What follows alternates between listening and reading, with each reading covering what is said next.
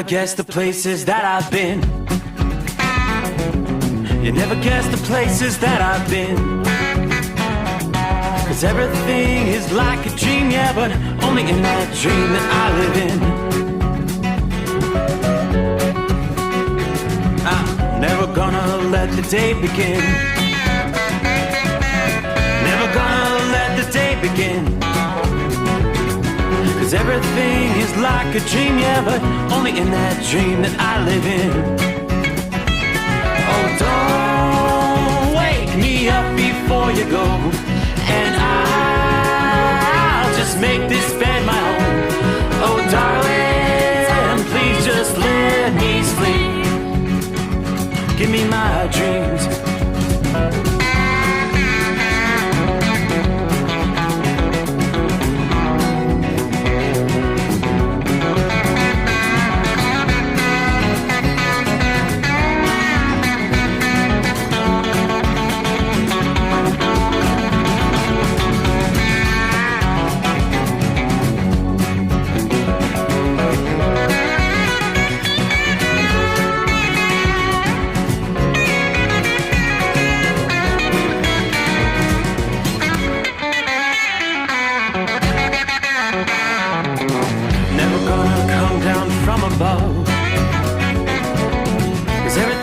Better from above.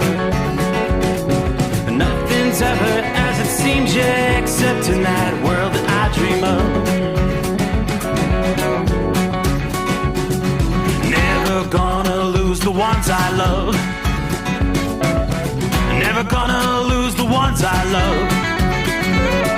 'Cause everything is like a dream, yeah, but only in that world that I dream of. Oh, don't wake me up before you go, 'cause I can't face this day alone. Oh, darling, please just let me sleep. Give me my dreams. Give me my dreams. Give me my dreams.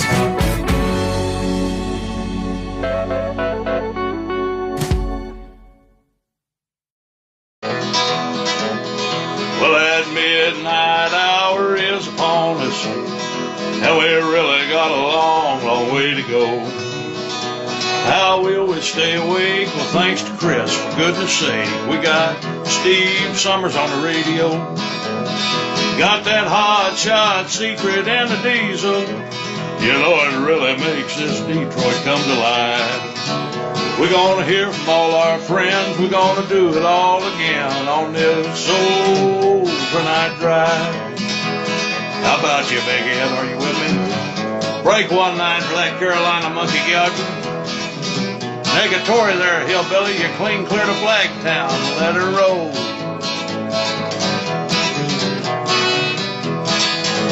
Well, we all tune in to catch the weather, whether rain or sleet or even snow. And it don't matter if you're in New York or Dallas, you'll catch it all on the Steve Summers Show. We got that hot shot secret and the diesel. You know it really makes that Detroit come to life. We're gonna hear from all our friends. We're gonna do it all again on this overnight drive. Yeah, we're gonna hear from all our friends. We're gonna do it all again on this overnight drive.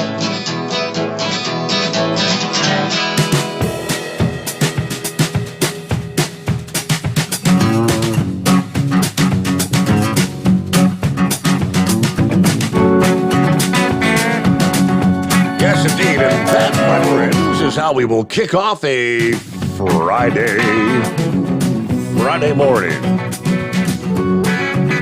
Yeah, it's underway here in the Eastern Time Zone. We'll work our way into 11th day of February for 2022. From the East Coast to the West Coast, good to have you aboard. OvernightDriveRadio.com. GNCRadio.live. Hey, the options are growing. We'll take that.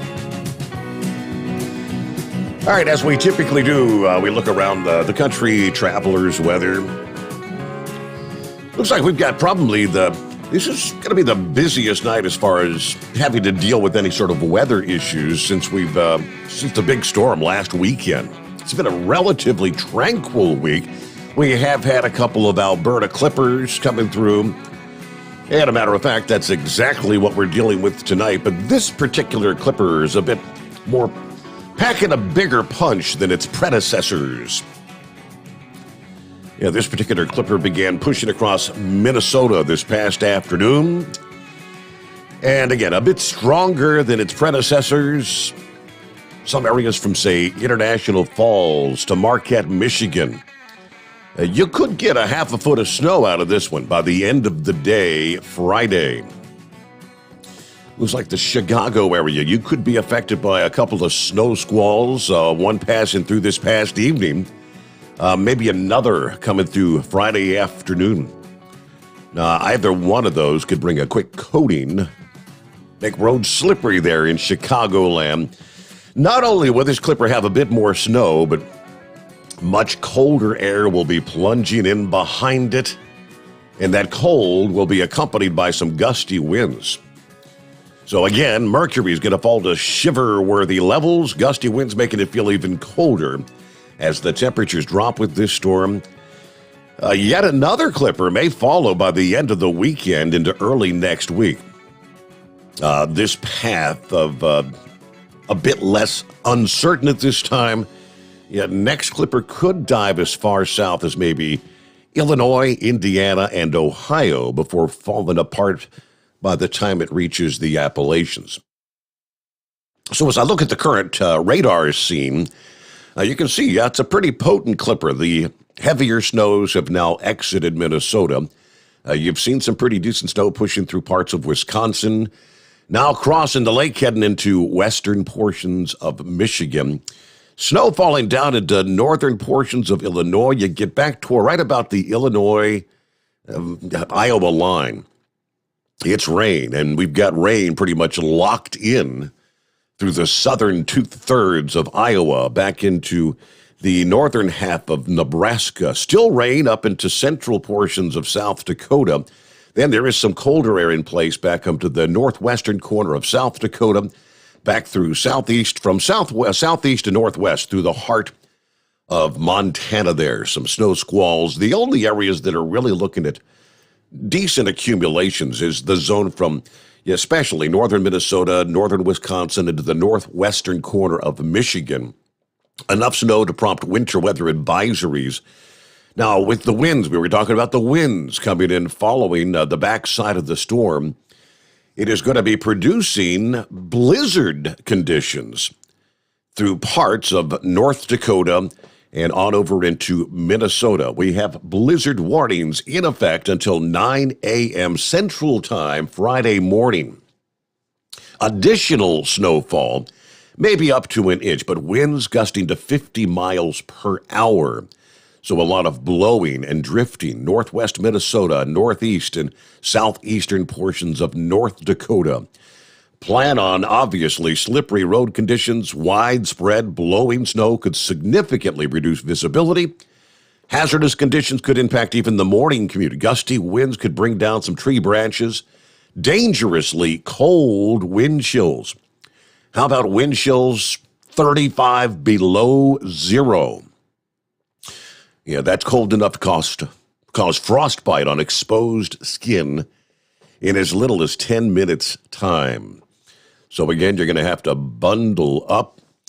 Yeah, one other advisory, let's see, this includes areas like Fargo, North Dakota, Breckenridge, Moorhead. Again, blizzard warnings until 9 a.m. Friday morning. In Minnesota, Wilkin and Clay counties. In North Dakota, Cass and Richland counties. Wind chills there could be 20 below zero.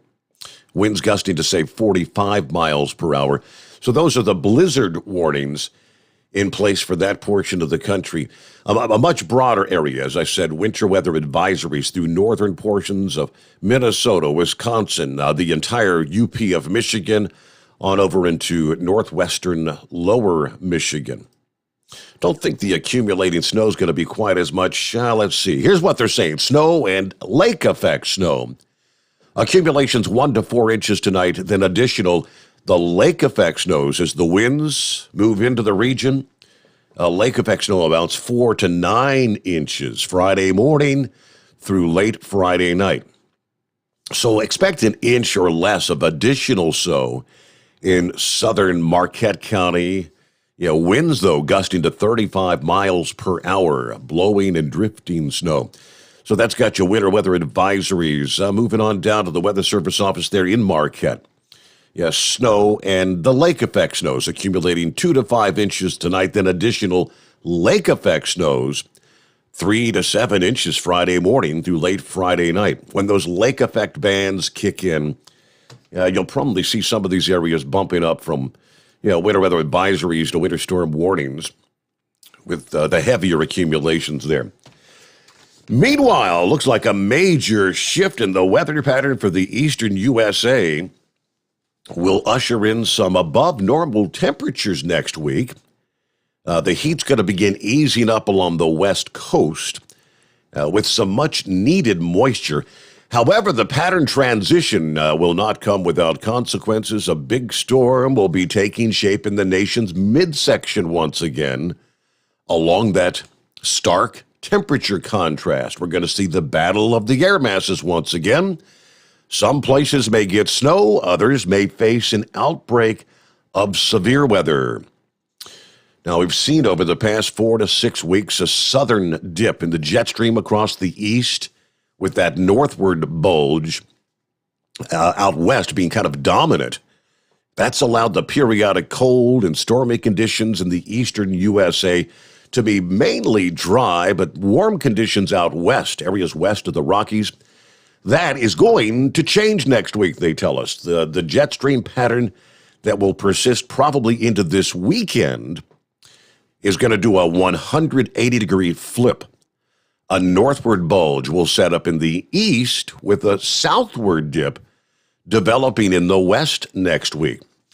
Now, even though many portions of the southern and eastern states have experienced some mild days, 30s, 40s, and 50s for highs, the warm surge slated for the latter half of next week may add another 10 to 20 degrees to those highs. And we're going to be talking temperatures reaching the 50s, 60s, and maybe even some 70s next Thursday and Friday. We're looking a full week ahead.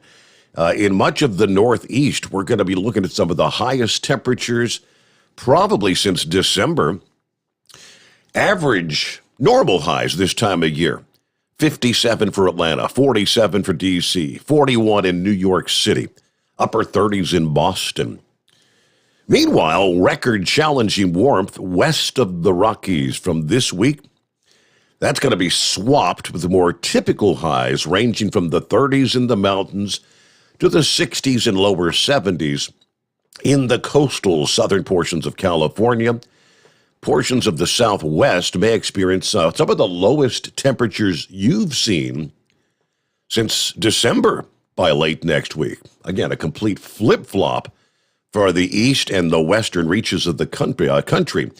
Now, that dip in temperatures will be accompanied by some rain and even some light to moderate snow from the Cascades in the northwest to the Sierra Nevada in California, then eastward into the central and southern Rockies. This new jet stream configuration kind of paves the way for that major storm to develop over the southern plains and the Rockies. Then it's going to ride northeast over the central states to the Great Lakes region during the middle and latter portions of next week. As this storm takes shape east of the Rockies, it's going to begin pooling in moisture from the Gulf of Mexico. That's going to help fuel precipitation that will fall in different forms again. On the cold northwestern side, we'll see a band of moderate to heavy snow. Difficult travel conditions will extend from maybe as far south as the Texas-Oklahoma Panhandle regions, stretching up northeastward to portions of Wisconsin and Michigan, maybe just north and west of Chicago. Yeah, so we could be talking slippery travel over some of our major interstates once again. And this storm is another that could impact shipping interest. We've had plenty of disruptions in that already in recent weeks. Then, since the air is likely to be warm at the onset of the storm compared to that cross-country storm we saw last week, we will be talking rain rather than snow and ice from much of the southern plains, the middle Mississippi and Tennessee valleys. On the warmer southeastern flank of the storm, from eastern Texas and Louisiana, maybe as far north as southern Michigan and the central Appalachians into the northeast, we're going to be talking some heavy rain. That'll be the greatest risk. Localized flooding expected across portions of the central and lower Mississippi Valley, as well as portions of the Ohio and Tennessee valleys. Thunderstorms that develop in parts of the south central states could very well become severe, with the potential for tornadoes to touch down with this at this early stage. They tell us there's a moderate risk of severe thunderstorms erupting from portions of central Texas to central and eastern Oregon next week. In the latter half of the week, that threat will probably shift and expand eastward next Friday across the lower Mississippi Valley. Forecasters obviously will continue to monitor the national weather pattern change and the potential for a major storm again to take shape in the central U.S. here in the coming days. It's back to a busy weather pattern after a quiet week for most of this week. Now we get to the industry headlines. The mess continues along the U.S.-Canadian border. Some reports saying it's open, it's closed. Well, it's technically open, but nothing's really moving. Those are the kind of things we're hearing. I can tell you, a Chevy guy posted here a few minutes ago, right out of the box. He said, first-hand report, the border crossing was closed. The bridge to Canada was closed yesterday. Copy in the mail. All right, we'll get to more on that coming up. Let's start some of our friends checking in. Hello to Philly Dan on board this morning. Dan says, how come there's enough asphalt for speed bumps, but not enough to fill the potholes? Good. Yeah, after last week's that icy mess, potholes all over the central USA. Anyway, stay safe, drivers. God bless the Rambler. Heavy D, hello, Steve, and the Overnight Drive Nation. Stay safe out there. Keep on trucking. Zorro, hi there. It's Friday. Yay, it's Friday. Good afternoon. Hammer down, be safe. Thank you, Larry. Morning from Hammondsville, Ohio. There's Scott checking in. Heat wave checking in from Ludlow, California this morning. On the road again, are you, heat wave? Clear and 64 degrees. Roy is checking in. Bama, checking in from Town Creek, Alabama. Heading to Fort Smith, Arkansas. It's kind of reassuring to know that crack pipes are safer for us than ivermectin, according to the powers that be. I saw some of the memes about that. Yeah. What was the one? Joe Biden pointing to, what was it? Ivermectin and hydroxychloroquine. No. Crack pipes. Yes. That's funny. Anyway, there's Chevy guys. First-hand report, bridge to Canada was closed yesterday. Lauren Weiss, two-time world champion bull hauler. Morning, Steve, 45 in Sioux City, Iowa. Shout out to the Carolina Monkey Gouger from the Corn Patch this morning. Richard, morning from Central Florida, 58 degrees. Hi there to Steve and all the listeners. Andy says, good morning, America. I think we have a worldwide convoy happening. And go Bengals. Yeah, Super Bowl weekend coming on here. Hello to Joe this morning. Morning, Steve, and all the cartoon characters. We've got 30 degrees, clear skies here in Winchester, Virginia tonight. Everybody stay safe and enjoy your weekend. There's James. Morning, Steve, in Bakersfield, California. Headed toward Houston, Texas tonight. Miguel checking in. Happy Friday, everyone. Can't wait for today's episode. 58 degrees in Davenport, Florida at this hour. Hello to Crazy Ray, West Michigan checking in for the best 5 hours in radio. where we've got 26 degrees right now, and happy Friday. Top of the morning, Santa Claus, 52 degrees here at March Air Force Base. Say hello to Kyle, if you will, for me, and ask him if he's going to be out at Sacramento Raceway again this year. Yeah, we'll get to that coming up here. I know he's actually working on kind of finalizing the schedule, the plans for racing action coming up in the 2022 season. David checks in this morning. Good to have you with us. Miss Millie, morning, Steve, and all the crew. I survived Ice-Mageddon. We've got 33 degrees here in Foster, Kentucky. God bless the truck drivers out there. Everybody be safe. Prayers for Pappies and Knucklebusters' daughters, the ill, those that are ill. Cap and Ron checking in Friday, one day closer to Monday. Thanks for the reminder, Ron. You're always so encouraging. Hello to Dale. Morning, Steve. The missus and I are in Rapid City, South Dakota, driving through sleet and snow, working our way to Michigan for Monday. Everyone out there, have safe travels. Have a fantastic show this morning. We love listening to you. Thank you so much. Hello to Mr. Q. Good morning, everybody. Steve, it's going to be cold here in Parsonsfield, Maine, Sunday night through Thursday. They're talking maybe snow for Monday.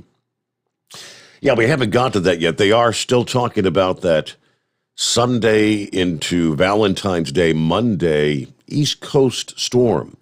We'll get the latest on that coming up. First, though, hello to Buckeye Boy, checking in from Mount Vernon, Illinois, where it's 35 right now. I did get a chance to listen to your interview with Shelley and Tom there on tncradio.live after I downloaded the app and checked out the podcast. Really good interview. I liked your interviewers as well.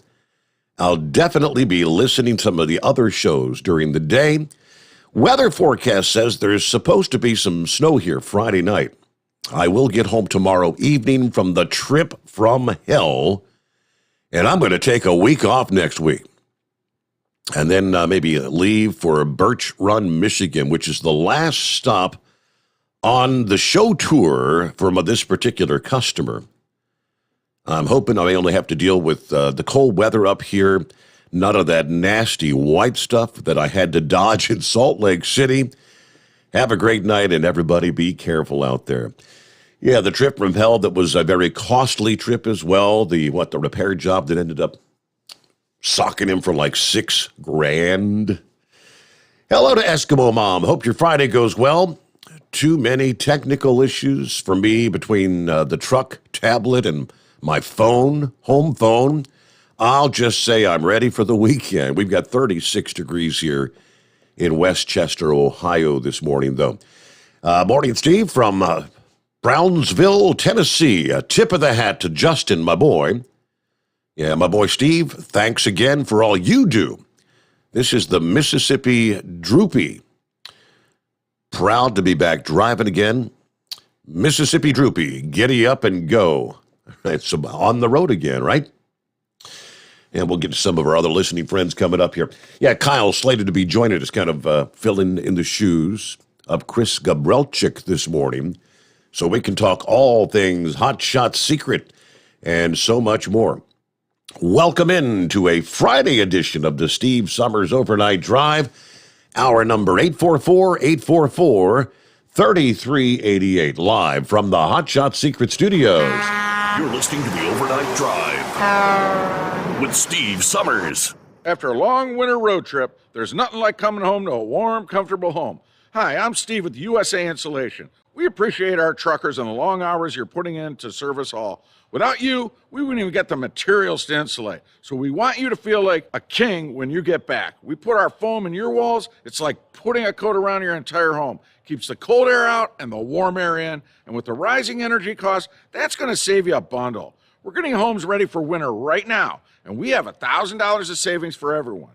But because we love our truckers, we're going to give you an additional $250 discount just for mentioning this show. So give us a call, 1-800-USA-FOAM. That's 1-800-USA-FOAM. or usainsulation.net. We're going to give you an additional $250 discount for mentioning the show. 1-800-USA-FOAM or usainsulation.net.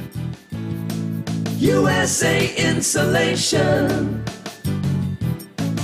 At Hotshot Secret, we share the science behind common diesel problems. For example, Diesel fuel cetane levels. the cetane rating in diesel fuel is 42 to 45. Most diesel engines operate more efficiently with a cetane rating of 48 to 50. One treatment of Hotshot Secret Diesel Extreme will raise your cetane 7 points, increase fuel economy, and improve cold starts. Hot Shot Secret Diesel Extreme is available nationwide at truck stops, fine farm and auto stores, and online at hotshotsecret.com. Hot Shot Secret. Powered by science. My daughter Brinley is here at St. Jude. Coming here was literally life or death, and it was so scary. But St. Jude is fighting for one goal, like this one mission, life. And that gave us hope. We haven't received a single bill from St. Jude, so I really can just focus on what's best for Brinley. Finding cures, saving children. Learn more at stjude.org. And now back to the Steve Summers Overnight Drive, live from the Hot Shot Secret Studios.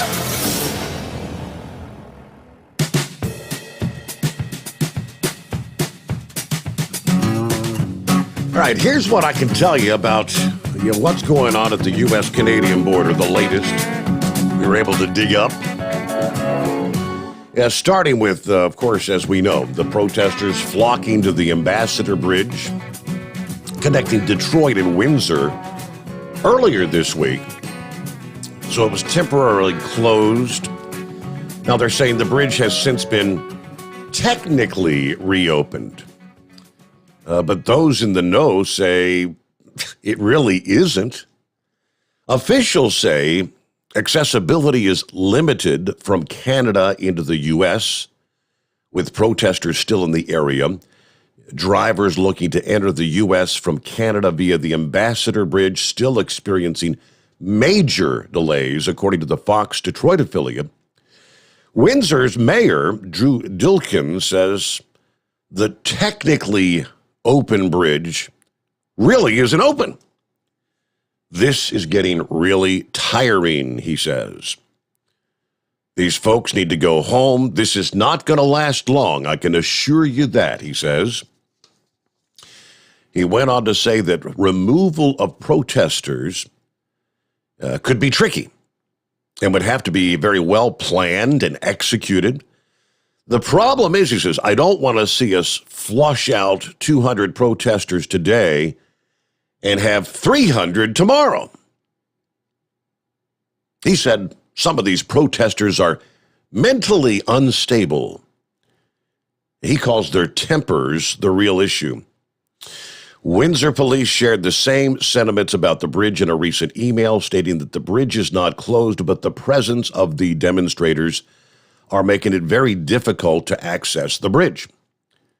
We still are urging motorists to avoid both access points to the bridge. All those attempting to cross the Ambassador Bridge should expect significant delays, according to the police. Now, because protesters are blocking bridge entrances, truck traffic, of course, being diverted to the Blue Water Bridge in Port Huron, which is causing a whole series of other issues, as that bridge is not really in a position to manage this incredible surge in traffic. Drivers not involved in the protests say that the roadblock is affecting deliveries and their pay. All right, I see Kyle's on board. Kyle is on the line. Tell you what, seeing as we're just a couple of minutes from news break, we'll get to you following the bottom of the hour break, all right? So hang in there, Kyle. The other big news earlier this week, you recall the millions of dollars that had been donated to GoFundMe that is now supposedly being refunded. Many of those who made donations went over to the alternative site, which a site called Give, Send, Go. Take you to the post from earlier this past day, which stated, the Ontario government says they have successfully petitioned a court to freeze the millions of dollars donated through the online fundraising platform Give, Send, Go to the convoy. The prophets obtained the order from the Superior Court of Justice that prohibits anyone from distributing donations made through the websites Freedom Convoy 22 or the Adopt a Trucker campaign pages, according to a spokeswoman for the premier there, Doug Ford. She said the order binding any and all parties with possession or control of these donations was issued Thursday afternoon, citing a section of the criminal code that allows the Attorney General to apply for a restraining order against any offense-related property. Now, there was an update to that story.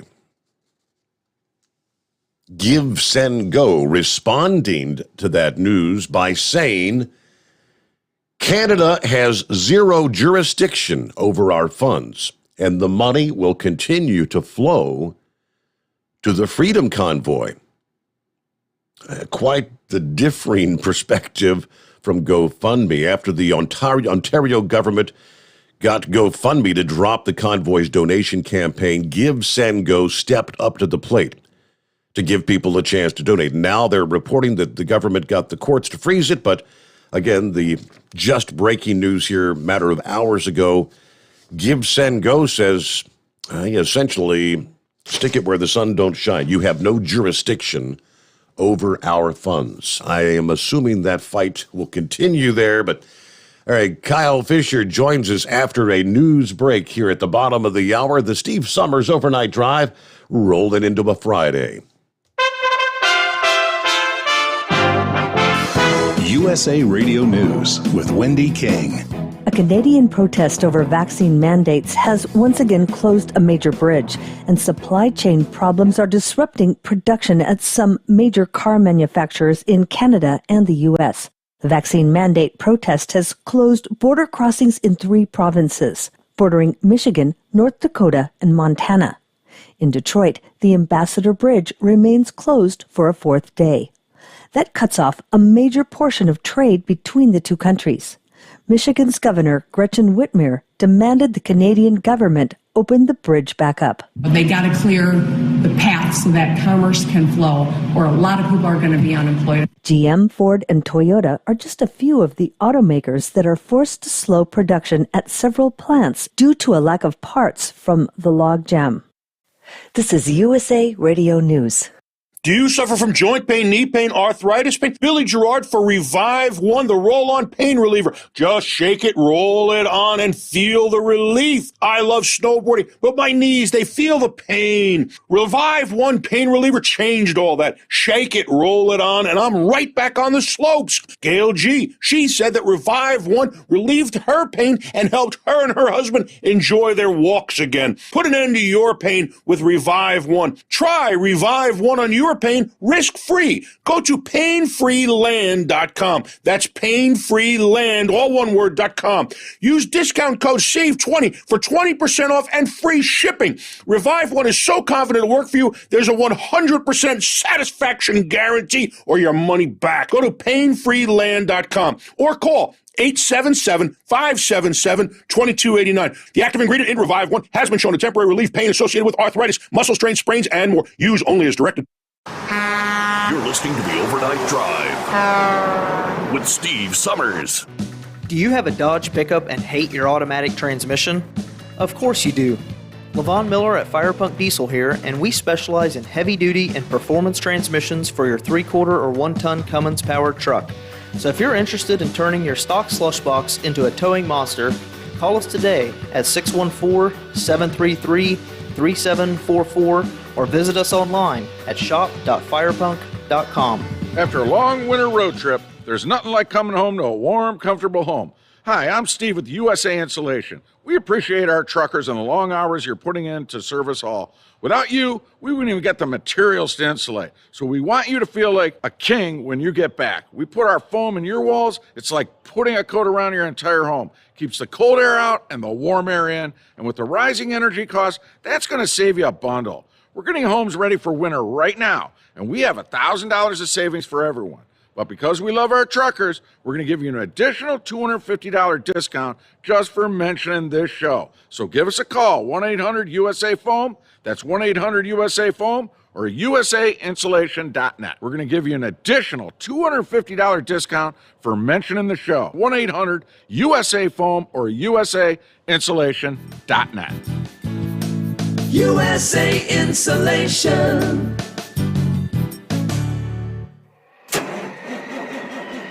It's coming. Crisp fall mornings turn bitter cold. You climb into your diesel and it feels like you're sitting on an ice cube. Imagine how your engine feels after a frosty night. Freezing temperatures impact your diesel's fluids, especially fuel. As the temperatures drop, water that is emulsified within your fuel is released, adding more water into your system. Frozen water in your fuel lines, filter, or bowl will simply slow the flow, or worse, stop the flow of fuel in your system. No fuel flow, no start. Get prepared now for the cold that is coming. Hot Shot Secret Diesel Winter Anti-Gel is a premium fuel additive that lowers your fuel's pour point to minus 65 degrees. If it's that cold out, you shouldn't be on the road. You ought to be at home in front of the fireplace. Hot Shot Secret Diesel Winter Anti-Gel Premium Fuel Additive. Available now online at hotshotsecret.com. Hot Shot Secret. Powered by science. Dean Michael, the tax doctor here. I have one question for you. Do you want to stop worrying about the IRS? If the answer is yes, then look no further. I've been around for years, I've helped countless people across the country, and my success rate speaks for itself. So now you know where to find good, honest help with your tax problems. What are you waiting for? If you owe more than $10,000 to the IRS or haven't filed in years, call me now at 888-557-4020 or go to mytaxhelpmd.com for a free consultation and get your life back.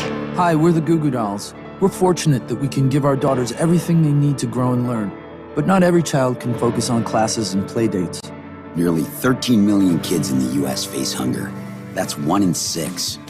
School lunch might be their only meal each day, and it's heartbreaking to imagine any child going to bed hungry. We're dreaming of a perfect day when kids can smile, play, and just be kids without worrying about where their next meal will come from. Feeding America is working to make that perfect day a reality. Each year, the Feeding America network of food banks rescues billions of pounds of good food that would have gone to waste. That food is given to families and children in need. Being a kid should be about doing things that make an ordinary day extraordinary. Learning to play an instrument, building a sandcastle, hosting tea parties. Hunger should never be an obstacle to growing up. You can help end childhood hunger in your community by visiting feedingamerica.org. Brought to you by Feeding America and the Ad Council. Keep the bugs off your glass and the smokies off your ass. This is the Overnight Drive with Steve Summers.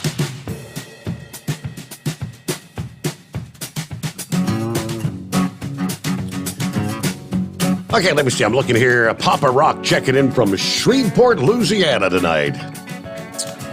There's our friends at TNCRadio.live. Hello to Steve and all the listeners out there. It's a lovely 52 at the Houston, Texas TNC Radio studio tonight. All right.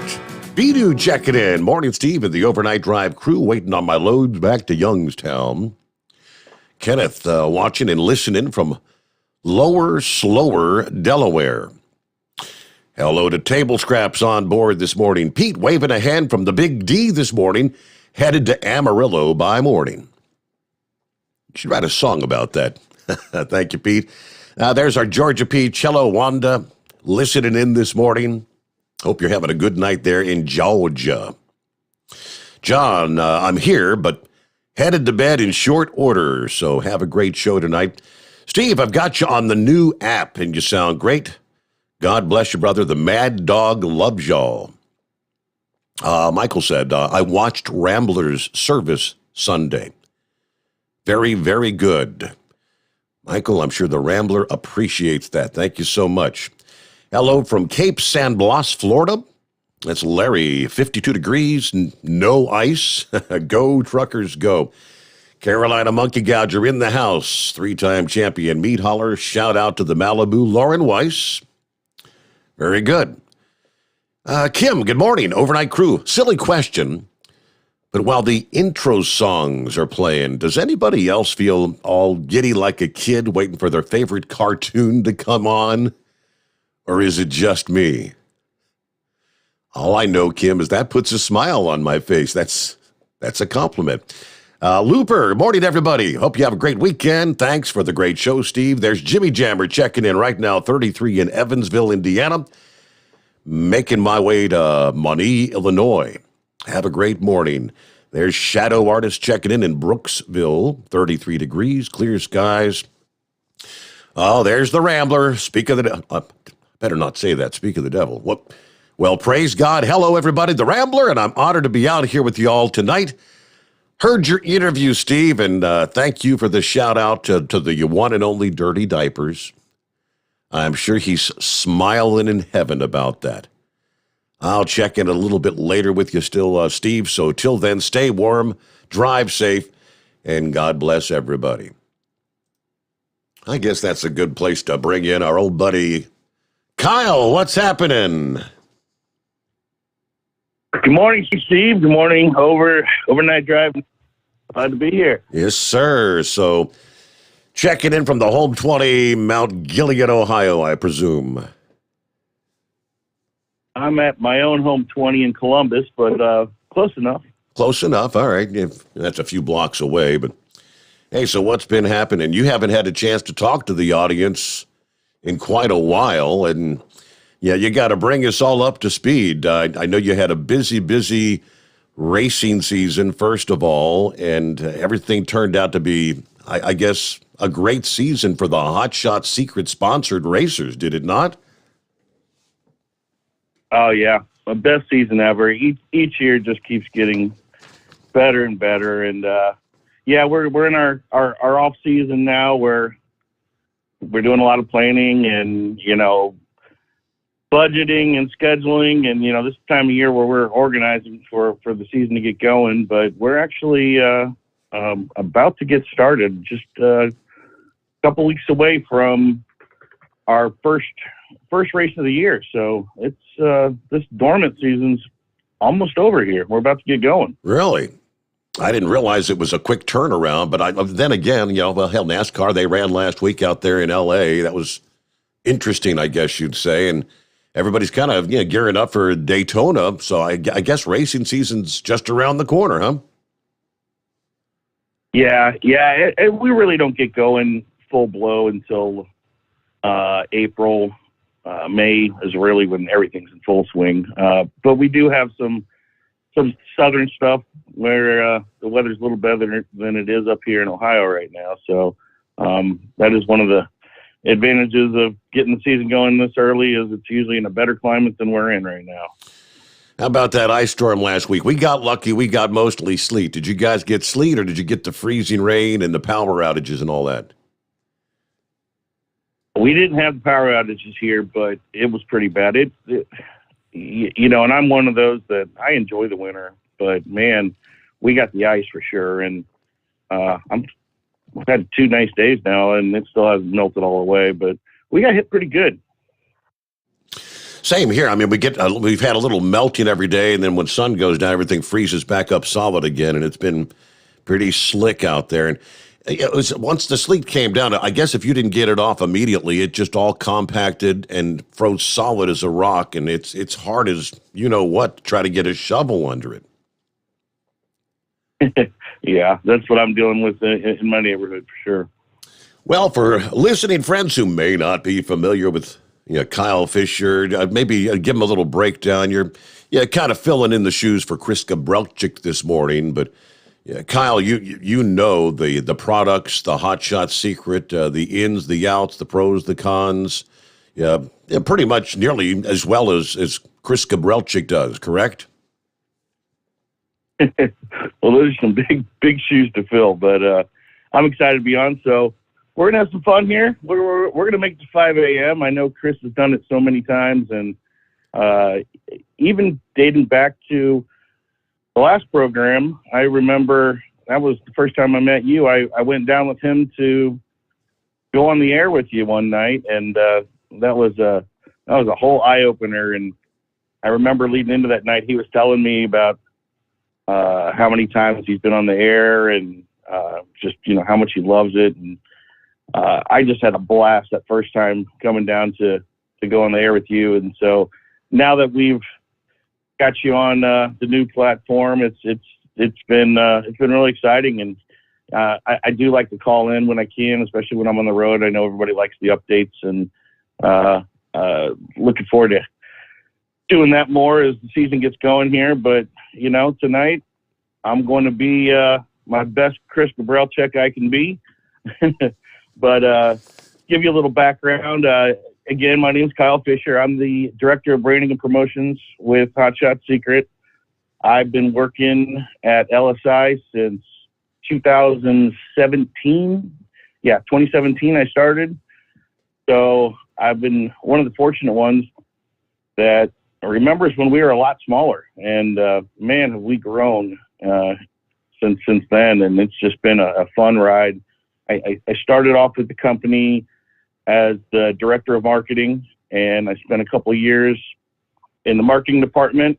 And then I moved over to the sales side. I was Director of Sales for a couple of years after that, leading into about last year. So it'll be about my second year in my current position as the Director of Branding and Promotions, which now I'm kind of somewhere in the middle of sales and marketing there. I kind of help both sides out, and I do a lot of interviews like this for the company, a lot of our videos. A lot of you may have seen me on the Facebook Live a lot that we do at Hot Shot Secret, which we're starting up again, which actually is going to be live today. We're going to be on our Facebook Live. And I also do a lot of our events, our sponsorships with our sponsored drivers, all of our motorsports programs, and pretty much anything I can do to support all of our sales channels and really try to help educate people on Hot Shot Secret and what we bring to the table. So I am not a tribologist. I like to say that I think one of the things I bring to the company is that I'm pretty darn good at unnerding the nerds, is what we like to say. So I'm not a tribologist. I play one on TV and radio sometimes, but I'm really good at trying to break down some of the difficult stuff that lives in Chris's mind. And I know all the listeners out there know how smart he is. And but at the same time, I'm on the ground floor day to day, in the products and everything. So I'm pretty up to speed on just about everything Hot Shots related. So I'll be happy to take calls tonight and questions, and looking forward to updating everybody on what's going on in the Hot Shots world and some of the cool plans we got coming for 22. Speaking of the Hot Shot Secret Facebook Live program, which took a little respite for the holidays and everything, it's first of all, Dan just said Kyle's a very busy man, but one hell of a great guy. Takes care of all his people. So I guess Dan knows you.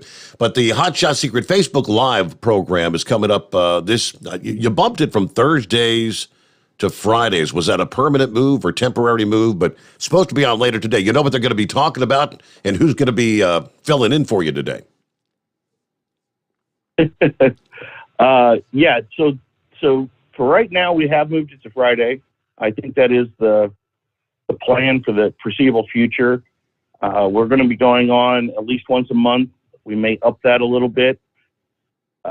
We historically have had it on Thursdays, and it's just a move we made to Fridays. When we first started it, we always did it on Friday. I kind of like Friday better, specifically because we're doing it kind of during the work week, and it's hard for a lot of people to tune in on Thursdays, but it seems to be a lot more people are not real dialed into work, at the end of the week on the Friday afternoons. So they tend to want to tune in and see what's going on a little more then. So I think that was part of the decision. And to answer your question, who's going on today? I'm not sure. I had actually forgotten that this was the week we were going live, and we talked about it earlier this week, and they told me that I got the call to come and back up Chris tonight. I took the opportunity, and I'm sure we'll probably, my guess would be Eric and Josh will be on today, but we'll see. I'm sure they'll have a post up later today, but right. I'm not going to make it in for that one. I know I'm a little different than Chris. Come on. Work all night, work all day. Just go nonstop. Do a 24-hour gig. Well, Chris managed it. You wouldn't believe it, but Chris is there at the office after he pulls off this overnight thing. It always amazed me. And now I was kind of giving it to him a little bit because he's got the capability of getting a cat nap before he goes on air, and then grabbing a couple of these really on the backside before he comes into work. And I just can't do that. I'm someone that usually goes to bed at midnight at best. I usually watch the kickoff to your show every night, and so I said, nah. I haven't been to sleep since yesterday morning before work, and I'm going to ride it out. Oh boy, hope you got some coffee or a 5-hour energy or something. All right, so meanwhile, typically the Hot Shot Secret Live program, by the way, if you're not familiar, that is on the Hot Shot Secrets Facebook or Hot Shot Secret YouTube page. They begin, I believe, at 3 o'clock in the afternoon Eastern time. Is that correct, Kyle? I believe that's right, yep. All right. On a typical program, they try to select a product. Last episode, I think you were talking about, of course, this time of year, the Hot Shot Secret Anti-Gel, making sure your truck is ready for the bitterly cold temperatures. So not sure what they'll be focusing on this week, but I'm sure it'll be an interesting program. You can log in, again, on the Facebook or the YouTube pages and actually send in your questions via text message and whatnot, and they'll answer your questions live during the program. That's why it's the Hot Shot Secret Facebook Live. All right, get a quick time out in here. We'll return in 2. We've got a full 5 hours to fill here on a Friday morning, so jump on in. Say hello to Kyle. Make him feel welcome. Our number, 844-844-3388. The Steve Summers Overnight Drive live from the Hot Shot Secret Studios. Live from the Hot Shot Secret Studios, the Steve Summers Overnight Drive. You work hard. You deserve a seat that works just as hard as you do. The Bostrom T-Series seat has provided drivers with comfort for millions of miles over the past 3 decades.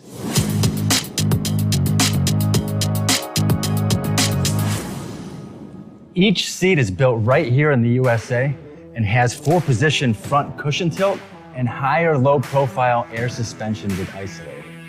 It's also equipped with many standard and optional comfort features, such as high and mid backrests, 9.4-inch fore-aft slide adjustment, adjustable armrests, and manual or dual air lumbar support systems to keep you comfortable throughout your ride. Build your T-Series seat today at BostromSeating.com and ensure your ultimate comfort for wherever the road takes you. Bostrom Seating, the ultimate comfort for the open road. After a long winter road trip, there's nothing like coming home to a warm, comfortable home. Hi, I'm Steve with USA Insulation. When we put our foam in your walls, it's like putting a coat around your entire home. It keeps the cold air out and the warm air in. We're getting homes ready right now for winter, and we have $1,000 savings for everyone. But because we love our truckers, we're going to give you an additional $250 discount for mentioning the show. 1-800-USA-FOAM or USAinsulation.net. My mother was always very active and independent, and she was familiar with her neighborhood. But one day, she stopped at the stop sign for much longer than usual. She wasn't even really sure where she was at. It's important for you to talk to someone about it. I felt so much better after my son told me, Mom, we'll figure it out. When something feels different, it could be Alzheimer's. Now is the time to talk. Visit alz.org/ourstories to learn more. A message from the Alzheimer's Association and the Ad Council. Because Channel 19's a little congested. Call Steve now at 844-844-3388. The Overnight Drive.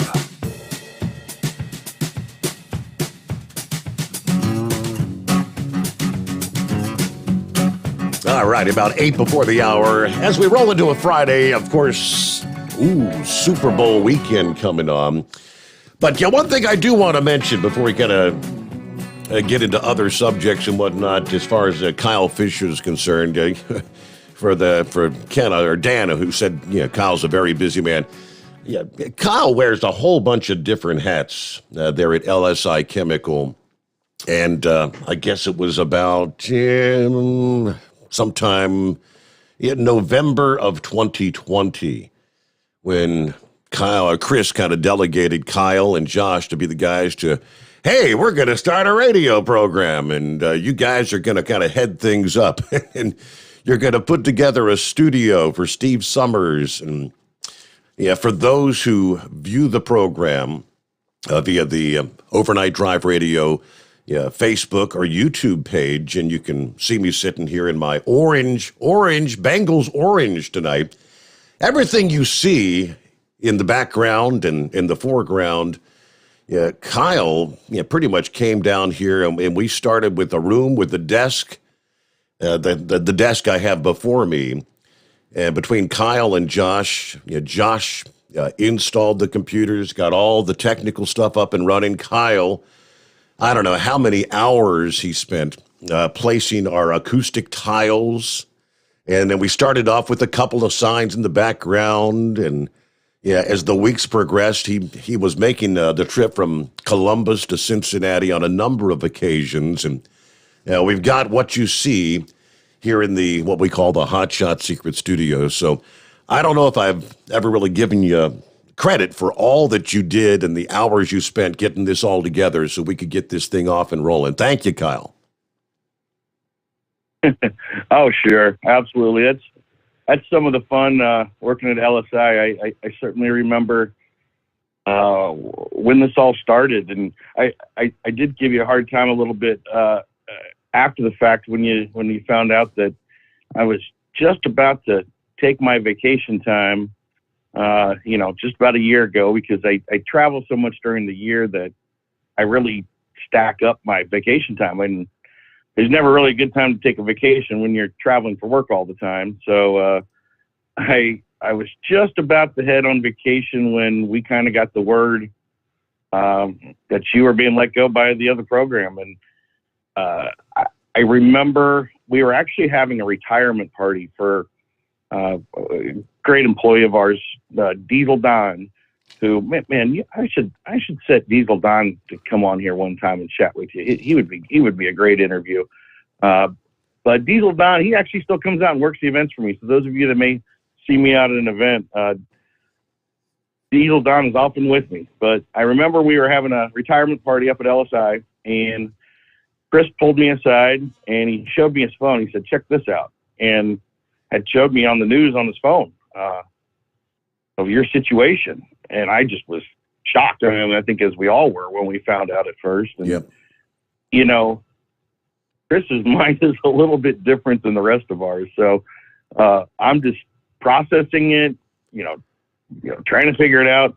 His mind's already past it. And he just looked at me and he said, we're going to make a radio station. I just laughed, and I realized real quickly this man is not kidding. So he's tasked us with some interesting projects over the years, but this is one of those that it was the end of the year, and I said, well, if you're serious, we'll do this. We'll figure it out.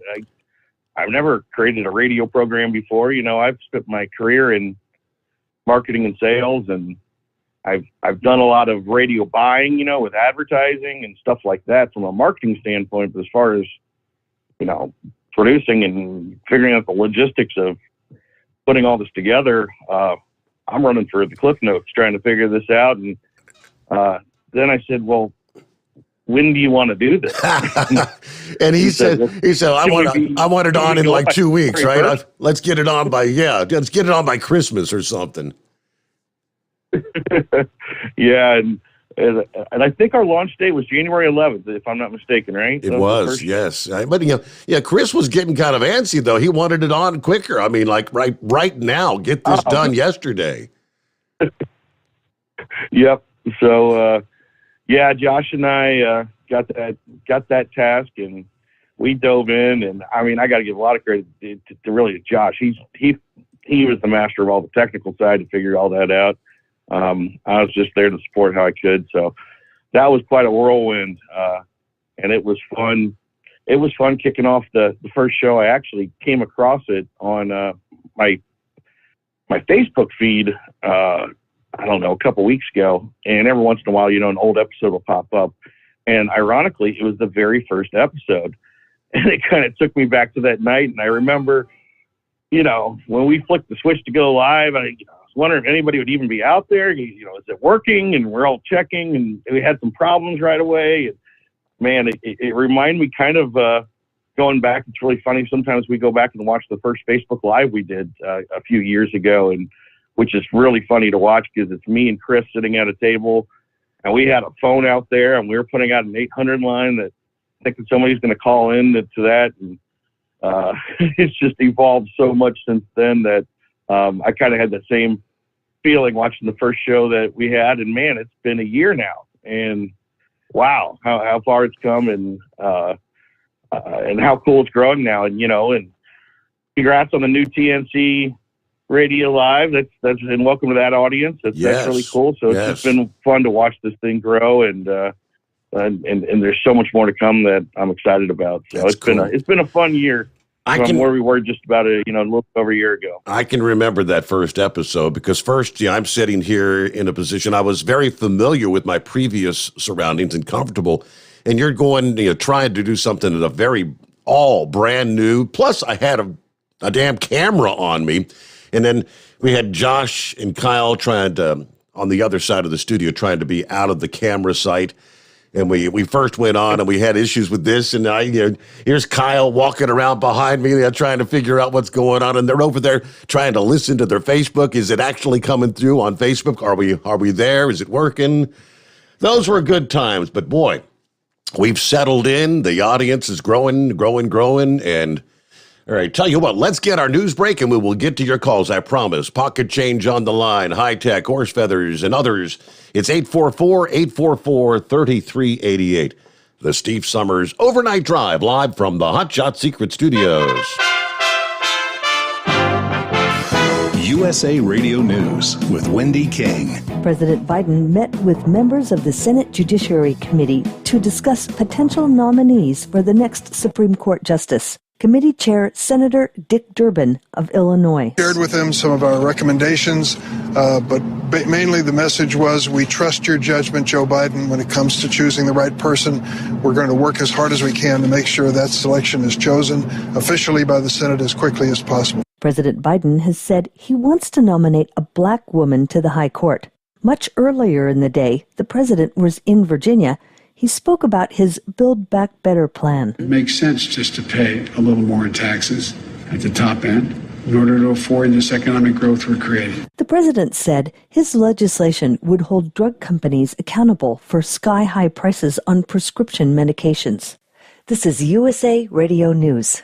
Do you suffer from joint pain, knee pain, arthritis pain? Billy Gerard for Revive One, the roll-on pain reliever. Just shake it, roll it on, and feel the relief. I love snowboarding, but my knees, they feel the pain. Revive One pain reliever changed all that. Shake it, roll it on, and I'm right back on the slopes. Gail G., she said that Revive One relieved her pain and helped her and her husband enjoy their walks again. Put an end to your pain with Revive One. Try Revive One on your pain risk-free. Go to painfreeland.com. That's painfreeland, all one word.com.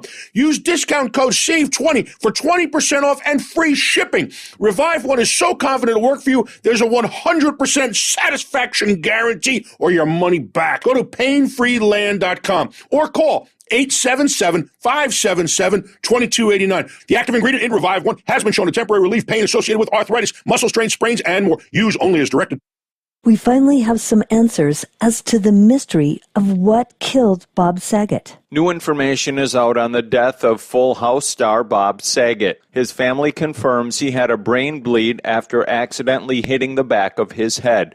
They believe he didn't realize his injury and died in his sleep at a Florida hotel last month. As far as just how common these brain bleeds are, ABC News chief medical contributor Dr. Jill Ashton tells ABC's Good Morning America. We have to do some mini med school here and look at the anatomy of the brain. There's blood vessels there. This is a very unforgiving organ for trauma, but it's a closed space. You have the hard skull, you have the soft brain, and in between that, a little bit of bleeding can cause compression on the brain, and in some cases can be fatal. So is this something that is common? No, but can it happen? Yes. From the USA Radio News Phoenix Bureau, I'm Tim Berg. You're listening to USA Radio News.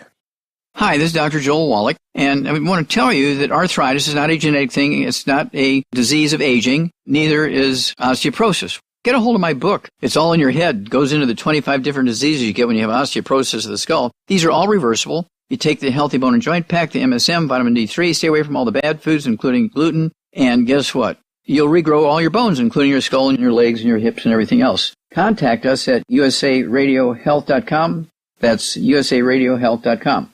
The House Select Committee investigating the attack on the Capitol on January 6 said there are gaps in the phone logs provided by the White House on the day of the riot. Unnamed sources told the New York Times and ABC News that phone records show no entries of calls to or from former President Trump via the White House switchboard, despite numerous reports that he spoke to lawmakers in the House after the beginning of the attack. The records don't indicate there's been any tampering with the call logs, and it's widely known that Trump often used his personal cell phone and those of his aides to make and receive calls. Representatives for the committee declined to comment on the record about the gap in the phone calls. A spokesman for Trump also declined. Sources said the logs show no phone calls for multiple hours when Trump returned to the Oval Office after he gave his speech on the 2020 presidential election at the Ellipse. Supporters who attended the speech marched from the park near the White House to the Capitol, where they attempted to interrupt Congress's certification of the electoral votes. The lack of call records comes as Trump faces scrutiny for allegedly violating the Presidential Records Act by ripping up paper records during his time in office. The National Archives and Records Administration confirmed last month that some of the records turned over to the January 6th committee had been torn and taped back together. For USA Radio News, I'm Wendy King. At Hot Shot Secret, we share the science behind common diesel problems and their solutions. For example, ultra-low sulfur fuels. The primary function of diesel fuel is combustibility. One of the little-known aspects of fuel is its role as a lubricant to metal-on-metal moving parts. The introduction of ultra-low sulfur fuels diminishes the fuel's ability to lubricate because sulfur, which has been mostly removed, has lubricating properties. Hot Shot Secret Everyday Diesel Treatment with LX4 delivers unmatched lubricity. Third-party testing confirms that it takes 3 times the amount of leading fuel treatment to match the lubrication benefit of 1 dose of Hot Shot Secret. Everyday Diesel Treatment is a fully formulated 6-in-1 premium fuel treatment for every fill-up, every time. Everyday Diesel Treatment is available at truck stops, Tractor Supply, O'Reilly's Auto Parts, and online at HotShotSecret.com. Hot Shot Secret, powered by science.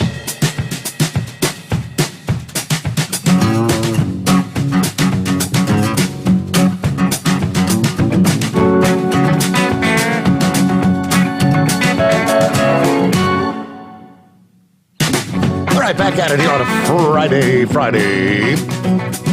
11th day of February already. It's a short month as well. Don't forget, 28 days. All right, quick, like I did mention, possibility of a storm impacting this one's going to be a real coastal storm coming up later in the weekend. Sunday into Monday is the time frame they're looking at. Chances are increasing, they tell us, that that's going to develop along the East Coast. And it will bring some accumulating snow to areas from the mid-Atlantic up into New England. It's not going to be a blockbuster storm in terms of snow, but it may bring some travel issues. We have seen well above normal temperatures in recent days, and that's going to continue through Saturday.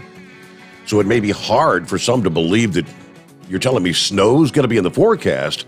But temperatures are going to tumble significantly by the second half of the weekend, and that's going to set the stage for several inches of snow. Again, not a major snowstorm, but there could be enough to make for slippery travel Sunday from Washington, D.C. to Baltimore and Richmond, Virginia, as people may be heading out, going over to friends' houses to watch the big game later Sunday evening. Super Bowl Sunday, by the way, coming on.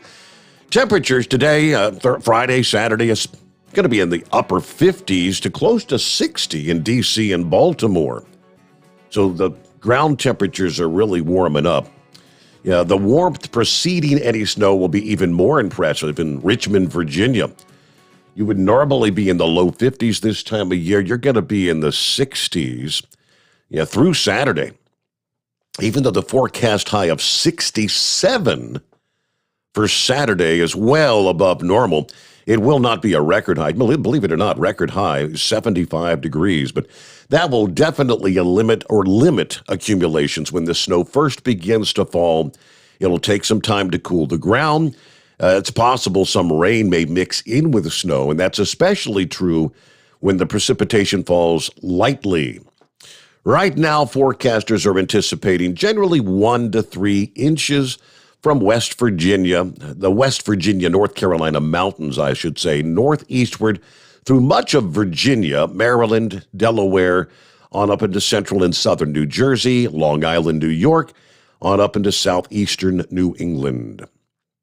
And the heaviest accumulations are going to be on the non-paved surfaces, especially in the cities.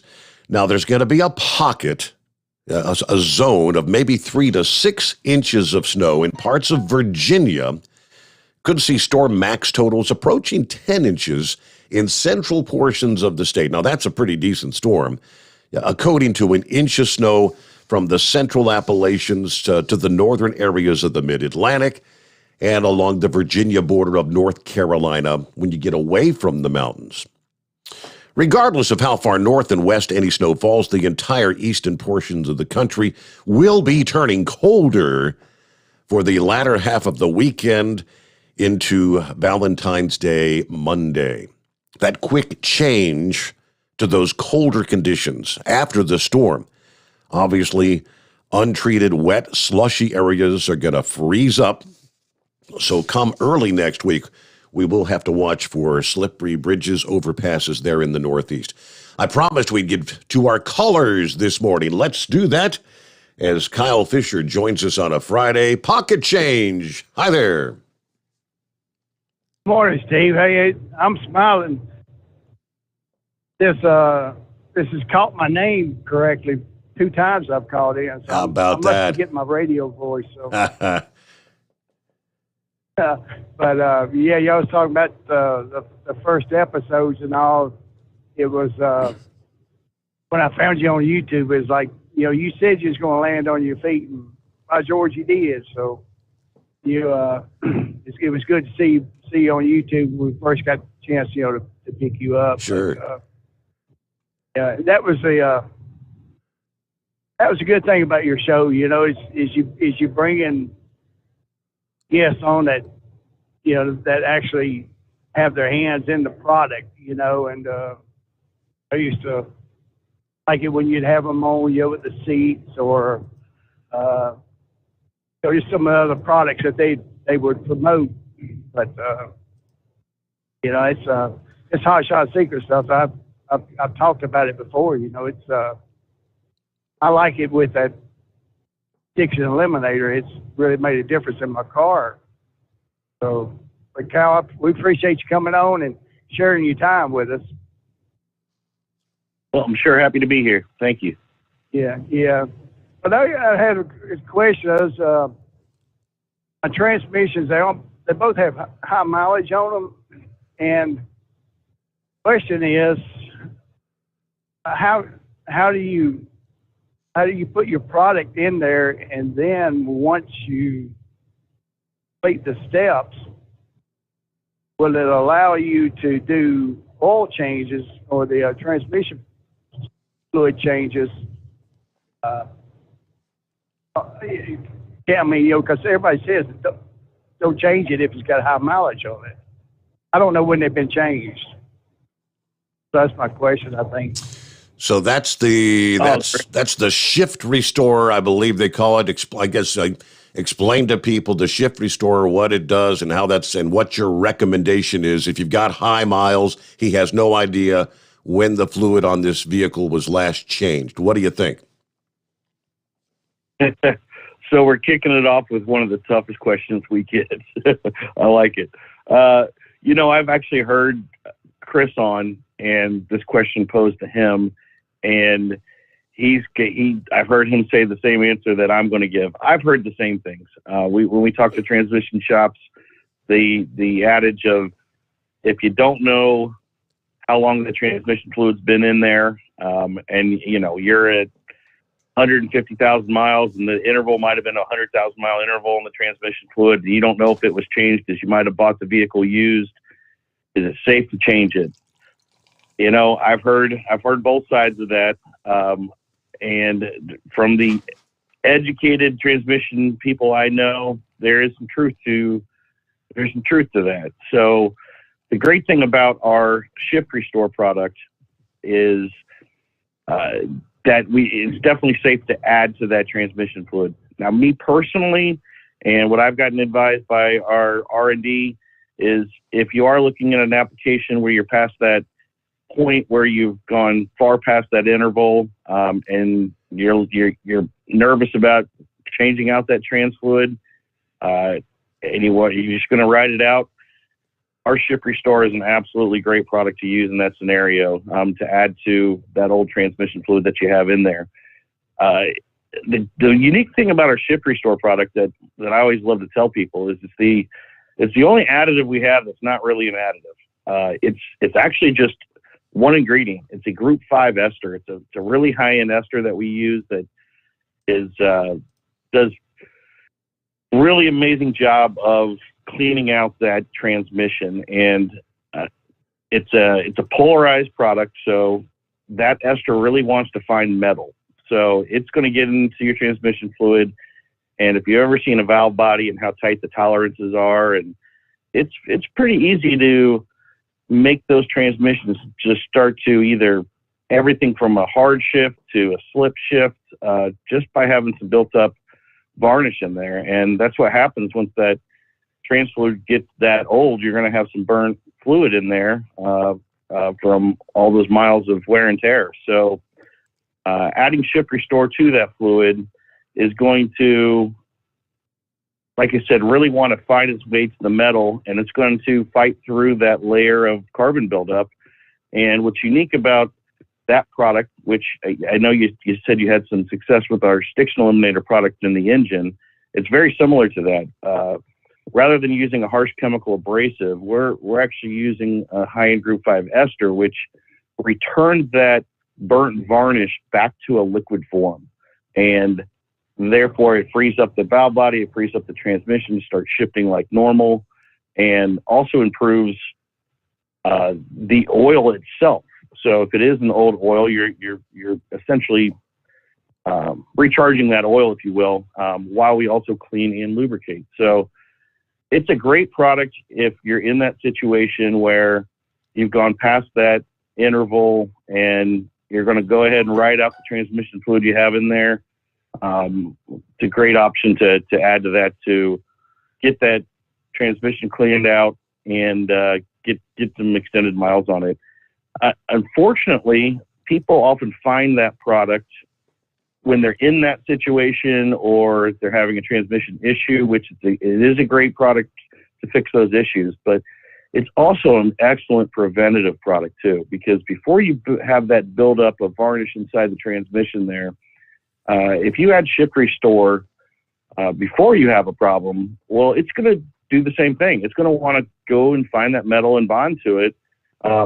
At that point, it's got less varnish to fight through, so it gets it nice and clean, and it prevents it from having that problem. So I really tell people, especially if you're buying a used vehicle, it's one of the first things you should really look to do. It's an affordable product to protect a really expensive component, because we know transmissions are pricey repairs. So it's a cheap insurance before you have a problem, and a great alternative when you are at the high mileage or you're starting to see a problem, to extend the life of those transmissions. Right, I'm not having any issues with it, but I was just looking at it as, like what you said, something that will keep it operating like it is. Kind of a preventative. Yeah. Well, if it's got the high miles, I think that's the route to take. Just put some of the shift restore in there, and you may even notice a difference. How many miles do you have on it, and what kind of vehicle are we talking about? Well, I have a Tahoe, and it's 175,000 miles on it, and I bought it. It's like I said, used, and then the other is a dually. And it's got that D4 transmission in it. Yep. Well, I've replaced the engine.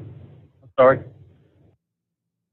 Yeah, I was going to say those are two perfect applications. I've got a Yukon myself, so it's similar to your Tahoe, and those can be problematic transmissions once they get older. So you're right on spot looking to see the benefits of shift restore. And then as far as the dually, that's such an extreme environment there, a severe duty environment, that you're going to benefit anything that you do to help that transmission is going to be beneficial. So the fact you haven't been seeing issues yet, I certainly would go ahead and give the shift restore a try. And to others in that same situation that might be getting close to that interval that their transmission fluid's due to change, it's great to get that shift restore in, even if you're a week, 2 weeks, 3 weeks away from making that change. Put a bottle in. It gives it a few weeks to get that valve body and everything cleaned out. So when you do dump that fluid and change over to fresh fluid, you're really dumping all the old varnish out with it. So, but yeah, in your situation with those applications, I definitely would give shift restore a go. Pocket change, great to hear from you. Thanks so much for the call here. We'll get a quick 2-minute timeout as we roll into a Friday. The Steve Summers Overnight Drive live from the Hot Shot Secret Studios. Live from the Hot Shot Secret Studios, the Steve Summers Overnight Drive.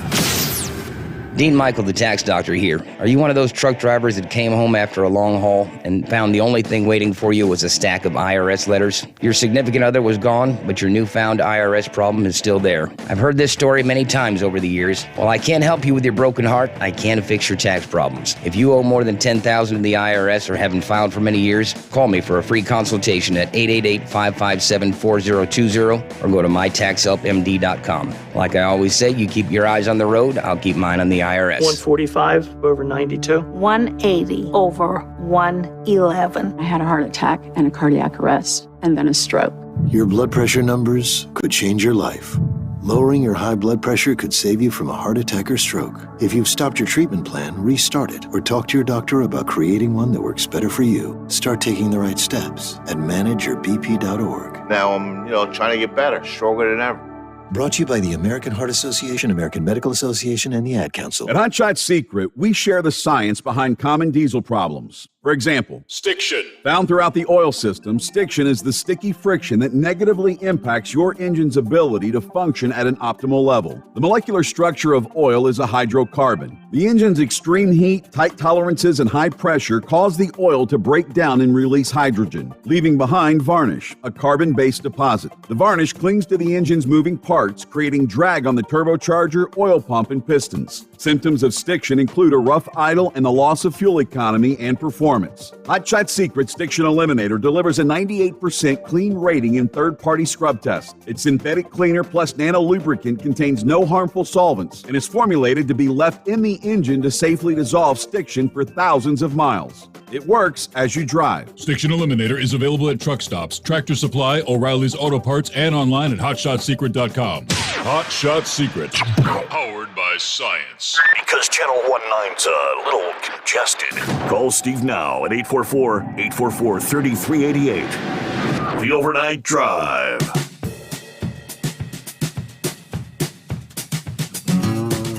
Okay, right back at it here. Back to the phones we go, and I believe if the screen got it correct, Roger, would that be... Morning, Roger. Good morning, Steve. How you doing? Happy Friday. What's happening? Over there? Yes, sir. Hey, I had a question for Kyle. I have a 2016 Ram pickup with a Cummins diesel high output, and 2 days ago my warning light come on, said I had 120 miles until it goes into limp mode because the DPF is plugged up. Well, I went to O'Reilly's and bought a bunch of the Diesel Extreme. I had like a quarter of a tank, which is probably 8 gallons, 7-8 gallons. I put like 6 or 8 ounces of that in there, and I drove for 2 days, and now the lights went out. But I called the Dodge dealer back, and they told me, well, you just got a temporary fix going there. You still need to get it in here. But what's he got to say about that? Interesting, Roger. You said it was a 2016 Ram? Yes. Yeah. So you should have on the dash, you should have, I've got a 20 Ram, and I know we got a similar cluster that shows how much your DPF is clogged up, how much remaining life's on it. The regeneration cycle should be cleaning all that out. If you're getting to an issue where the regens aren't cleaning out the particulate in the DPF filter, then there could be potentially a problem with that emission system, and it may require a dealer visit, unfortunately. Yeah. That's the problem with these DPF filters. They just, to reference Kriskin, I've heard him talk about, they often cause more problems than they do good. And they're challenging systems. One thing that we recommend is to run a fuel additive, and that's going to prevent, it's going to cut down on your regens because it's going to cut down on the particulate you're adding to the filter. And basically all we're doing is bringing the cetane level up of the diesel fuel, because as we know, we have really poor diesel fuel in this country, and they're really weakened by on the cetane levels. I know California has a pretty high requirement. I think they're 50 cetane out there, but normally around the rest of the country, we do a lot of fuel testing nationwide, and I believe it's a 40 cetane minimum, and we've seen it below that. Normally it's pretty darn close to that. So the fuel jobbers are putting just enough in to make the claim and meet government regulations. By bringing that cetane level up, using our Diesel Extreme, which is our periodic cleaner, we recommend that every 6,000 miles or so. But more so using our everyday diesel treatment, that actually brings the cetane up in every single tank in between. And you're going to see anywhere from a 4 to 7 point increase on the cetane. And that's making the fuel burn more efficiently and more fully. And all the particulate stuff that DPF is basically spent fuel. It's fuel you're not using to get the truck down the road. So you're losing MPGs because of it. And you're throwing that extra fuel burn off into that filter, so you're making it work harder. So to the point where you're already having an issue where it's not regenning properly to fully clean out that DPF, you may be past the point of fixing it with an additive solution. More on the preventative side. Now, one advice that I can try to give you outside of my lubrication expertise is to look into manually regenning the truck. I don't know the process of that on a 2016, but there is a way to force a regen, and that's probably going to if you've got an issue or not with the regeneration process. Because if you force that regen, it should clean all that out, and then on your dash you should see that DPF's cleaned out. So if you can force it and it's not finishing, you got an issue, unfortunately. Yeah, the dealer told me you got to have a laptop and you got to have a program to do it. And they want $100 diagnosed, and then they want like $250 to regen it, force it. But I guess my problem is, they said, because I drive it for a car, I don't get on the highway for like long periods of time, and just running 5 miles down to Walmart a couple times a week's bad on the truck, I guess.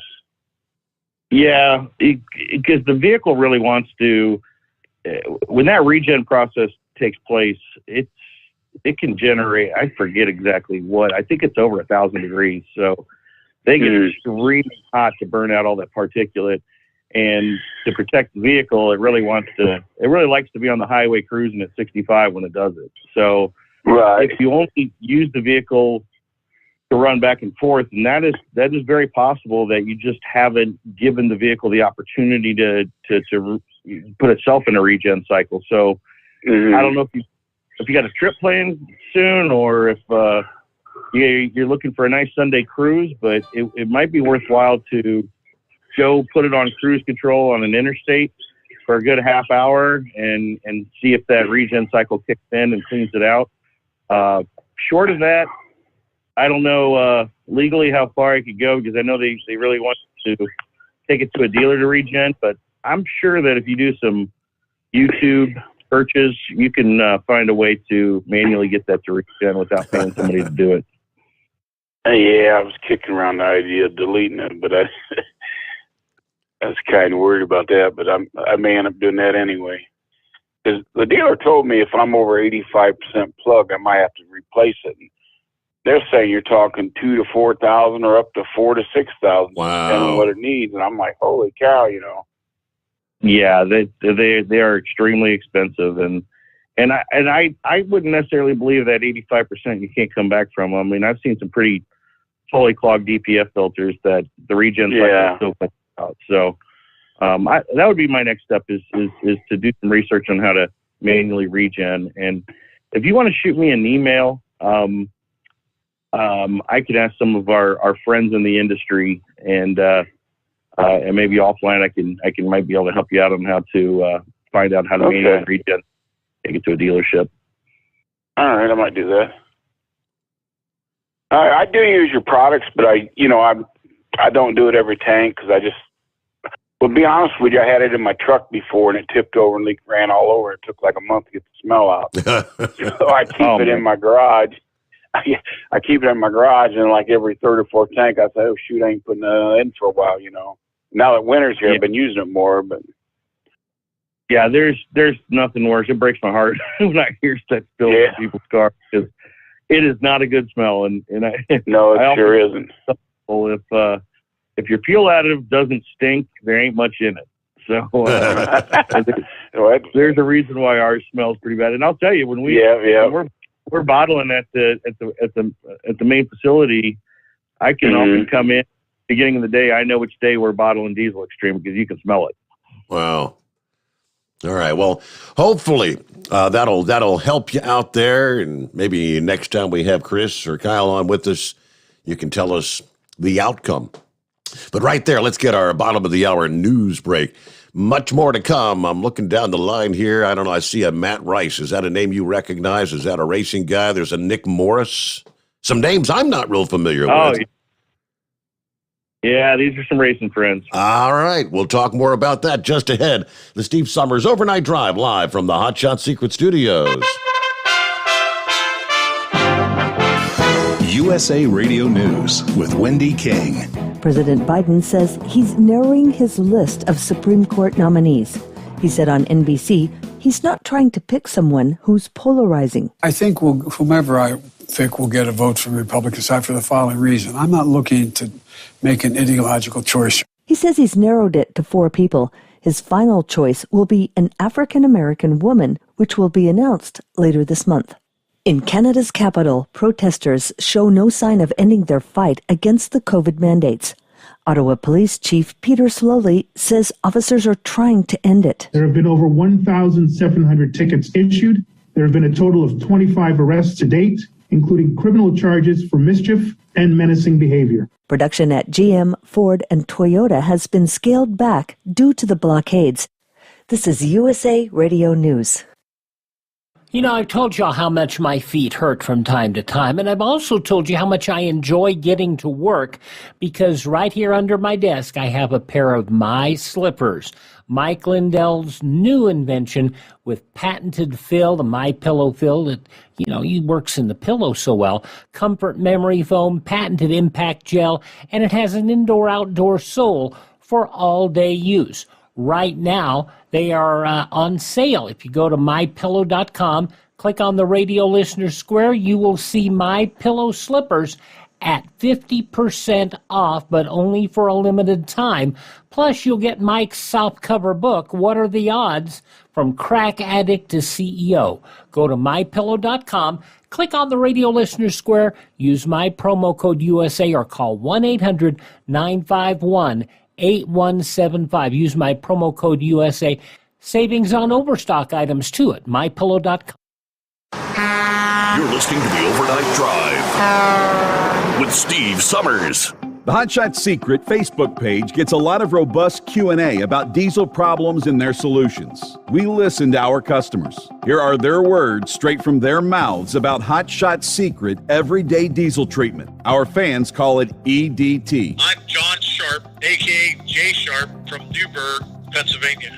Using EDT, my local fuel mileage went to average of 22 to 23, and my highway MPG went to 26 to 28. Hi, I'm Danny. I'm from Arizona. I drive an 02 Ford Excursion. I use EDT at every fill-up, and my mileage went from 12.5 miles to gallon to 14 miles per gallon. I highly recommend it. Everyday diesel treatment delivers a 6-in-1 premium fuel treatment for every fill-up, every time. Everyday diesel treatment is available at truck stops, Tractor Supply, O'Reilly's Auto Parts, and online at HotShotSecret.com. Hot Shot Secret, powered by science. How do you sleep on the road? After downtime, do you wake up well-rested and invigorated, or tired, achy, and sore? Well, if it's the latter, you're not sleeping on the Big Rig Mattress. The Big Rig Mattress is a hybrid with an individually pocketed spring core that's engineered to deliver the best restorative sleep for your time on the road. Learn more about the Big Rig Mattress at thebigrigmattress.com or call 877-736-4233. The Big Rig Mattress, 100% made in the USA since 2009. You work hard. You deserve a seat that works just as hard as you do. The Bostrom T-Series seat has provided drivers with comfort for millions of miles over the past 3 decades.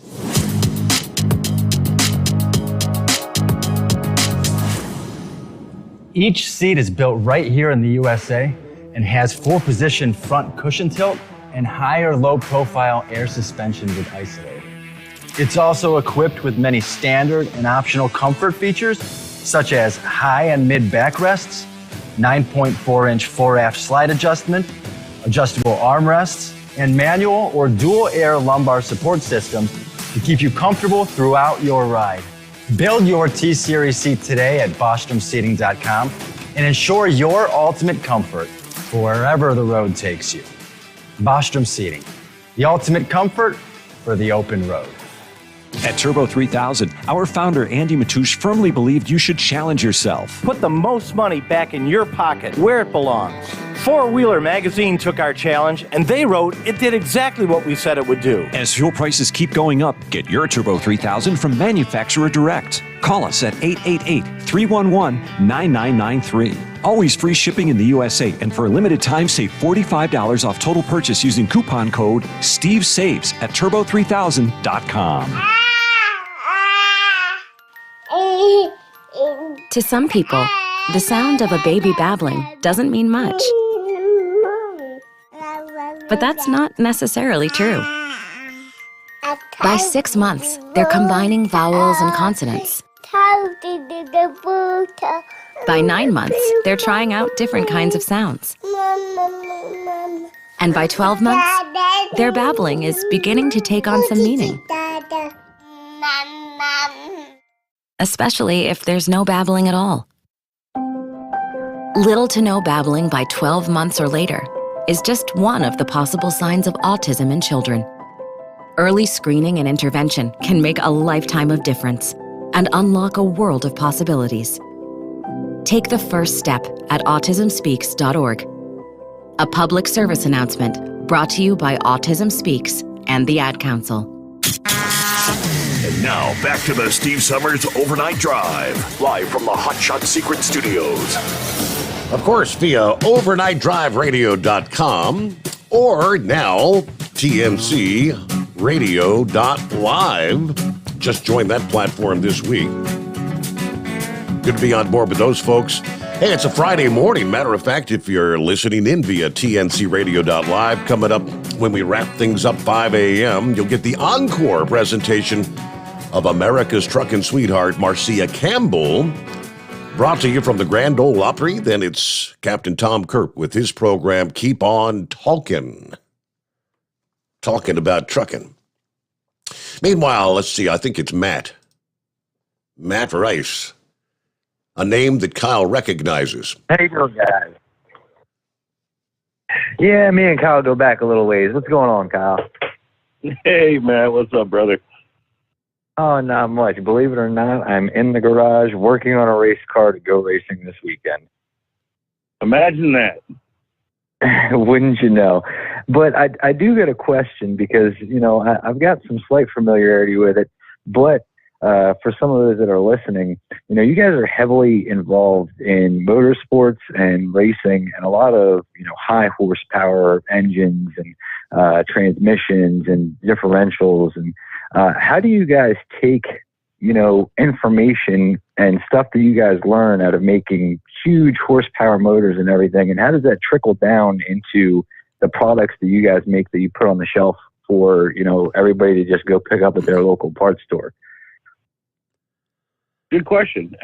And really, you kind of said it inside your question there.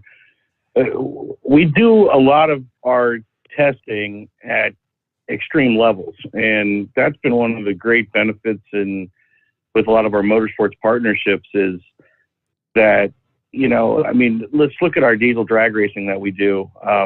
98% of our customer base that are buying our products are not buying it for a diesel drag racing truck. However, these are still 6.7 Cummins. They're still, Duramax. We're talking about the same engine platform, just been modified to extreme limits. And when we test our products and with these new racing partners that we've added over the years, it's really been a proving grounds to take our products to extreme limits. So we know if our FR3 can reduce the wear by doing oil analysis and seeing the 42% reduction in wear on a 3,200 horsepower 6.7 base Cummins engine, well, then your everyday driver version of that's 600 horsepower version is going to be well protected. And that's really been one of the greatest benefits of our motorsports partnerships. Obviously, people look at that as a branding opportunity to get our name out there, and everyone likes to see the Hot Shots Firepunk S10 with wrapped in a big Hot Shots wrap going down the track, breaking world records. But it's really, we've always approached our motorsports relationships a little differently, and we don't have the big budgets of some of these lubricant companies that have NFL stadiums named after them. But the benefit is we also aren't the type of company that's going to cut a sponsorship check and send somebody a tote of oil and check on them at the end of the season to see how it went. We actually work really intimately with our racing partners, and we're so fortunate to be able to have the teams that we work with. And it's been that R&D and testing aspect of the relationship that's really been the return on our motorsports investment, and that allows us to formulate and test at extreme levels. So the everyday guy knows he's got a product that's been taken to the extreme limits and it holds up. It's wild because I look and I see, I've been to some of these races. I'm a racer myself, and just some of the products, like the example of Gasoline Extreme, I use that in my race car, and it's the same thing that people are putting in their gas tank, just everyday drivers and stuff. So it's amazing to see those two worlds collide. Is there anything, do you have maybe a favorite moment, or is there anything that you guys learned that was just exponential through dealing with motorsports? Were there any aha moments or any kind of cool stories like that? You talking product development wise? Yeah, as far as products, yeah. Well, yeah, one of the big things, especially recently in the diesel world, has been the issue with the CP4 fuel pump that Bosch makes. Virtually every one of the diesel platforms uses the same fuel pump, and they used to have a CP3. It was a great fuel pump. There's nothing wrong with it. And then Bosch came out with a replacement. It was the CP4 pump, the new version, and it's been nothing but problems. And we actually really were tuned into it at a race that we were at. It was one of our Outlaw Diesel races quite a few years back now. And we had our vendor booth out there set up alongside the track, talking to fans and customers and supporting our drivers out there. And there was a couple trucks going down the track that as they were coming down the top end where our vendor booth was, we could hear their injectors just popping. And it didn't sound good. And we had some guys that weren't even sponsored by us that were out there racing that came by our booth, and we started, investigating the problem. We took it into the lab, and it was very common to see that there was failures with these new CP4 pumps. Now that's happening today, right now, on all the daily drivers out there with these CP4 pumps. And there's a little bit of no rhyme or reason of when it can happen. Sometimes they fail in 10,000 miles. Sometimes they fail in 100,000 miles. But what the motorsports platform does is it almost makes those problems surface, because you're really putting high loads on these vehicles. And so it's going to find the weak point of that fuel system or the engine components. And so when we started seeing it show its ugly face on the racing side, it allows us to really study it. And that's where our LX4 product came from, which is one of our fuel additives. It's a lubricity only product. So it's just kind of a one-trick pony. It's just a lubricity additive. Now we add that same additive to our EDT. So if you're using our EDT, which is an all-in-one product, it's in there. But the main goal there is to bring the lubricity up in the fuel to protect that CP4 pump, which, to make a long story short, was designed for European fuel standards to have a lot more lubricity in them. So to protect them from failing, the solution is to bring the lubricity of the fuel level up. So that started at the track. It allowed us to research the issue and develop a solution to it that we now have on the shelf to protect all the people out there with CP4s. So you would say like it gave you guys a heads up and an early insight as to something that was going to come in the future. Exactly. And the other thing of putting them under extreme loads helped us, because it's one of those things where it's a very tough thing to study and research because it's so sporadic. Matt, you know more than anybody, when you have a problem and as soon as you go to fix it, it's gone. And then, it's not really gone. It's just hiding right now. And that's kind of how the fuel pump issue is. So they're really hard to study, but under a racing application, it kind of forces them to show their weakness and allows us to be able to test and develop a lot easier. So, yep, exactly. I feel like that comment was personally directed at me and the problems I'm currently facing and trying to sort out. It could be. It could have something. It could. Well, look, I just wanted to say thank you guys for the support. And, it's awesome to see that a company is invested in motorsports and, that there's gain for everybody out there who's listening, even in daily drivers and everything else, that you guys can gain from that industry to catch problems ahead of time or to, formulate new ideas and products. And so I'm really thankful for that. Well, and, we appreciate you, Matt. It's working with guys like you that, like I say, make my job easy. And hey, and while you're on, you want to release some breaking news, or is that not out of? We can. No, we can actually. Tell them who you are, what you do, and with this the series coming and what's going on. All right, am I allowed to curse on this show? No, you're not. So we're gonna have to talk crap. The name of the event, you know what I mean? Just so my name is Matt Rice. I drag race, and no prep race across the country. I've got a YouTube channel under the name DNR Auto, and one of the things that I had come to find in the last year was that, I am the average Joe racer. I don't have a huge bank account. I don't have crazy deals with, all these companies and everything else. I'm just a regular guy who enjoys racing. So I started a no prep series as a way to encourage folks who wanted to get involved in the sport and, try no prep racing. And we gear it towards those folks with a lower buy-in, a more affordable race, and we make it a lot about fun, a lot more about enjoying your time at the track than necessarily trying to be the winner. The big no preps, have these huge payouts and everything else, and that's awesome. I compete in those too, but sometimes you just want to go for the weekend, not be stressed out about these huge money buy-ins and everything else, and just go have fun racing. So fortunately this year, Hot Shot Secret has stepped up to become our title sponsor for the race series, which we will have 5 to 6 races across the country. I'm still working through all of the dates and locations now, but they're going to be happening about once a month. And on top of being the title sponsor of the race, Hot Shots is going to be providing winners packages for the winners of all the classes.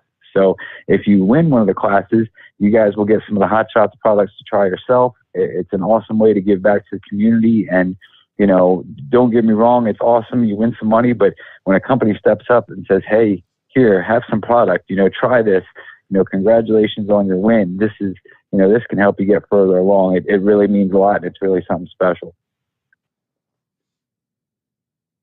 Yeah, we're happy to partner with you, Matt. You've been such a good friend of the company, and I just love the series you're putting on.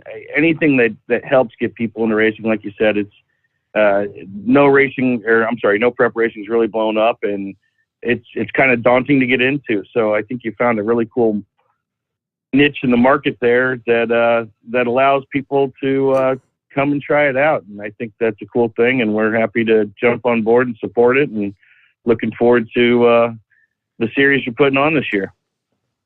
Absolutely. I'm looking forward to it as well. Like I said, it's kind of came from a selfish need, understanding that, the no prep racing is generally in a very expensive sport. The buy-ins are so high and everything. And I'm just a regular guy. I can't afford it all the time. So I had to throw a race series to make it more affordable for myself, but inadvertently found out that actually speaks to a lot of people as well. It's not just, I'm not the only one. So it feels good to know that there's, other people out there that I can help and, can get experience in this and get them trying. And honestly too, just getting people to racetracks, getting people outside. We live in a world of technology and everything, and it's nice to just spend time outside with your family, with your friends, and enjoy, being together. Hey, if somebody wanted to find out more about your series, where do you find out more? Like social media, got a web page, or you said you had a YouTube? Absolutely. You can find absolutely everything through any one of my social media channels. They are all listed under DNR Auto, Delta November Romeo, like Do Not Resuscitate Auto. Facebook, YouTube, Instagram, anywhere you look, we've got we've got the social media page, and I'll be consistently posting updates about all the upcoming races and events, as well as, my personal experience in going to other races and events. Cool. So thank you guys very much. I really appreciate it. And I always like to give Kyle a hard time because he gets on these calls and then they talk about, just all these trucks. And I'm like, talk about some racing. All right. Well, hey, thank you for being up this late night hour, burning the midnight oil. Matt Rice, and DNR Auto is the name there. Facebook, YouTube. Do Not Resuscitate. I like that. DNR Auto. It is 9 before the hour. So, yeah, quick time out here, boys. Just time flying by here. 10 before 2 Eastern time on a Friday morning. The Steve Summers Overnight Drive, live from the Hot Shot Secret Studios. You're listening to the Overnight Drive with Steve Summers. It's coming.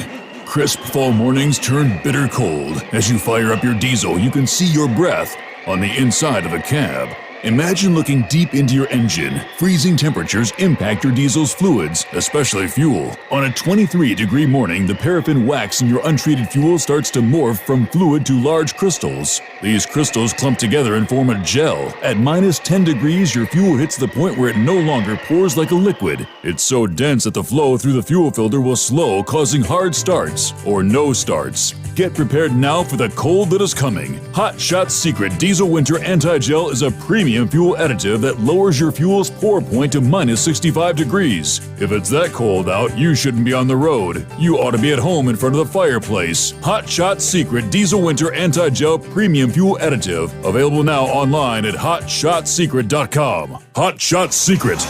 Powered by science. Do you have a Dodge pickup and hate your automatic transmission? Of course you do.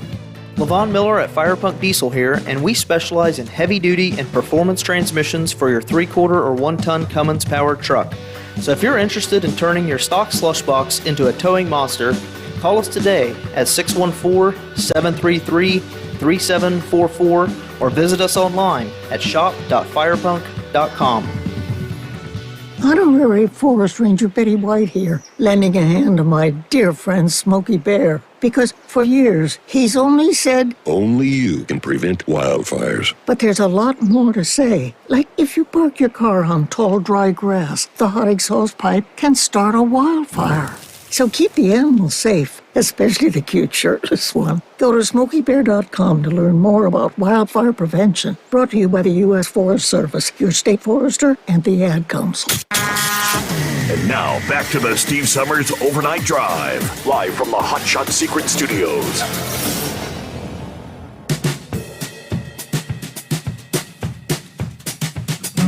Alrighty, quickly from the email bag, Steve at hotshotsecret.com. Billy the Kid checking in this morning. He says, finally Friday.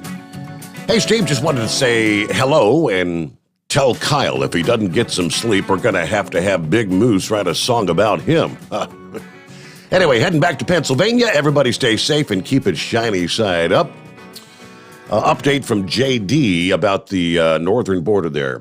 Border crossings. Morning, Steve. Wednesday, it took me 5.5 hours to cross the Blue Water Bridge in Port Huron, Michigan, into Sarnia, Ontario.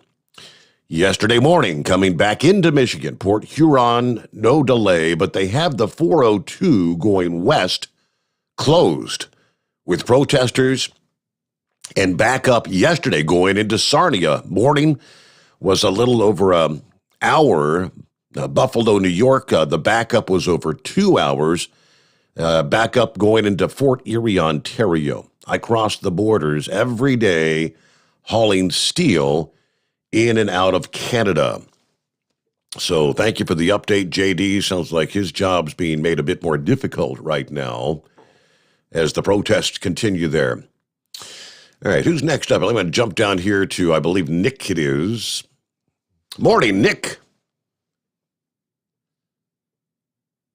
Hello, Nick. How's it going? What's happening out there? Oh, just another day in paradise, I guess, as they always say, huh? Okay. What's up, Nick? How's it going, man? What's going on, buddy? Nice to have you call in. I'll tell you, we got a stone cold killer of a drag racer here, Steve. Nick Morris is a bad man. Oh, yeah? A bad man, except for one other racer that's been finally taken down this year. Yeah, so Nick runs in our Outlaw Diesel Super Series. What you run, ET and 770, right, Nick? Yep. So, Steve, you may remember when we had our buddy Chris Mancini call in and talk about bracket racing. So that's what our ET class is for our Outlaw Diesel Series. And Nick runs two classes. He runs both the ET, which is a bracket class, and then the 770, which is an index class. So that's still kind of a heads up to the line. And, one of the great things about a lot of our racing partners out there is sometimes I'm fortunate enough to have not just the best in a class, but the first and second best in the class. And that's the story of Nick Morris and Ryan Riddle. And there is not a better two guys that have done battle over the years. And it's amazing because they're often racing in the largest classes. So, I mean, sometimes we'll have 50, 60, 70 trucks in the class. And I just laugh because I know out of those 70 trucks, 68 are going to be gone, and it's going to come down to Nick Morris and Ryan Riddle, and it always happens. Wow. It's just so fun to watch these guys.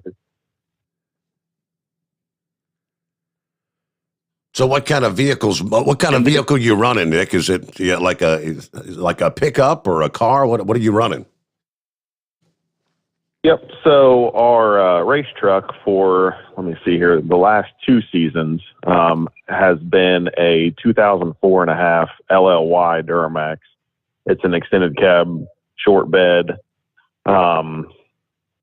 built motor, compound turboed. Extra G comes on board and sponsors us as far as the fuel system side goes. Still running the factory Allison transmission. Luckily, with the help of Hot Shot Secret, able to keep the transmission temperatures and the oil temperatures cool enough to be able to run both classes. Like Kyle was saying, sometimes you'll have 50, 60, 70 trucks in both the ET and the 770 class. So, we may make 35 eighth-mile passes, and some of them are back-to-back on a 90-degree day, and I have yet to find any other lubricants to be able to keep, basically my hard parts cool enough to be able to run back-to-back classes. So, it's a very streetable truck. To run 770 in a Duramax takes about 750 wheel horsepower. And I don't turn the truck down to run ET. I run a 770 index, and also the 770 is my time that I dial in the ET class. So, it really is super duper important to have, good actual lubricants in your, truck to be able to go rounds, and it's super good. Kyle, do you remember how many years we've been together? I think this might be the 4th year. Yeah, it's got to be. You're OG, man. You're one of the first people we partnered with. So yeah, it's been a long relationship.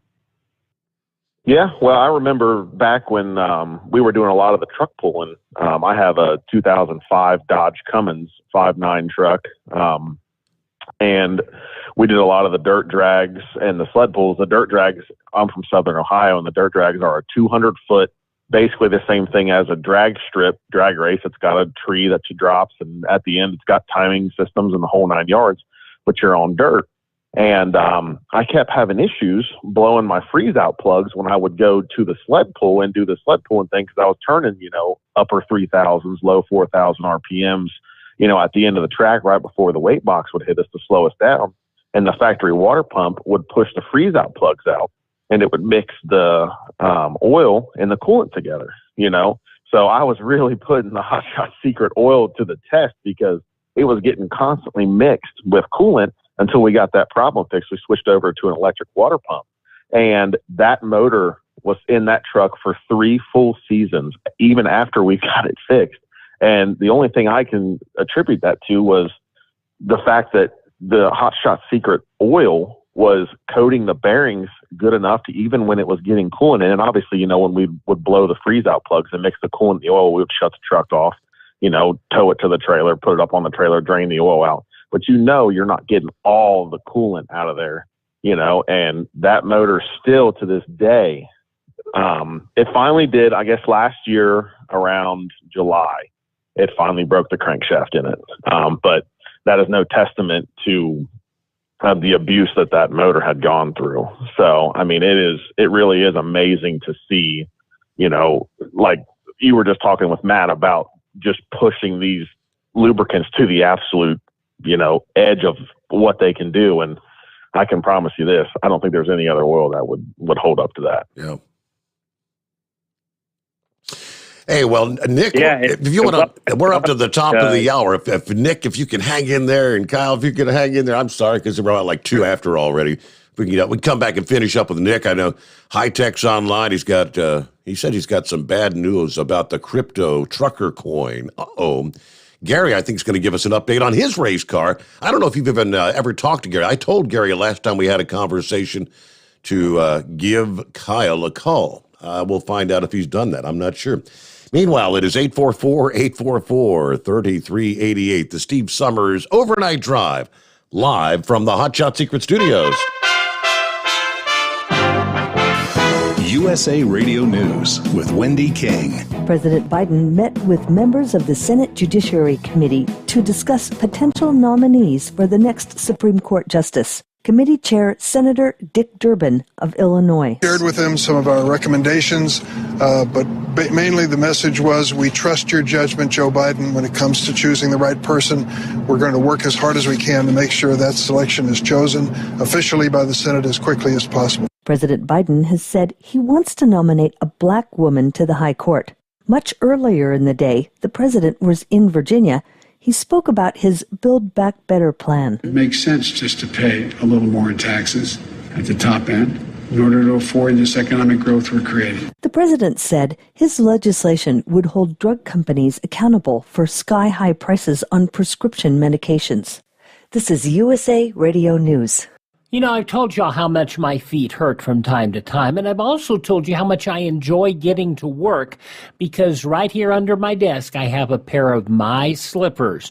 Mike Lindell's new invention with patented fill, the My Pillow fill that, he works in the pillow so well, comfort memory foam, patented impact gel, and it has an indoor-outdoor sole for all-day use.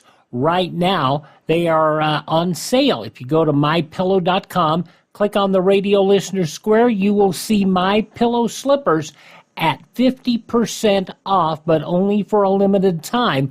Plus, you'll get Mike's softcover book, What Are the Odds? From Crack Addict to CEO. Go to mypillow.com, click on the radio listener square, use my promo code USA, or call 1-800-951-8175. Use my promo code USA. Savings on overstock items, too, at mypillow.com. We finally have some answers as to the mystery of what killed Bob Saget. New information is out on the death of Full House star Bob Saget. His family confirms he had a brain bleed after accidentally hitting the back of his head.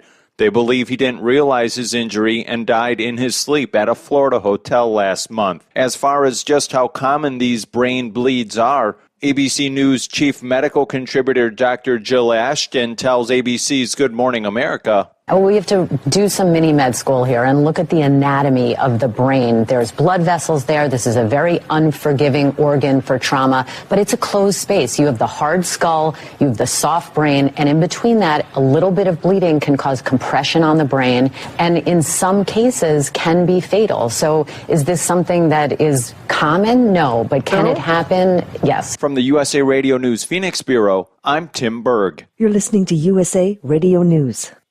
Hi, this is Dr. Joel Wallach, and I want to tell you that arthritis is not a genetic thing. It's not a disease of aging. Neither is osteoporosis. Get a hold of my book. It's all in your head. It goes into the 25 different diseases you get when you have osteoporosis of the skull. These are all reversible. You take the Healthy Bone and Joint Pack, the MSM, vitamin D3, stay away from all the bad foods, including gluten, and guess what? You'll regrow all your bones, including your skull and your legs and your hips and everything else. Contact us at usaradiohealth.com. That's usaradiohealth.com. The House Select Committee investigating the attack on the Capitol on January 6 said there are gaps in the phone logs provided by the White House on the day of the riot. Unnamed sources told the New York Times and ABC News that phone records show no entries of calls to or from former President Trump via the White House switchboard, despite numerous reports that he spoke to lawmakers in the House after the beginning of the attack. The records don't indicate there's been any tampering with the call logs, and it's widely known that Trump often used his personal cell phone and those of his aides to make and receive calls. Representatives for the committee declined to comment on the record about the gap in the phone calls. A spokesman for Trump also declined. Sources said the logs show no phone calls for multiple hours when Trump returned to the Oval Office after he gave his speech on the 2020 presidential election at the Ellipse. Supporters who attended the speech marched from the park near the White House to the Capitol, where they attempted to interrupt Congress's certification of the electoral votes. The lack of call records comes as Trump faces scrutiny for allegedly violating the Presidential Records Act by ripping up paper records during his time in office. The National Archives and Records Administration confirmed last month that some of the records turned over to the January 6th committee had been torn and taped back together.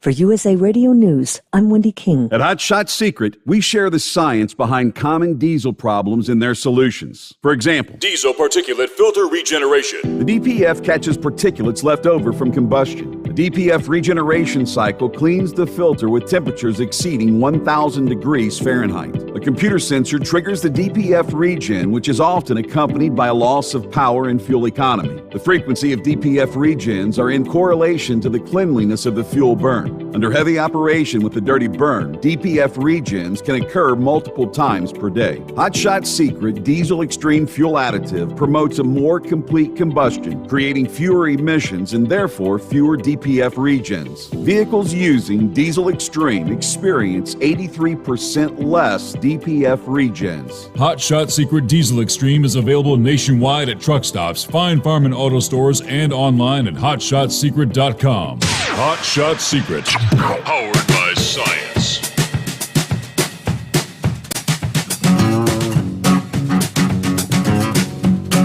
Oh, the irony. Kyle, it's your fault. Kyle, there was a point in time where you said, one of these days, Turbo's going to make his debut on the Overnight Drive program.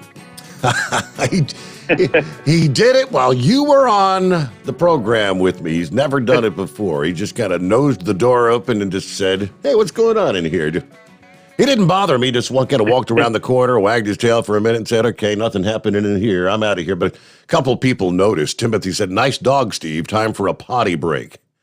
And that's why I said, "Intruder alert, intruder alert." All right, yeah, that's Turbo. We noticed. Turbocharger, I like to call him.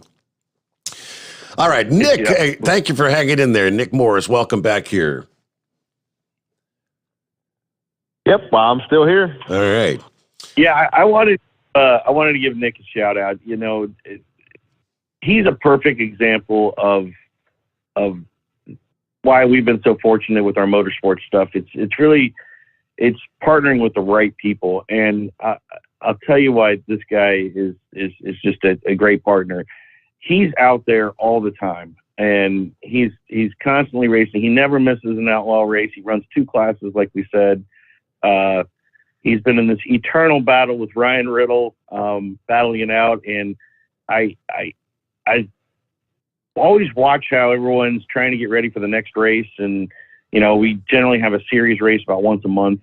But in between, I'll check my social media, and there's Nick out on a Friday night in some county pull, doing a sled pull and taking home the win. And then Saturday night, he's at a different county fair winning a dirt drag or a sled pull. And then the next week, he's got the truck ready. He's back out on the Outlaw Diesel Series. And he's just a guy that really puts it in and is always out there. And one of the great wins we had this last season was a goal I really had as a team for like Team Hot Shots was to sweep all the classes of Outlaw Diesel Super Series. There's 7 classes in the series. 4 or 5 years ago when we started, nobody even knew us. And we just grew and grew and grew throughout all the different disciplines, different classes. And this past year, we were really happy that we had every single champion of every single class of the series was a Hot Shot Secret sponsored driver, and one of those was Nick Morris. So he is the defending champion. Actually had Nick out at PRI signing autographs in our booth in December. So he's just the epitome of great people to work with that really help us advance our products. And then more so, it's just a great ambassador for our company. So just really appreciative of having guys like him on board with Team Hot Shots. That's pretty cool. Oftentimes I'll have people, send me emails and whatnot, or maybe on the chat asking, hey, where can we learn more about some of the Hot Shots secret sponsored racers, and follow them out there where they're going to be one week to the next. I mean, is there one central location you'd take them to, Kyle, or maybe Nick, you can tell us how the listeners can find out where you're going to be on any given weekend? I think the best way as far as the Outlaw Diesel stuff is to go to outlawdieselsuperseries.com, and you can click right on there and see the events.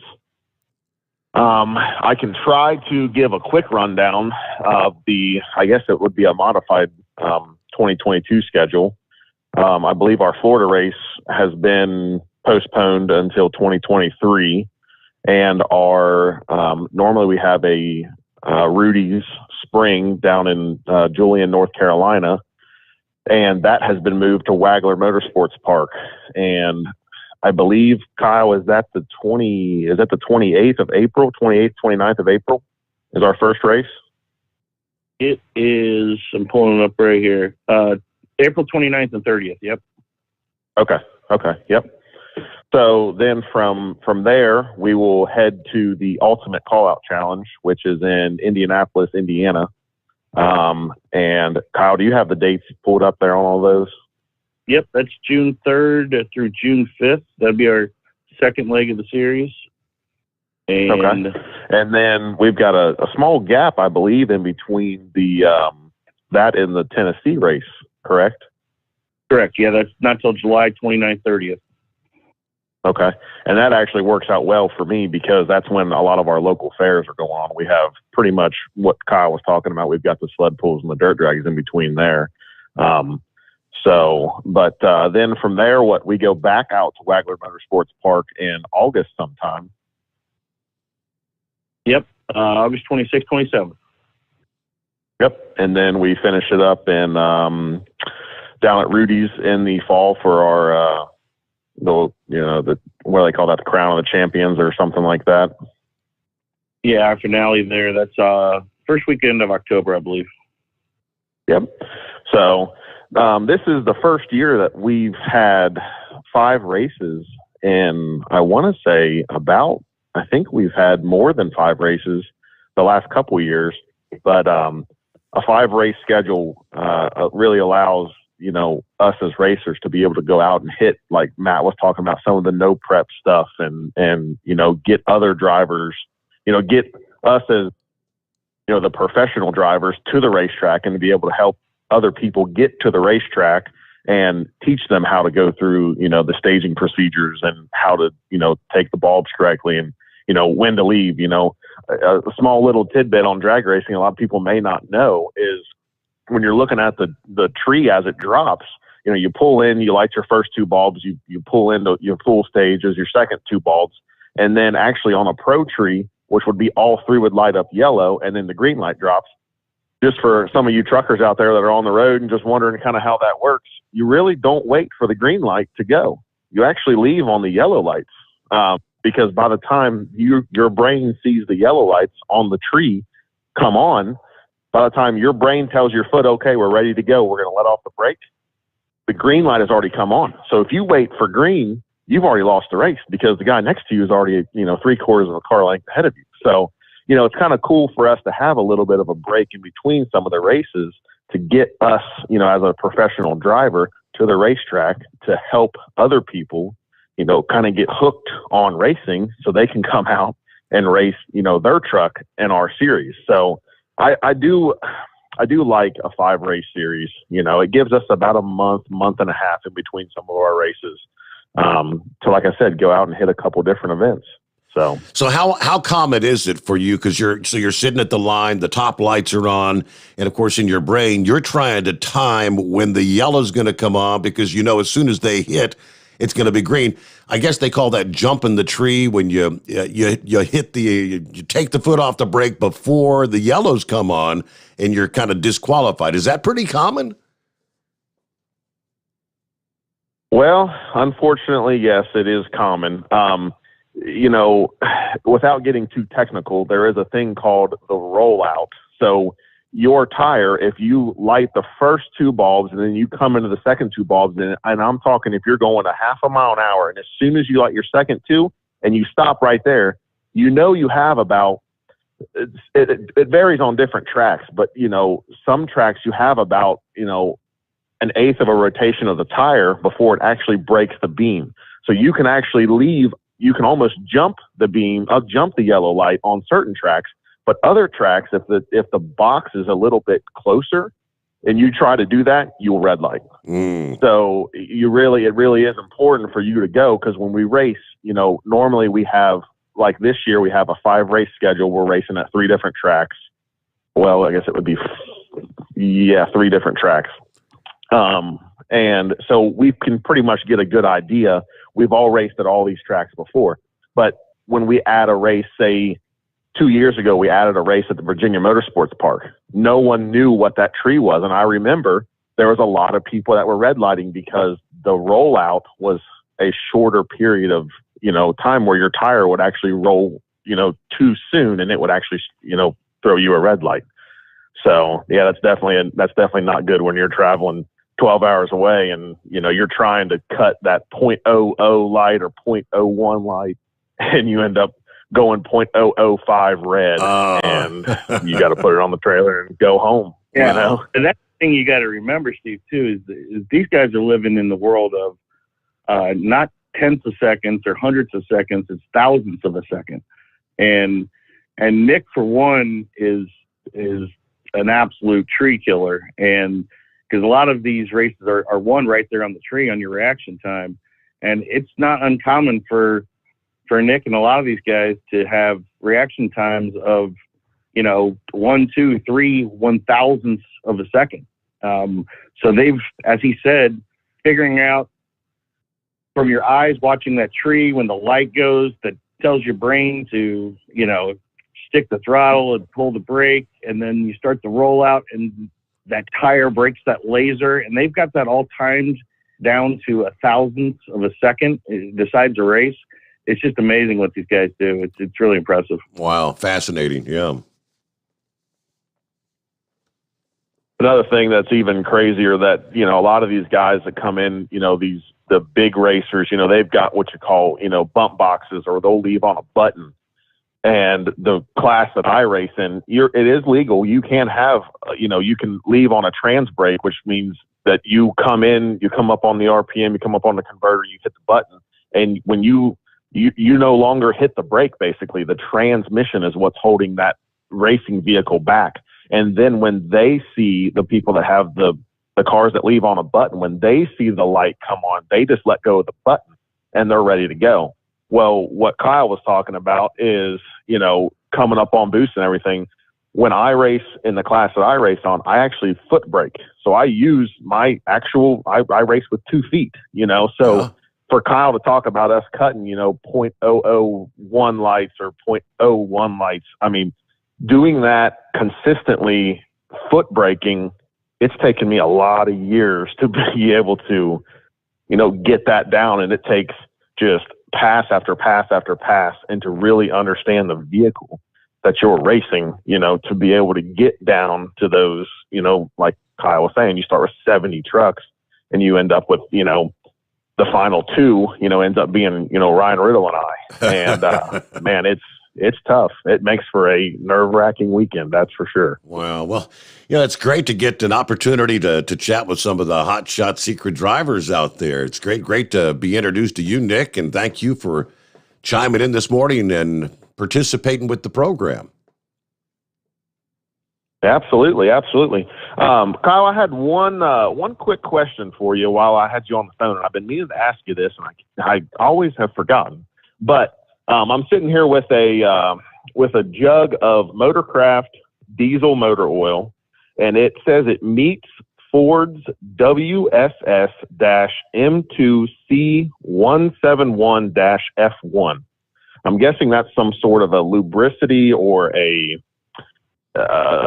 standard that Ford wants the oils to meet to continue to have, I'm guessing, the warranty stuff done and all of that. Are you familiar with any of that at all as far as that goes?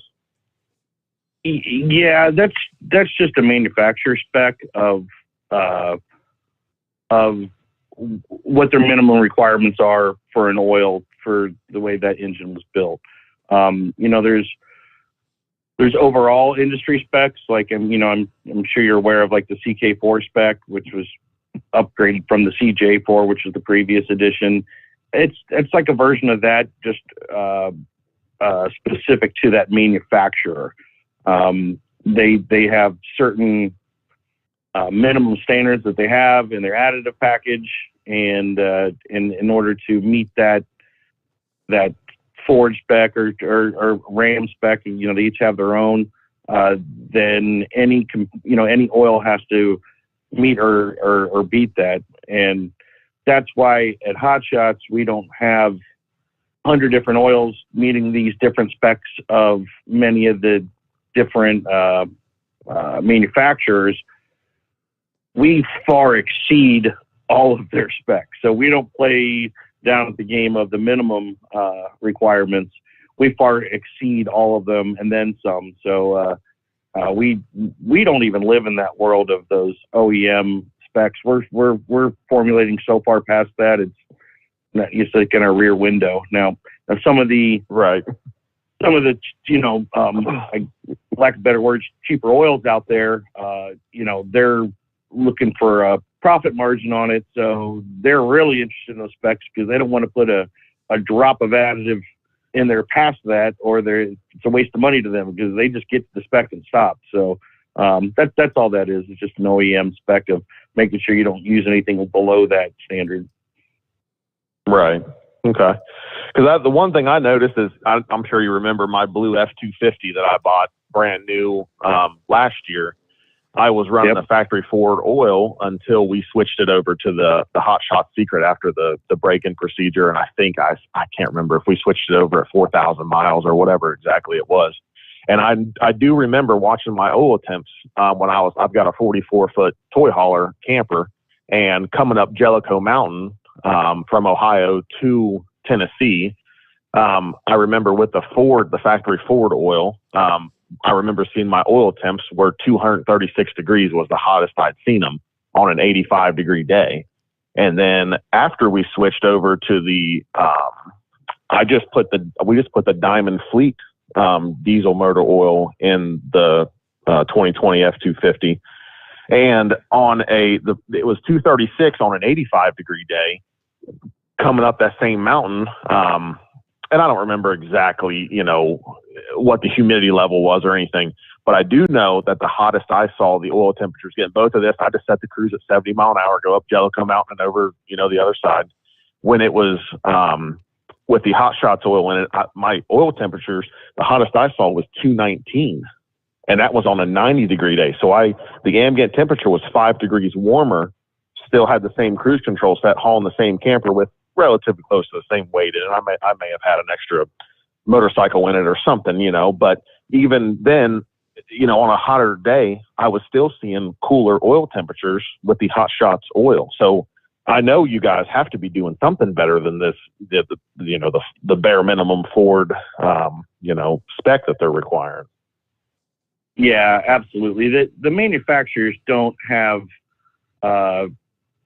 when it comes to their OEM factory fill lubrication, they're getting the job done. They don't have any interest of really going far past that. I remember, due to the amount of production they have in these vehicles, when they can save $1 on a vehicle, well, multiply that by how many vehicles they're producing, and it really hits their bottom line good. So they're gonna formulate fluids to get by. And we just live in a different space. We're producing stuff that allows people to really protect their investment. And, one perfect example of that is the G56 transmission fluid that we released. It's been about a year or two now we've had it out. And the G56 transmission is a manual transmission that Ram uses.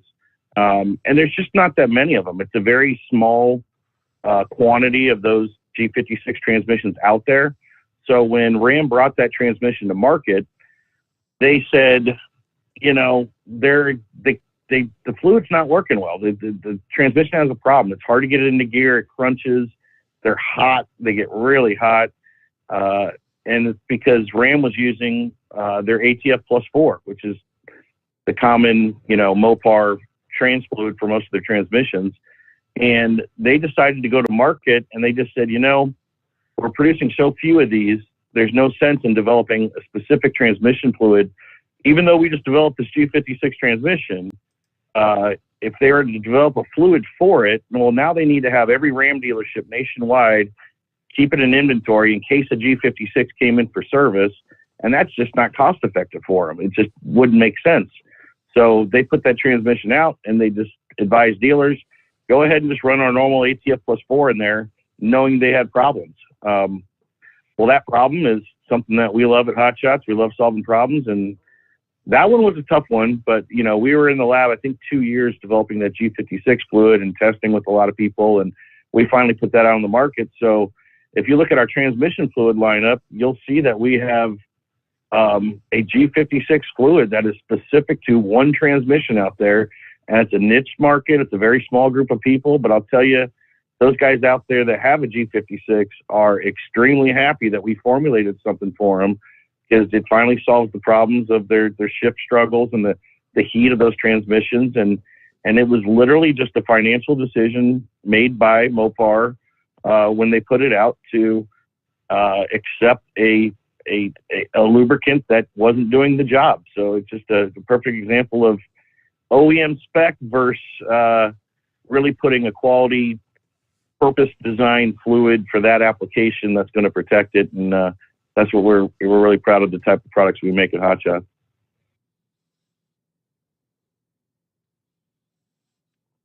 All righty. I guess right there I'll say thank you to Nick Morris spending some time with us. I will get we're right up against the clock here for news break. Hello to Double R. I don't think he's listening in. He sent me an email this past evening. Enjoyed your radio interview with Shelley on tncradio.live. I'm going to be missing a couple of shows because we're back in the shop again. That darn regen. But we broke down in Texas, and the weather's pretty good here, so lucky for us. Problems with the regen system. It sounds like it's all too common.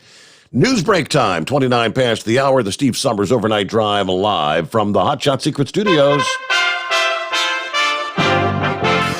USA Radio News with Wendy King. President Biden met with members of the Senate Judiciary Committee to discuss potential nominees for the next Supreme Court justice. Committee Chair Senator Dick Durbin of Illinois shared with him some of our recommendations, but mainly the message was, we trust your judgment, Joe Biden, when it comes to choosing the right person. We're going to work as hard as we can to make sure that selection is chosen officially by the Senate as quickly as possible. President Biden has said he wants to nominate a black woman to the high court. Much earlier in the day, the president was in Virginia. He spoke about his Build Back Better plan. It makes sense just to pay a little more in taxes at the top end in order to afford this economic growth we're creating. The president said his legislation would hold drug companies accountable for sky-high prices on prescription medications. This is USA Radio News. Are you looking for something different to experience with friends, family, or coworkers? How about the world of whiskey? Jeff Borker here from the Classic Dram, and we know whiskey can be a bit intimidating at first, but with the right guidance, it's a blast to explore.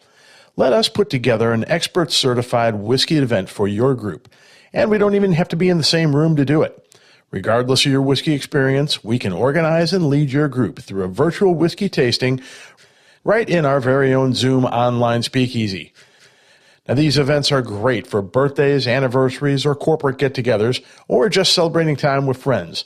Now, a number of packages are available, and we can customize the experience just for you. Visit us today at theclassicdram.com or shoot us an email at info@theclassicdram.com. Let 2022 mark the start of your personal whiskey journey, and remember, come for the spirits and stay for the experience. Cheers, all.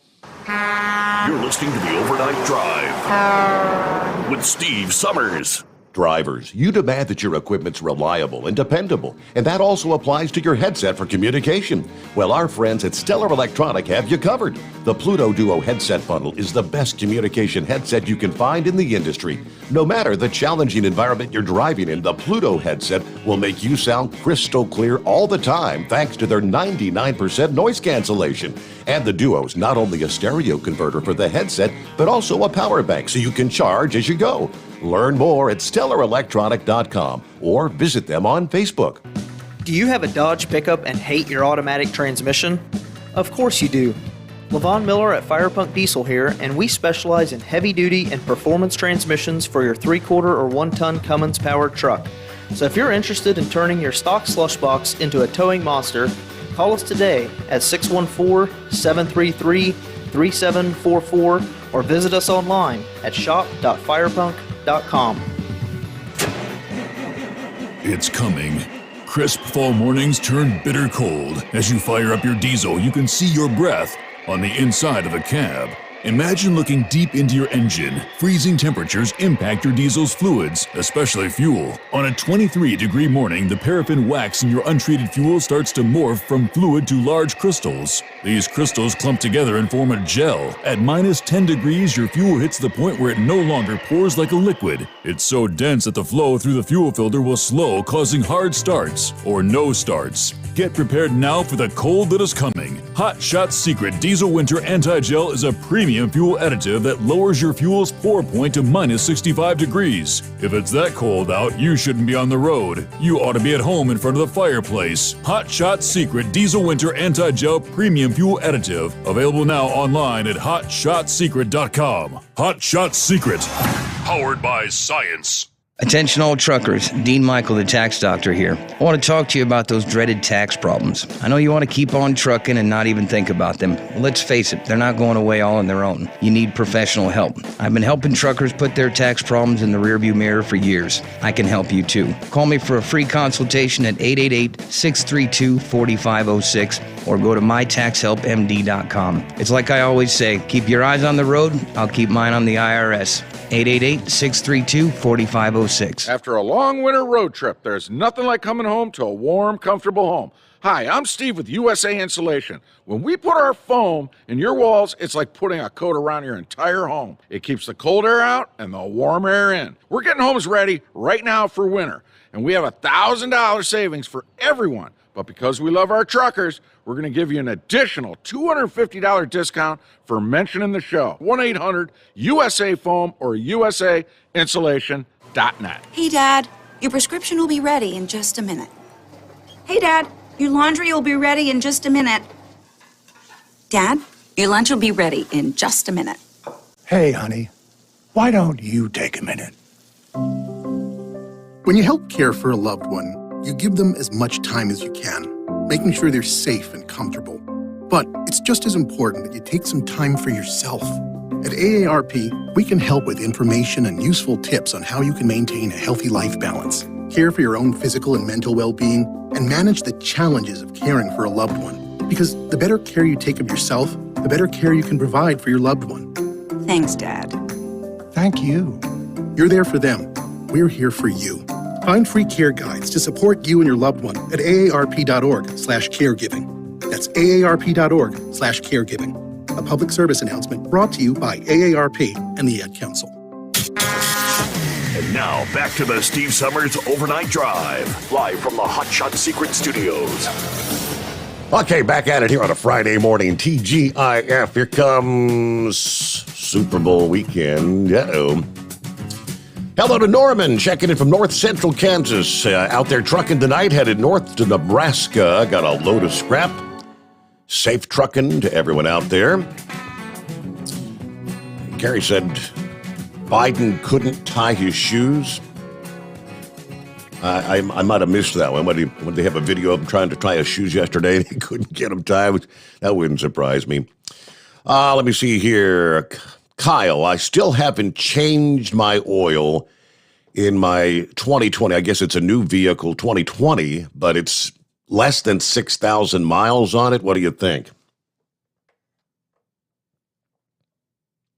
So we're talking the original factory fill oil still there? I guess brand new. I mean, he bought the vehicle new, but it still has less than 6,000 miles, but he hasn't changed the oil. I'm not a 2020. I bought that Subaru here about 9 months ago, and by putting the 700 miles on it last weekend, we just clicked over the 5,000 mile mark on it, but I haven't changed oil yet. You think it's, seeing as it was the new factory oil, is it due for a change? Yeah, and especially for the person who asked that question, if it was 2020, we're going on a couple years now, so I definitely would get that oil out of there. We often think of oil intervals, being 6,000, 10,000, 15, 20,000. We've got all sorts of different oil intervals, which I always recommend people to get a oil analysis done. We can help you out, dial in a perfect oil interval for you, so you're getting the full value of your oil that you're investing in, without taking it too far where you're risking damage to the engine or anything from the lubrication breaking down. When it comes to something that's been in there since 2020, even though he's at low miles, as soon as that vehicle was fired up the first time, we started introducing acids into the oil. So even though the mileage is low, those acids have already started working. And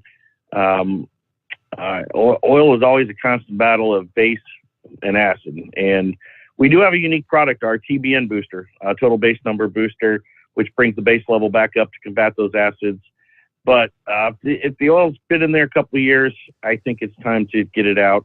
And also to speak to your point about your Subaru, the other thing about that initial factory fill is you're coming off of the engine break-in. That first oil change is going to have some extra metal in it because you're still on the back end of a fresh build, and you'll have a little. We'll see more particle count in those original oil samples than once you get some time on the engine. So that first oil change is pretty important to get some miles on it. Let those rings fully seat. Let that engine break in, and let's get that oil out of there and get some fresh, clean oil that doesn't have any of that metal count in there. And certainly, if it's been 2 years, I would guess your acid count's high enough that it's time to put some fresh oil in there. All right. So with 5,000 miles, like I said, we clicked over the 5,000 mark, but we put 700 on it over the weekend, this past weekend, heading down to Georgia. So, did I wait too long, or am I probably right where I should be? No, you're probably right where you should be. Okay. On a Subaru like that. You're fine. Okay. All right. Time for an oil change. What's happening with high tech this morning? Happy Friday. Happy Friday. So Kyle is the miracle worker, huh? I don't know about that. Well, I don't know. You're getting the Miracle Worker Award tonight because let me tell you a story. Some 20 years ago, there's this unnamed radio show host that I tried to bring into the computer age. I was just a failure. And now that unnamed host is sitting in there, looks like a geek with 3 computer screens in front of him. So where I failed, you succeeded.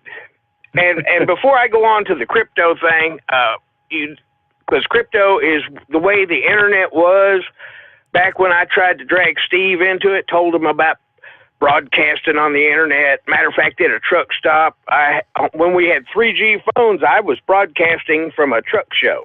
But anyway. Oh, wow.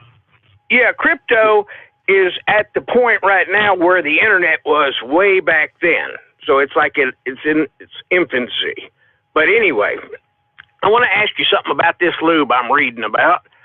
This thing's got, it says Stiction Eliminator Oil Additive. Yes. Yep. Do you know anything about firearms? Yeah, absolutely. Well, you know that an AR-15 is a direct impingement rifle, and it gets nasty. I was wondering if that stuff would be any good at keeping it from the carbon fouling in that thing. Technically, Yes, there would be some advantages to that, but better off than that would just be use our gun oil. I've seen the CLP, and that looks like it would also be good for like people, on their truck doors, hinges, and all like that. That's what I used to carry CLP in the truck with me. Yeah, we actually we have some FR3 in that CLP, which is another one of our oil additives. That oil additive FR3 is also in our stiction eliminator. Matter of fact, FR3 is in every one of our engine oils, transmission oils, and gear oils as well. It really is the pinnacle of our R&D at Hot Shots. It's our nanocarbon lubricant that we have patent on, and we got a bunch of the big boys, the big lubricant companies out there have been chasing us down for years, wanting our technology on that. But Chris likes to keep that close to their chest, and we like being a little guy with the technology. But yeah, that is in the stiction eliminator, so it would prevent what you're talking about. So I can see where you're going with that. Yeah, well, I was reading about it, and I said, well, that was because an AR-15's a pig. It just gets gummed up, about 1,000 rounds, and you got to squirt it down with WD-40. But anyway, I was going to tell Steve the bad news. I developed a crypto coin for truck drivers, and I was going to give it away for free, and that was all working beautifully until it got to the transferring of it. And then the transferring wasn't free anymore.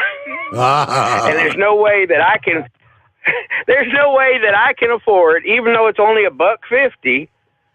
That's what ADA costs right now. It's only $150 to transfer it. I can't afford to send 3 million truck drivers $150 because that's not the cost of the transfer is only like 17 cents, but you have to send it with the ADA, and so you're basically sending whoever you're giving the trucker coin to, you're sending them ADA to go with it. So that unless there's some way around that, no, there's no way I can give that away for free. So I'm going to send Steve 3 billion trucker coins, and you can figure out what to do with it. Okay, yeah. So anyway, you got your Miracle Worker Award for the night for getting Steve on the computer, and if we can get him into some crypto now, maybe before 20 years is up and everybody knows what that is, you can get on the ground floor or something. Help me remember, right. High tech going back all those years. You were driving truck at the time, and I invited you to come in, and he actually took me up to some of the computers. Yeah, I can't remember what place it was, but bought a bunch of. You actually built my first tower computer, right? That's what you were building. Yeah, that's where you got the picture of my butt sticking out of your refrigerator. I remember that, yes. But anyway, that was me trying to say, Steve, this is the future. This is the future. I don't want to do that. It was like trying to drag somebody in, kicking and screaming, and there he sits. Look at him. Now, can we teach him how to use screen share on the camera? Because if you do that, when you do that, and he's looking at the radar screen, he can flip it over there, and then it'll broadcast everywhere on the internet that radar screen he's looking at. Or when he's watching a video of Joe Biden pooping his pants or something, you can share the video so everybody can see him poop his pants. We've actually talked about that, and that's on the to-do list in somehow, some way. So yeah, that's something we're looking to do. Well, I don't know what software you're using, but Minicam does it fairly good. I mean, unless you're going to go some real high-res stuff like some of the pro podcasters do. Now we've got the capability of it. We just have to work it in, and then we have to train Steve. So there's that challenge. Well, too. Forget it. Never mind. You got to have the patience of a saint for that. Hey, I got to give him a lot of credit. And Steve, I got a question for you regarding that technology. I'm in love with the Big Move song, and I love when you play it, and I think I heard the other night when somebody had requested it, you had mentioned that you got to pull it up off your phone because you have you only have it in email. Am I not mistaken? Have you figured out how to play a sound file attachment off an email from your phone, and did you Bluetooth it to the mixer and then bring it into this radio program? I got this little plug from the phone that I plugged into the back of the mixer. And yeah, I got the pot there. It's a little cell phone moniker there on the pot that I tried it and it worked. Hey, Steve. Wow. There you Why go. don't you send the attachment? Why don't you send the email attachment to your computer? Yeah, let's take baby steps, high tech. You know, we're too proud that he figured out how to plug that. So, but you know what we need to do? We do need to get that file. I think we need to make that like the seventh inning stretch song or something, you know, maybe going into the final hour, we can kick that off. So we'll throw that on a button on your mixer board so you don't have to plug your phone in anymore. All right. That would be a plan. The only problem with the mixer thing here, though, is it's about maxed out on memory capacity. Remember, we had to actually pull a few things out of it to load all the spot breaks in, but I don't know. I think Josh was going to be, he was going to check into whether he could maybe add additional memory into this thing. And I don't know if he ever made any success with that or not. Yeah, we can solve that problem. That's what we do. We solve problems. All right, let me get down to Gary, patiently waiting. Hello, Gary. Hey, good morning, Steve. How you doing? Doing well. So, Gary, did you ever... Car's ready to... Had you ever given Kyle a call there at Hot Shot Secret? I know you were talking about it. I kind of recommended. I don't know if you've heard Gary, call in from time to time. Gary's a racer too. He's a drag racer. Now he's running in a different series. He's not a diesel racer. Tell him what you do, Gary. Yeah, I'm not in the diesel world. I'm in the pro mod. It's full tilt pro mod. Matter of fact, I won 2 series championships this last year with the car we raced. Had a 57 Chevy, a blown alcohol, Noonan-headed Emmy. We run pretty much 390s everywhere we went, nice. From over 8 different track, surfaces.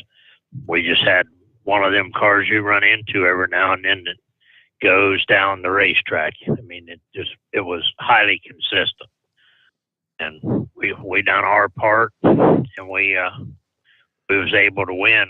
Now we have 2 cars. I sold it to a boy in Florida, kept the drive line, and now I got 2 fairly famous cars. I got Scotty Cannon's old Flying Mater Studebaker, and I got the Medicine Man Studebaker, which was the twin to it, the one that Al Billis run it, Joe Baker run it. This one, I think between the 2 of them, there's like 6 or 7 world championships that cars have won. We own both of them now, so we're going to run the Medicine Man car this year. And Scotty Cannon car, it'll come out probably late in the year or first of next year. That's the one I really want to get restored and re-race it. But yeah, that's we're in a little different world. But and you know what they say, 2 cars is 4 times the work. So good luck with that. Yeah, well, it so happened that I found out the Canon car was for sale, and it was one of them deals you couldn't pass up. So I bought it with all intentions of doing it and bringing it out and race it this year. Well, then when the boy in Florida bought my car, he bought another drive line out of another car that was there at the shop, the Medicine Man car. So with the money he paid me for my car and the money he paid for the drive line, we was able to buy the Medicine Man car turnkey. We took it apart. He got the motor, and I got the car. So that's how I ended up with the second car. But we've repainted it. It's all ready to go back down south now. Get the motor and the power plant all put back in it. But it should be a fairly easy because the car's already been it's already been in the 360 world. So it should be the tuning window gets a lot smaller when you start that, but I got one of the best tuners in the country. So where are you normally racing? The car pretty much stays in Alabama, Chattanooga area. Tuner is in Henniger, Alabama. Skippy's Performance, which Andy Pinkerton, he's very well known in the pro mod world.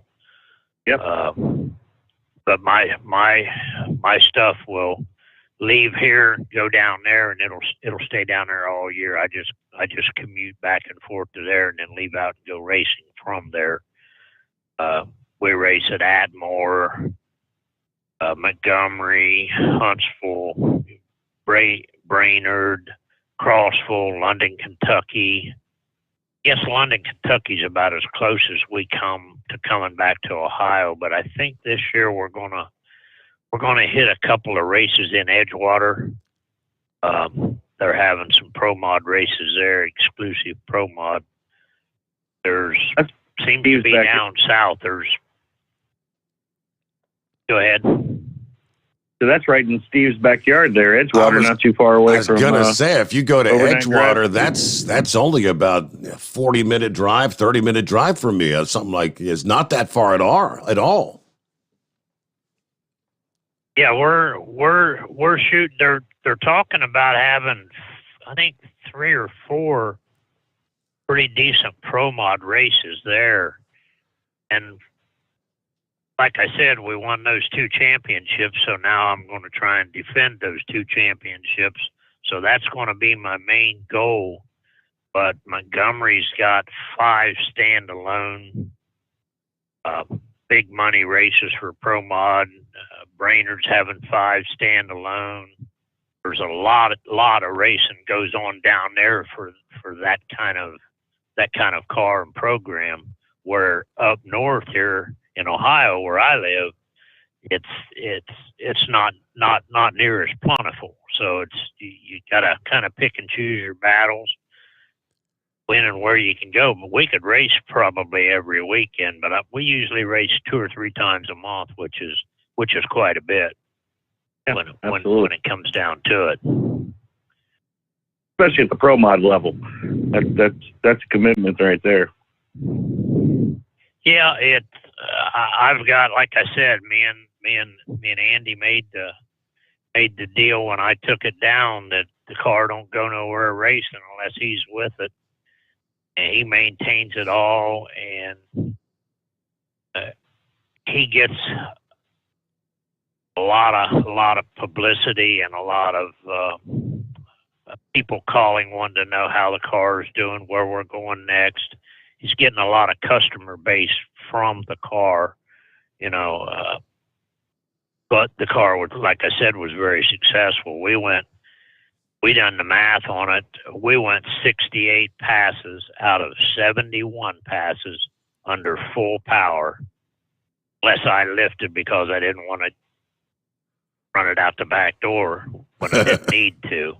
But that's just unheard of when you make that many passes under full power and don't have to abort. I mean, it just don't happen.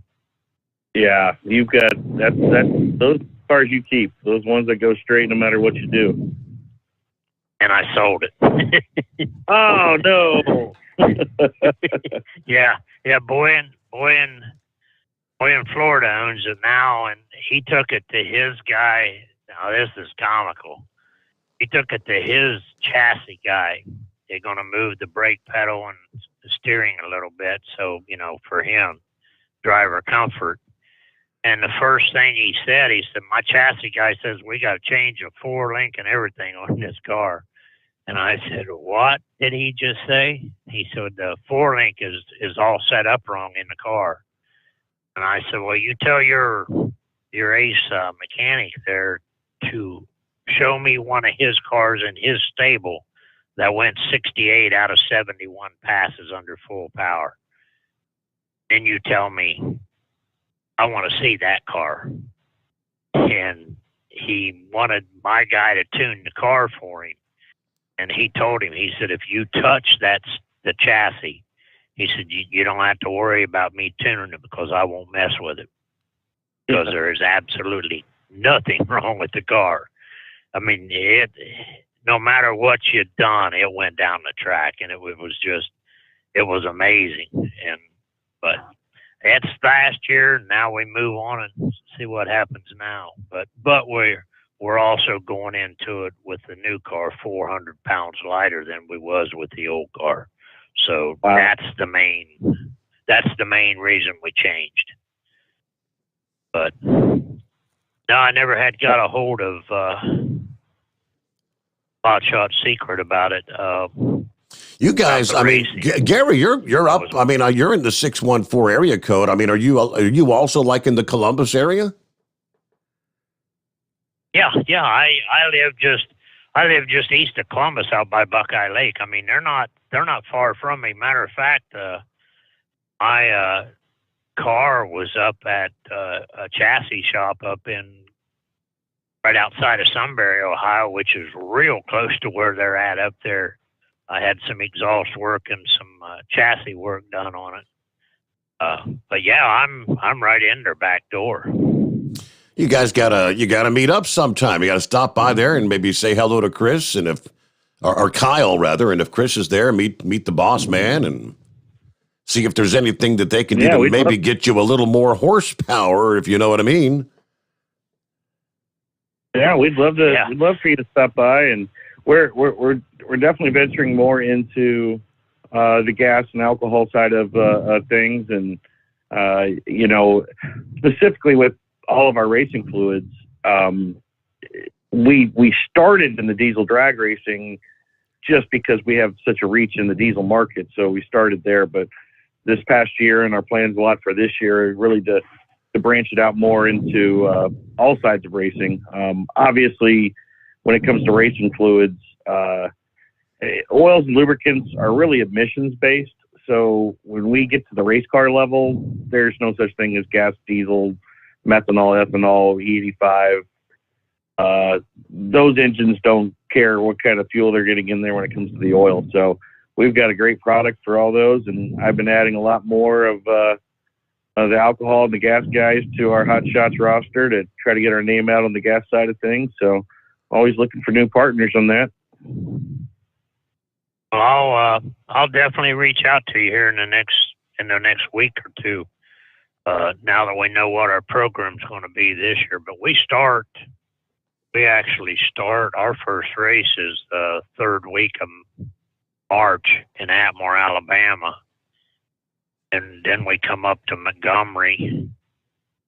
Then we come back up to Brainerd there at Chattanooga. Yep. But we run a pretty hectic schedule when it finally starts. And you was talking about the action and all of that stuff. There's a full-size Christmas tree in my living room. Does that tell you anything? You get the practice tree clicking away, huh? Yeah, got the rollout. I mean, I can move the rollouts for the different tracks. We've even went as far as to measure the rollouts at the track to see how many inches of rollout there is at each specific track we race on.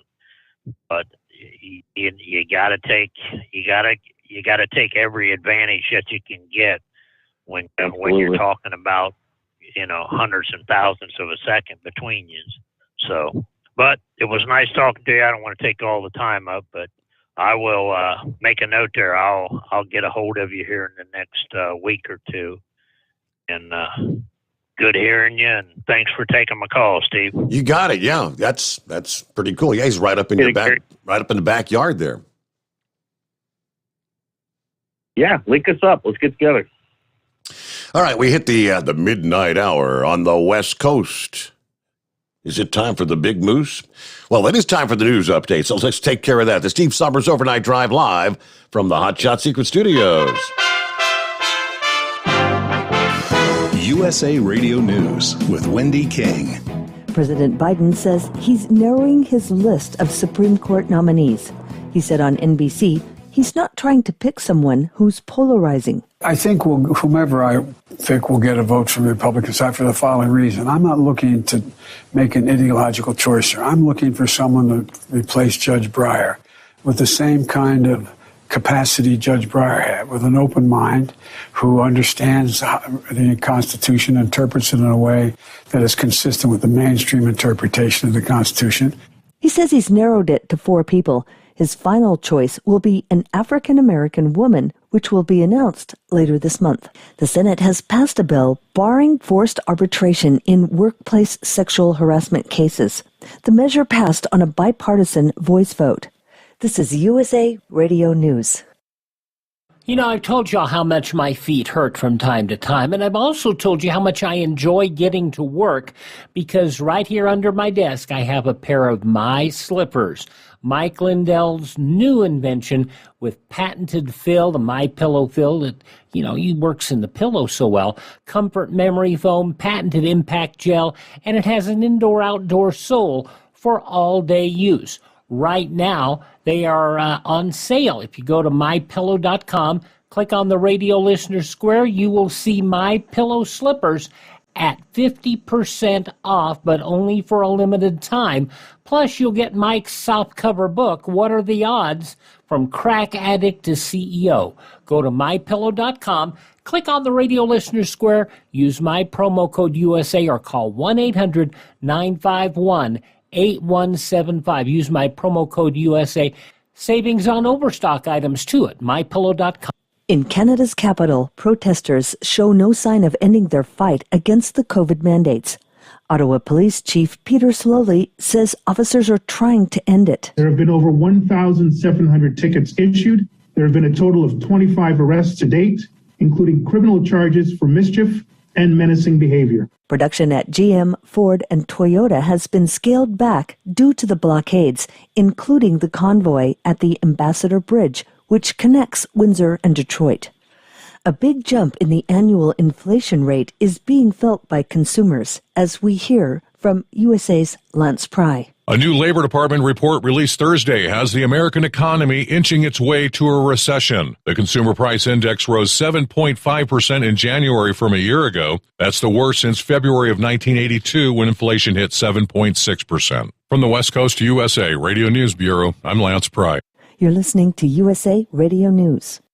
Hi, this is Dr. Joel Wallach, and I want to tell you that arthritis is not a genetic thing. It's not a disease of aging. Neither is osteoporosis. Get a hold of my book. It's all in your head. It goes into the 25 different diseases you get when you have osteoporosis of the skull. These are all reversible. You take the Healthy Bone and Joint Pack, the MSM, vitamin D3, stay away from all the bad foods, including gluten, and guess what? You'll regrow all your bones, including your skull and your legs and your hips and everything else. Contact us at usaradiohealth.com. That's usaradiohealth.com. The House Oversight Committee is looking into reported violations of the Presidential Records Act by former President Trump after boxes of records were found in his Florida home of Mar-a-Lago. Committee Chair Democrat Carolyn Maloney said she was deeply concerned that records were not provided to the National Archives as directed by law. The archives are now asking the Justice Department to investigate the handling of those records. Former President Trump says the boxes contain letters, newspapers, magazines, and other memorabilia that he had hoped to display someday in his presidential library. He said he transferred those records to the archives willingly. The House Select Committee investigating the attack on the Capitol on January 6 said there are gaps in the phone logs provided by the White House on the day of the riot. Unnamed sources told the New York Times and ABC News that phone records show no entries of calls to or from former President Trump via the White House switchboard, despite numerous reports that he spoke to lawmakers in the House after the beginning of the attack. The records don't indicate there's been any tampering with the call logs, and it's widely known that Trump often used his personal cell phone and those of his aides to make and receive calls. Representatives for the committee declined to comment on the record about the gap in the phone calls. A spokesman for Trump also declined. For USA Radio News, I'm Wendy King. It's coming. Crisp fall mornings turn bitter cold. As you fire up your diesel, you can see your breath on the inside of a cab. Imagine looking deep into your engine. Freezing temperatures impact your diesel's fluids, especially fuel. On a 23-degree morning, the paraffin wax in your untreated fuel starts to morph from fluid to large crystals. These crystals clump together and form a gel. At minus 10 degrees, your fuel hits the point where it no longer pours like a liquid. It's so dense that the flow through the fuel filter will slow, causing hard starts or no starts. Get prepared now for the cold that is coming. Hot Shot Secret Diesel Winter Anti-Gel is a premium fuel additive that lowers your fuel's pour point to minus 65 degrees. If it's that cold out, you shouldn't be on the road. You ought to be at home in front of the fireplace. Hot Shot Secret Diesel Winter Anti-Gel Premium Fuel Additive. Available now online at hotshotsecret.com. Hot Shot Secret. Powered by science. Well, that midnight hour is upon us, and we really got a long, long way to go. How will we stay awake? Well, thanks to Chris, for goodness sake. We got Steve Summers on the radio. Got that hot shot secret and the diesel. You know, it really makes this Detroit come to life. We're gonna hear from all our friends. We're gonna do it all again on this overnight drive. I'm just giddy. How about you, Big Ed? Are you with me? Break one line for that Carolina monkey gouging. Negatory there, hillbilly. You clean clear to Flagtown. Let her roll.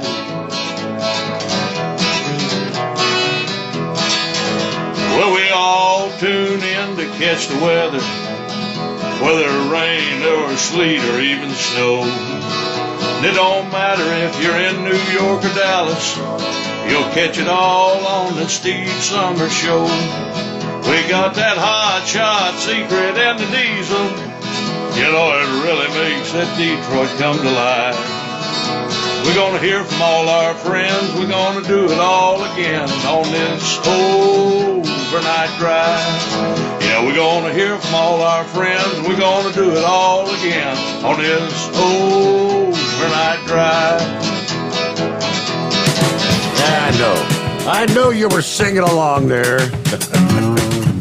Gotta love it. Got that. I don't know. He just came up with that sitting around one night. He sends me an email, Colin. He said, I'm in my third round of Blatz, and I was just sitting here and thought I'd write you a little tune, just goofing around. He didn't think I'd actually even play it. I thought, man, that's pretty cool. He got that hot shot. He was doing his best Dave Dudley impersonation, he said, because that's what I detected. When I heard it first time, I said, Moose, it sounded a little like Dave Dudley. He said, you got it. I was actually listening to, because Dave Dudley was the quintessential trucking tune artist, so he said, yeah, Steve needs a little Dave Dudley sound to the program there, so pretty cool. All right, so. Yeah, it's a great kind of show. Do we know if Big Moose is going to make it out to Matt's? My understanding it, he's coming down, and I think Hillbilly Tex is going to be coming up. Last time I spoke to Tex, Moose is going to bring his big old RV down there, and I think Tex is going to bunk in the RV there with him because he's got plenty of room, and he's going to bring his guitar. And Tex said he's trying to convince him to bring his accordion along. Apparently, Moose is quite the accordionist as well. And I said, hell yeah, we got to get him over there doing some live entertainment at the overnight drive booth. That's exactly what I was thinking. Let's get him on air and do a live rendition at Matt's from the booth. I'm sure he'll be more than happy to do that. And when I was a kid, I couldn't believe when they said he plays accordion. When I was a kid, I actually took piano lessons, and Grandpa bought me an accordion. So I never really got all that good at it, but I did, do a little solo in church a few times when I was a kid. And so, I mean, finding an accordionist, there ain't many of those out there, man. They're few and far between. So are you saying we're going to have Big Moose on guitar and Steve Summers on the accordion? No. I could act like I'm playing it, but Big Moose is going to play the accordion. It's been so many years, I don't think I could play. I couldn't play a thing, but it just brought back some memories there. Well, Kyle, it is Super Bowl weekend. Living in Columbus, you're kind of like split up the Battle of Ohio. Do you guys typically pull for the Browns or the Bengals, or does it matter to you? Well, the city is definitely kind of a split between the two since we're right in the middle. I'm the oddball, though. I'm a Pittsburgh Steelers fan. Oh, so, what the? I've had we didn't have the greatest year this year, but it was fun to watch the Bengals do what they did, and it's been amazing to watch. So I remember when I was, I'm from Cincinnati. I moved to Cincinnati when I was 10 from Indiana, and when my parents had to break the news to us, 3 kids, I got an older brother and sister.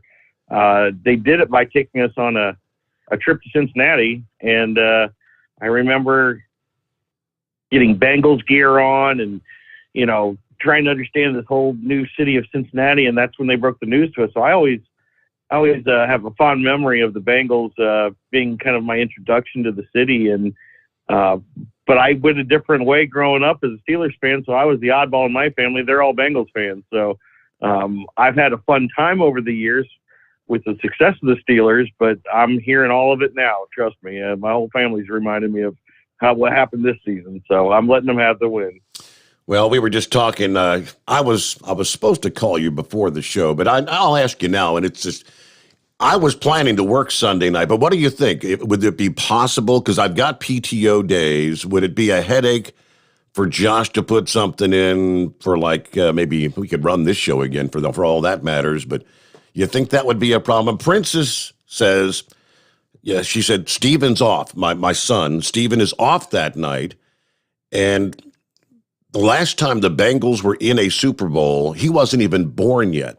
So in his lifetime, this is, and it's, I think I was, what would I have been, 20, 25, 27 years old last time the Bengals were in a Super Bowl. But I don't know, she wants to have a big to-do. And I said, well, I'll ask Kyle, and because I've got the time available, but if it's going to cause a headache, I thought, I'm not sure about how the link up with TNC Radio Live and all that's going to work.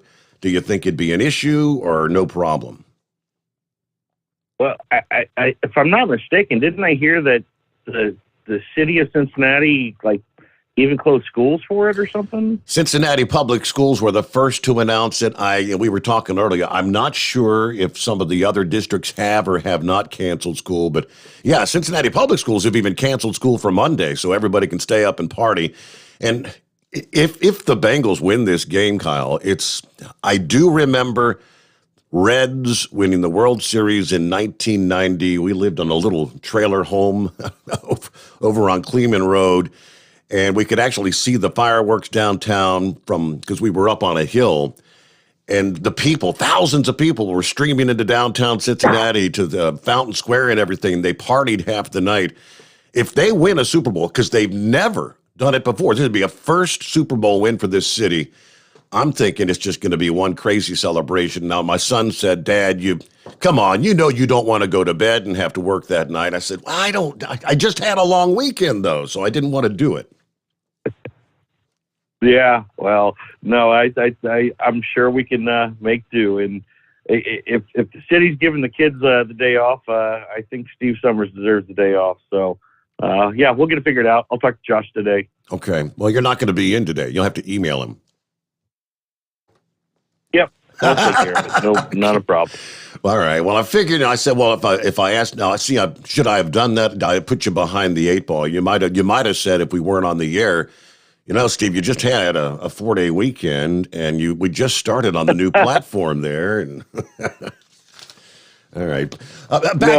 Go ahead. And, like I said, it's let's put it this way. How about you get every Bengals Super Bowl off for the rest of your career here at the Overnight Drive? Okay. And the odds of that happening more than once, okay, but this is... Well, it might be another 30 or some years. It may very well be. You are correct. All right. All right, back to the serious stuff, though. I mean, we're talking about some of the... We've obviously, with the TNC Radio .live and new listeners potentially with us who may not even really be familiar with Hot Shot Secret products. Obviously, the number one selling oil additive is something called Stiction Eliminator. That's what kind of got things started. But would you like to break down for some of those folks out there that may not even have a clue what it will do for them and why they should use it and how often? And it's even got a money-back guarantee. Absolutely. Well, how about if, since we probably do have some new listeners, let's take it back to what started this whole Hot Shot Secret thing, and that is the Stiction Eliminator product. And I know a lot of our regular listeners have probably heard the Chris Gabrelchek story, and he's our founder, our owner, CEO out of Mount Gilead, Ohio, and he was a guy, he's a tribologist. He was just one of those guys that was formulating some high-end solutions, whether it's, from a tribology standpoint, so greases, oils, lubes for big business, big industry. And what got him into automotive sector was when Ford released the 6-liter and the 7.3-liter diesel engine, which has a Huey injector, which in short is just an oil-fed fuel injector. So it's using the engine's oil to basically fire the pin on the injector to shoot the fuel, which is a unique design. Great an idea, bad an application when it finally came to be, because those injectors started fouling up and gumming up, and they couldn't figure out how to fix the problem. At the time, International was suing Ford. Ford was suing International. They're about to go bankrupt over all the warranty claims because they were having $6,000 injector job after injector job that they had to cover. And they reached out to the tribologist community, Chris being one of those. And he was working out of a pole barn in his backyard at the time, and he formulated Stiction Eliminator. It took him about a year or so, and he started working with Ford on it, submitted to them. They tested it for another year. I think it went another year and a half past that, and they found that he had the best product that anybody had brought to them.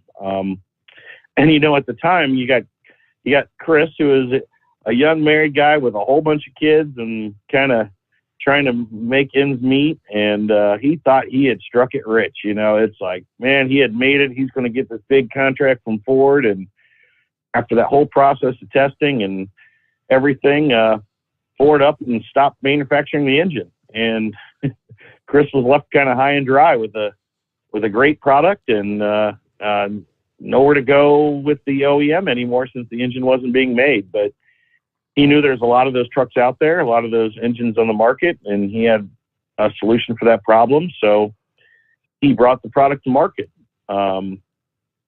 He really was just a hustler. Like, this guy would stalk fuel stations and, truck stops and pop up when he'd see one and go talk to the driver and tell him about his product. And he was hand-to-hand combat, bottle by bottle, and trying to get this product off the ground. And one unique thing, I don't know if everybody knows, is the origin of the name Hot Shot Secret. Originally, that's what he called the product. Stiction Eliminator was originally called Hot Shot Secret. That's what he named the product before he even had a company or a brand. And he named it that because this was the time back during the Katrina disaster. And if you remember, FEMA was mass producing trailers and running them down south. And so they had every hot shotter in the nation just running back and forth from mainly like northern Indiana, like where all the RVs are made, and running them down south. And at that time, all those trucks that was the era of the 6-liters, and they had the Huey injectors. So, in Chris's mind, that was his primary target audience, like a perfect audience for it. And so therefore he named the product Hot Shot Secret as a way to keep those hot shotters on the road. Of course, at the time, he never foresaw the future of how big this was going to get, and that it was a much bigger market out there. And but the product began to take off, and then when he decided to turn it into a brand, he switched the name, the company name, and the brand name to Hot Shot Secret, renamed the product itself Stiction Eliminator. And then, of course, we've got a great story tied into Steve Summers and the America's Trucking Network, when we would do a lot of advertising at the time, and when Chris was small. And what really kicked off the brand itself, we give a lot of credit to you, Steve, and your show and your partnership as a marketing partner with us back then. And Chris was still just a little guy that was working out of his garage, and he had pretty much come to his last dollar, and he had fought the good fight and really tried to get this brand off the ground, and things were just not working out, just not selling quick enough to make a living out of a brand, and he wanted to give it one last heave-ho, and he'd reached out to WLW and asked if he could come on air. And I remember him saying that they're like, well, really only our big dollar sponsors get the airtime like that, but come on down, we'll give you a little bit, and he can come on there for a little bit and talk about your product. And he did, and that little trip on air turned into, he stayed on all night, taking phone calls from truckers and answering questions about lubrication. And it's not often that you really get to talk to someone with his knowledge. And that night changed things. The phones were lit up all night.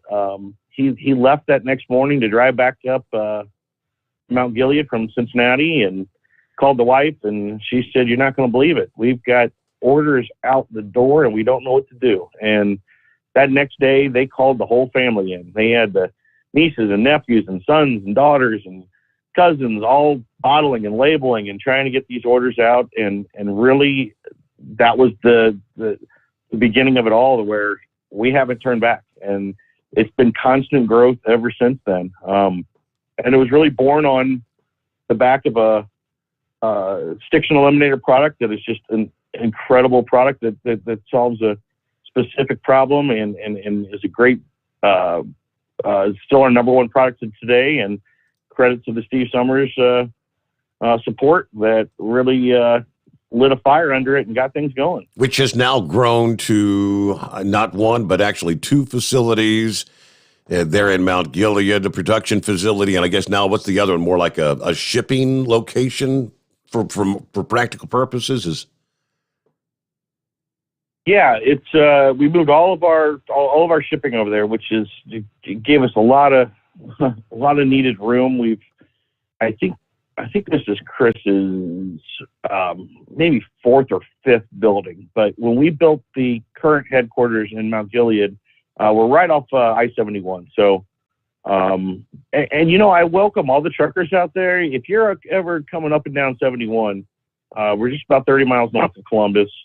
We're literally right off the highway. I mean, maybe 100 yards off the highway. So we're not much of a detour. We got a big lot. We got loading docks in the back. We got plenty of room for big rigs. We'd love to have people stop by. So it's exit 151 off I-71. Just pull off sometime. We'll get you lunch. We'll give you a tour of the facility. We love when people stop by. So feel free to come by and see us. But when he built this facility, I think it was 2015 or 16, he purchased all the land around it. So he's like, I'm not moving anymore. I keep growing and having to find new space. So this was a fully built facility for the first time. And now in a few short years, we've outgrown it and we've expanded again and again. And the irony to the new facility we just added is we took all of our shipping out from our current facility and moved it over to the new one. It's actually, which I didn't know because this was even before my time with the company, it was our old building. It used to be the original LSI. And at the time, we rented this facility. It was, and that was the headquarters of LSI for quite a few years. And So when we were looking to expand, they found that it was up for sale. So Chris said, well, heck, that's an easy turn. I know that building well. I used to rent it. So he purchased it. Now we got another facility, and everyone can stretch their arms out a little more and really help with our production side of things. And we just continue to grow. There's the rest of the story. Horse Feathers, thanks for hanging in there. What's up? Yeah, morning, Your Honor. Morning. I guess it's going to rain today, isn't it? It seems like every time I talk to Kyle or see him there, it rains. So I don't know what was going on with that racing deal there last year. He invites me to come see drag racing, and I go up in Beaver Falls, Pennsylvania, and I get rained on, and I go down to, what is it, Dinwiddie? Who the heck come up with a name like Dinwiddie anyway? Virginia there, to the Virginia Motorsports Park, and we got rained on there too. So I don't know, but I did get to put my hand on the world's fastest diesel pickup. Not that it came out of the trailer, just a couple technical issues with it, but I didn't get to touch it. So, anyways, yeah. So I don't know how to do it, Horse Feathers, but there is the R word is the worst thing when it comes to racing, and we do not like that wet stuff, and it ruins everything. And it just so happens to be when I see your face, I know rain's coming. So yeah. I don't know if I'm inviting you to any more races. Well, I was thinking it was the same way the other way around. You know, you were inviting me, and it's like, just invite me to get wet. I'm like, well, what's up with this guy? So, but anyways, hey, you know, Kyle, I did want to say there, I truly enjoyed the Christmas party out there. You know, Chris got me the flight out there with Maverick and John the Monkey. They brought out the Tri-Motor Ford there, flew me back and forth there, and truly enjoyed the party. And man, it was quite the thing seeing you and Josh up there dancing on the tables. I tell you what, man, you guys know how to throw a hell of a party. Oh, I must have blacked out. I don't remember any of that part of it. But, I don't know. We got video of it too, so I don't know. Oh, We'll no. just keep that in the back pocket for right now. But but anyways, so no, it's good to have you on the air. I guess you guys are looking ahead to all the racing and that, and of course, you know what I'm looking ahead for there on Mother's Day, right? Oh, the convoy. the big convoy. Yeah, that's right. So anyways, yeah, I guess we get past Matt's and everything, and then we'll start talking a little more. But I did hear that I was talking to one of the other guys there that's actually another top 30 driver, and I heard he became a distributor for you out there. So hats off to Rob for getting hooked up with you guys, and he's a distributor up here in the Lancaster, Pennsylvania area. So what's the name of his? Tell you the truth, I'm not sure what he's running for a company name. I personally know him, and I don't. You know, I haven't. I got a picture of his truck, but I'm not sure if I got a picture of the door to even know for sure. But possibly he's listening and could call in. I don't know. Hey, Rob, if you're listening, call in. But anyways. It's Rob Finch? Yes, absolutely. Yeah, I remember Rob actually stopped by the facility. I got to meet Rob. Great guy. Yeah, he said he was out there and chatted with everybody, so got the big grand tour and everything. He's a smart cookie. I give him the cookie of the day because that guy knows his stuff. So, and we love people like that. I mean, you know, we're all about educating people on lubricants and everything, but I can find out pretty quickly in a conversation if someone knows what they're talking about or thinks they know what they're talking about, and he's the guy that knows what he's talking about. So it's really good to partner with people like that. So good to hear. Yeah, and I remember the first thing he said is, I'm a big listener to Steve Summers' show, and we'd love to hear that. And when they turn into distributors like that for us, I mean, that's what this relationship's all about, is to connect these audiences and support the trucking industry. And we love to see that come full circle. Yeah. So whatever works out that, you know, you want me to help with, you know, whatever you want to do with Make-A-Wish and the convoy out there. And then if you want to get stuff to me, or if it's easier to get stuff to Rob now that he's a distributor, I mean, I don't know what all worked the best, but we'll make that all work, whatever we have to keep going there?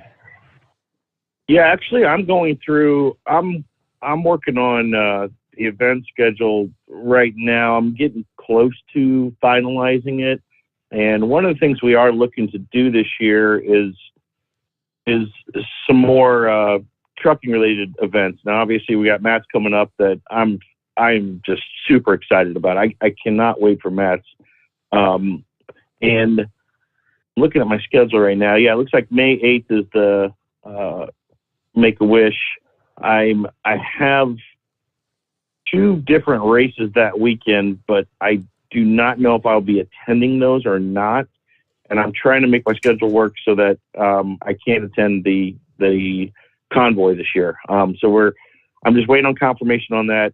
We're definitely going to support it either way, but I'd really like to go out there to it this year, and I'm going to try to make my schedule work that way. And I'll tell you another one that it's not public yet, and they don't even know because I haven't even signed a contract with them yet, but I'm looking to do that same month is, let's see here, May 27th to May 29th is the Great Lakes Big Rig Challenge up at Onaway Speedway in Michigan. And I'm sure a lot of you know about that, the uphill semi-truck drag racing, which is just some of the coolest stuff I've ever seen. So looks like we're going to get up there. And early in the planning, again, I don't have this penciled in, so I'm kind of giving you some unconfirmed information. But one of the things I'm looking to do with that is maybe also take the overnight drive on the road up to Michigan for that event. Uh-oh. But I got to talk to my man Steve Summers about that, see if Steve might be interested in doing something like that. So, yeah, we got some cool things coming this year. All right. Well, maybe if you're doing that, maybe you should get hooked up with the Big Moose there, and he can get everything lined up there with the Cousin Eddie motor coach. You know that bus he's got. They've given it the name Cousin Eddie there because of the vacation movies there. Yeah, right. Yep. But anyways, so maybe that'd all work out. That sounds like good plans. But yeah, I'm bringing my umbrella down to Matt's there. I'm scheduled. We got the reservation done and hotel, car, and airline tickets and everything. So I'm good for the 3 days at Matt's and bring my umbrella because I know I'm going to see you there. But at least we're stores for that. Anyways.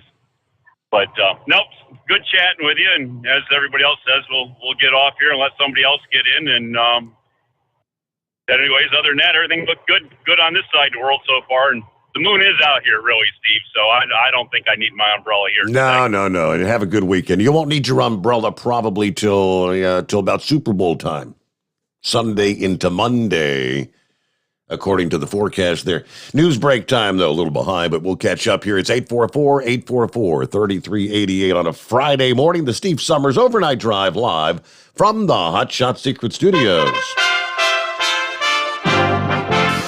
USA Radio News with Wendy King.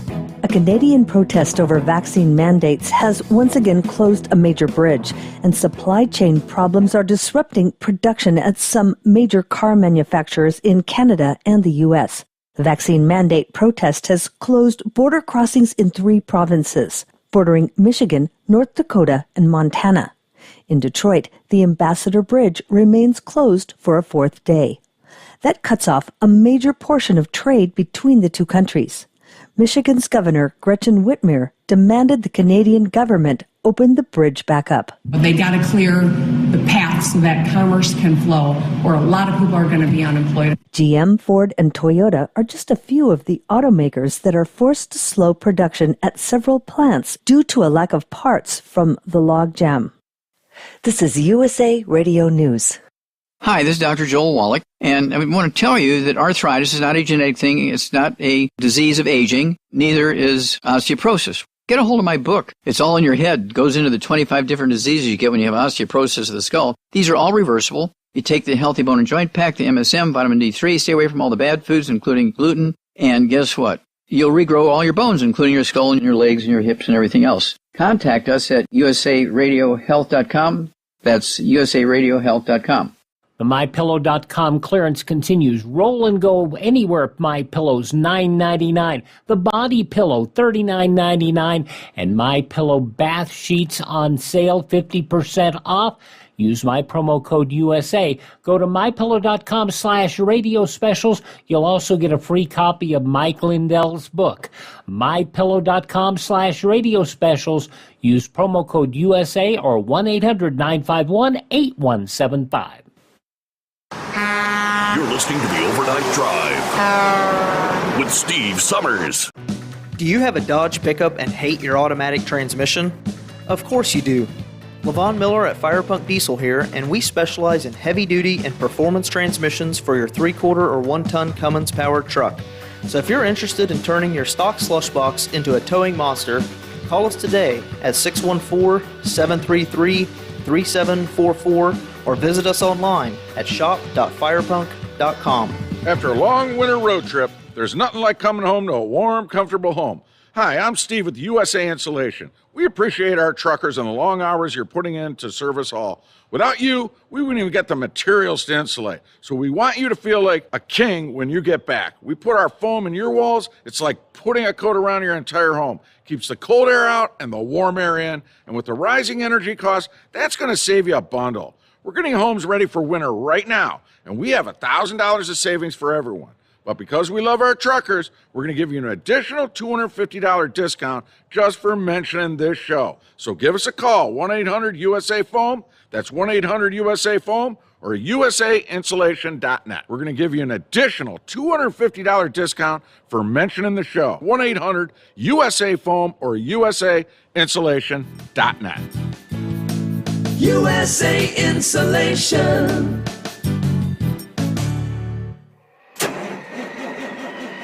It's coming. Crisp fall mornings turn bitter cold. You climb into your diesel and it feels like you're sitting on an ice cube. Imagine how your engine feels after a frosty night. Freezing temperatures impact your diesel's fluids, especially fuel. As the temperatures drop, water that is emulsified within your fuel is released, adding more water into your system. Frozen water in your fuel lines, filter, or bowl will simply slow the flow, or worse, stop the flow of fuel in your system. No fuel flow, no start. Get prepared now for the cold that is coming. Hot Shot Secret Diesel Winter Anti-Gel is a premium fuel additive that lowers your fuel's pour point to minus 65 degrees. If it's that cold out, you shouldn't be on the road. You ought to be at home in front of the fireplace. Hot Shot Secret Diesel Winter Anti-Gel Premium Fuel Additive. Available now online at hotshotsecret.com. Hot Shot Secret. Powered by science. Dean Michael, the tax doctor here. I have one question for you. Do you want to stop worrying about the IRS? If the answer is yes, then look no further. I've been around for years, I've helped countless people across the country, and my success rate speaks for itself. So now you know where to find good, honest help with your tax problems. What are you waiting for? If you owe more than $10,000 to the IRS or haven't filed in years, call me now at 888-557-4020 or go to mytaxhelpmd.com for a free consultation and get your life back. Hi, we're the Goo Goo Dolls. We're fortunate that we can give our daughters everything they need to grow and learn. But not every child can focus on classes and play dates. Nearly 13 million kids in the U.S. face hunger. That's 1 in 6. School lunch might be their only meal each day, and it's heartbreaking to imagine any child going to bed hungry. We're dreaming of a perfect day when kids can smile, play, and just be kids without worrying about where their next meal will come from. Feeding America is working to make that perfect day a reality. Each year, the Feeding America network of food banks rescues billions of pounds of good food that would have gone to waste. That food is given to families and children in need.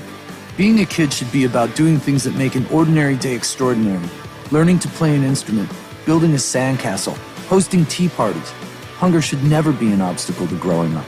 You can help end childhood hunger in your community by visiting feedingamerica.org. Brought to you by Feeding America and the Ad Council. Keep the bugs off your glass and the Smokies off your This is the Overnight Drive with Steve Summers.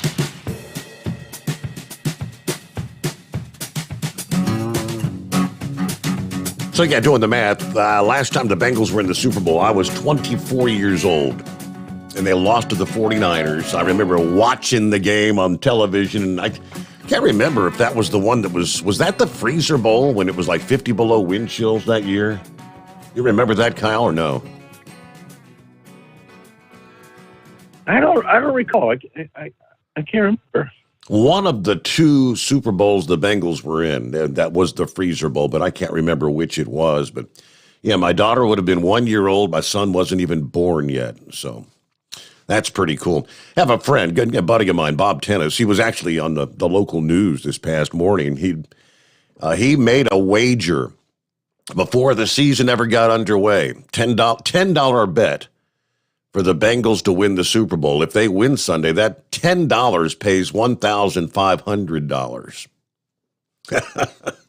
Nice. That was the odds. I mean, the Bengals are coming off. They were the worst team in football the last 2 years. They won like a combined 6 games in 2 seasons, and boom, just like that, 2 seasons with Joe Burrow in the Super Bowl. So that's pretty big. Anyway, I digress. Let's talk a bit, if we can, some of the, there's a product called FR3. You mentioned earlier that that's actually essentially in almost every product you manufacture, but if you've used the stiction eliminator, that cleans things out. You don't need to use that every time. If you've cleaned out your engine with the stiction eliminator, you then pretty much move to the FR3 for the next, couple of oil changes? Is that the normal recommendation? Yeah, that's correct. It's a very complementary product to Stiction Eliminator, and I'll first say that both of those products, they're oil additives. They're good for gas or diesel. Yes. Matter of fact, they're good for anything with an oil in it, really. Any engine can benefit from both those, and specifically small engines. Lawn equipment really loves FR3. But yeah, the Stiction Eliminator has a lot more of the cleansing properties in it. So I always like to start off with whether I'm buying a used vehicle or I'm doing some annual maintenance to, again, my lawn equipment, whatever it may be. Stiction Eliminator is a great way to do a deep, thorough cleanse of the engine components. We do it a little differently than a lot of the other engine cleaners out there. Rather than using some harsh solvents like you find in some of the competitor products, they can do a decent job of cleaning out old burn-up varnish in the engine. And really what happens is inside the engine where the tight tolerances are, what we call hot spots, you'll develop some burnt oil over time. And in order to get in there and clean it out, some of these harsh abrasives you can pour into the oil, but as you know, those products, you got to dump the oil right when you're done because it really contaminates everything. And the real problem with them is they dry everything out because kind of like using alcohol to clean something, it's going to leave everything. It cleans well, but it leaves everything dry. What we really changed the game in doing is the ability to clean and lubricate at the same time. So I told you I have really bad analogies, but it helps me explain these products sometimes. So it's kind of like the old Dawn dish soap that used to do a good job cleaning and stripping everything, but it would dry your hands out. Well, they started putting like oil of Olay in it, and now you can use the Dawn to clean really well, but it also leaves your hands soft. And that ability to clean and lubricate was really new to the oil additive side of things. So what that allows us to do with Stiction Eliminator and FR3 to that aspect is to add it with fresh oil at the front end of an oil change, and it does the cleaning over the whole oil interval because we can clean while still lubricating. And it does such a good job of lubricating that it alone reduces wear. Stiction Eliminator, I believe it's 62% wear reduction using a test to measure how much metal wear there is. So we're adding lubricity to the oil, which protects the engine even more, but we're doing that while we're cleaning it. So when we started to develop the FR3, which again is like really the pinnacle of our technology. It's a carbon nanotechnology. So we're talking about particles that are smaller than the size of a human cell. And what they do is they basically are small little ball bearings, let's say, to best describe them. And they're going to get in the oil and run and they get attracted to the hot spots where the most wear is and the most buildup varnish. As I described earlier, they're polarized, so they want to fight to get to the metal. In doing so, they're actually finding all that old burnt oil varnish, and they're essentially re-lubricating it. So here goes one of my really bad analogies to try to bring this home. Imagine if you spilled like a soda pop on a glass table and you let it dry. And now you've got this really sticky leftover substance there that's just bonded to that glass. Well, that's kind of what the burnt varnish is inside an engine component, but we don't have the ability to stick our hand in there and scrub it. So we have to do it with the fluid itself. And what the esters do inside Stiction Eliminator and the cleaning properties in FR3, it's essentially like taking a hot pot of water and pouring it over that glass surface, and you're slowly returning that dried up soda that's all sticky back to a liquid form again. And then at the end of your oil interval, when you change your oil, all of that varnish has now been removed from the metal surfaces, returned to oil form, and it just comes out with your oil change. So when you dump that oil, out comes all the old burnt varnish, and you've got a nice clean engine internals. Well, that next step to that is following up the next oil change. You'd switch over to our FR3, which again provides that great lubrication.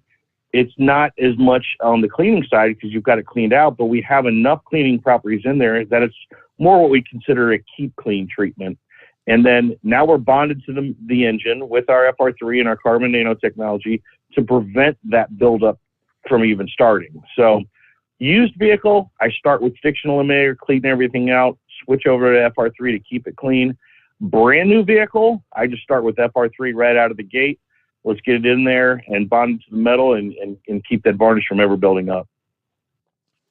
Great explanation. I like your analogies, especially the Dawn dishwashing liquid thing. That's Hey, good morning. Oh, they're awful, but Heat wave. How we doing out there, senor? Oh, senor, we're doing very well. Hello, Senor Kyle. I'll ask you what I ask Chris every time. Jock say mas. I've heard you say that, and I'm Irish and German, so I don't think I'm supposed to know what that means.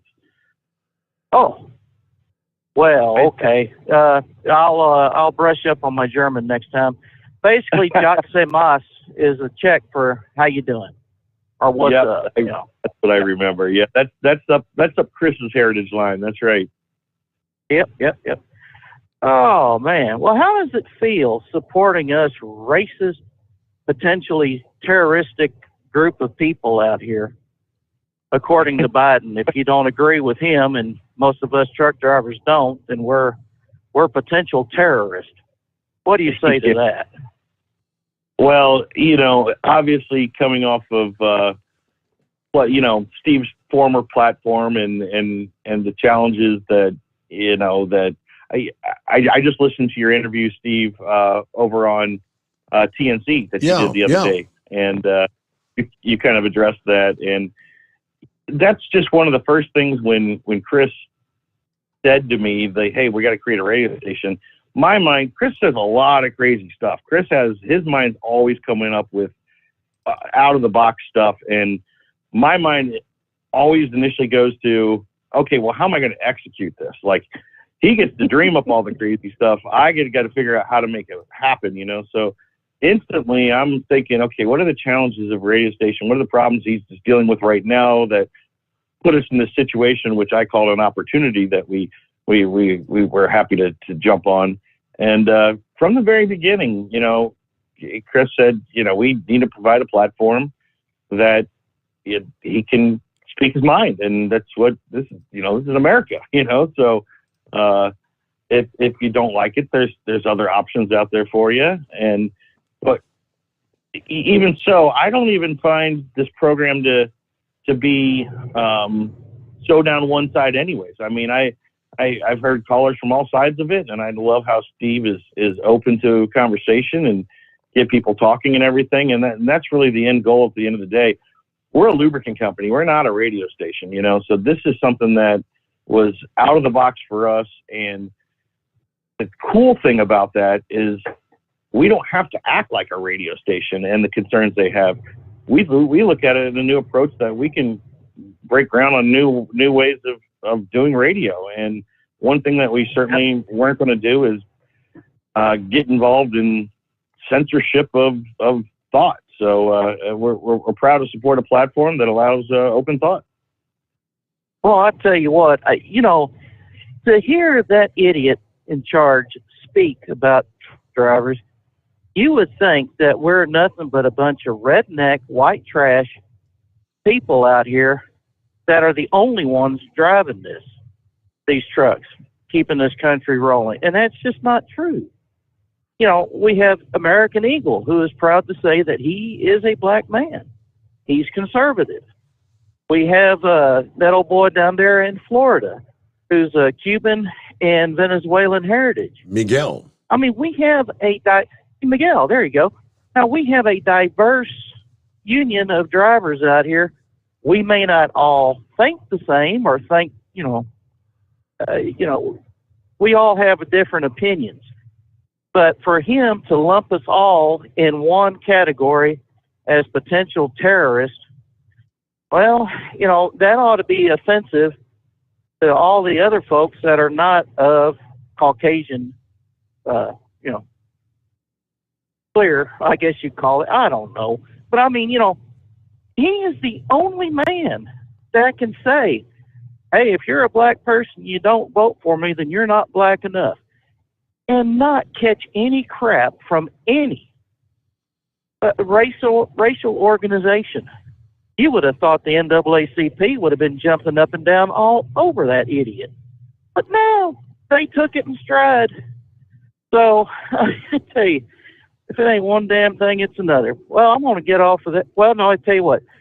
There was an old boy there at Lake Havasu City, Arizona, exit 9 at the Loves.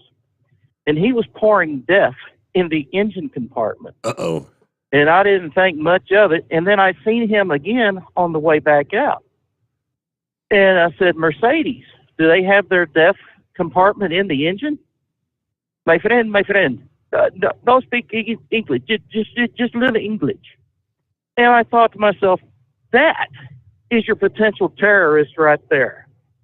Because he does not speak the English language, or he pretends not to.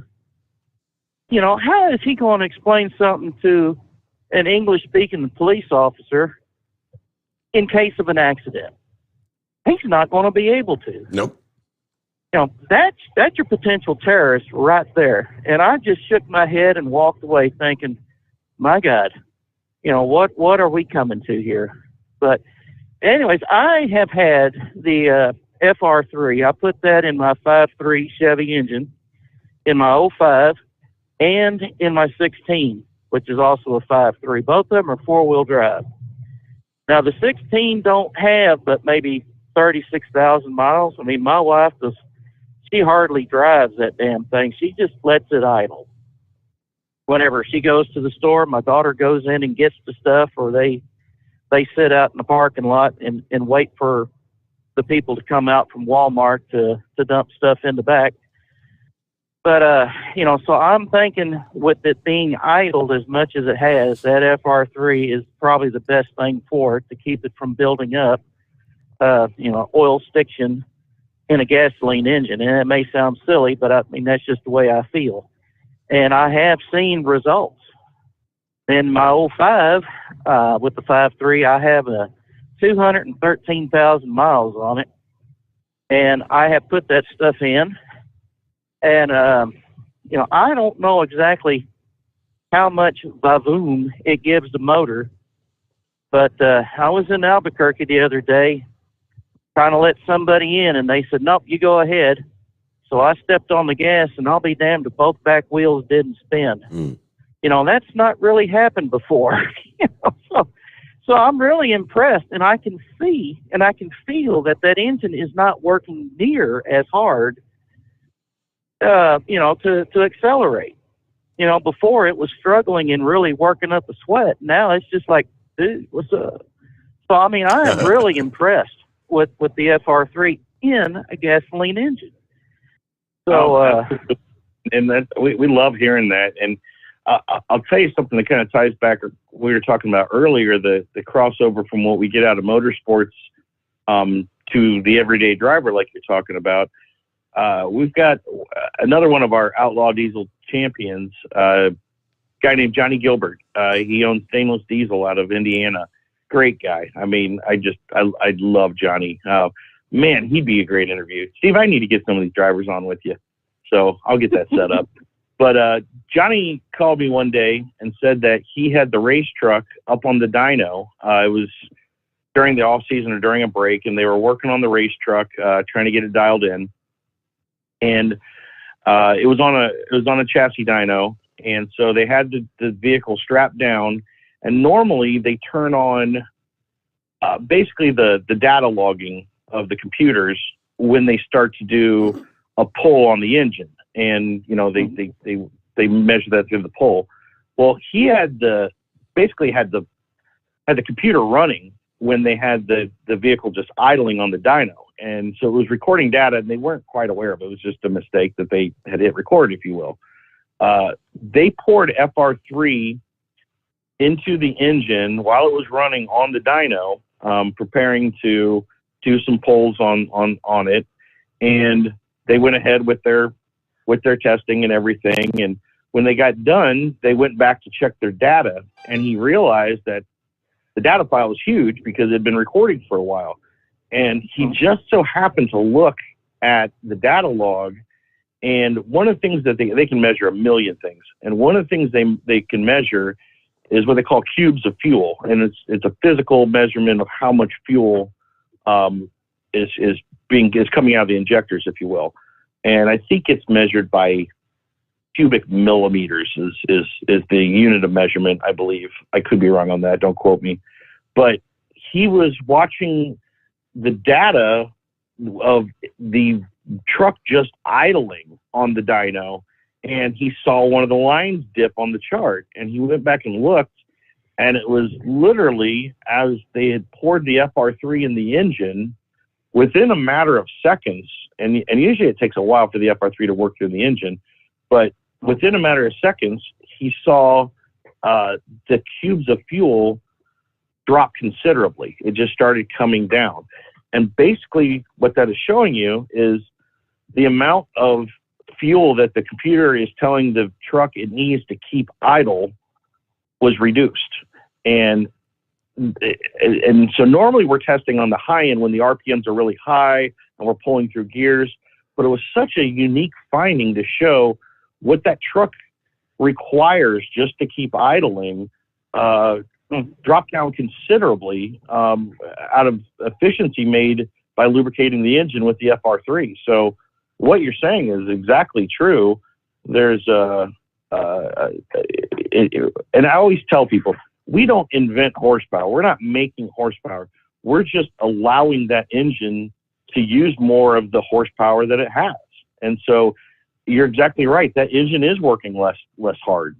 We're taking a lot of the strain off the engine by freeing up the internals with a nanocarbon lubricant. Well, it works. And it was a dry surface. So, I mean, it's not like I was, lightweight. I mean, I must have had about 400 pounds of rock in the back of that thing in bags. And, for it to have both wheels spinning, or at least it sounded that way to me, and I got 10-ply tires on the back end of my half-ton pickup, I was impressed. So, I didn't mean to do it. It just happened.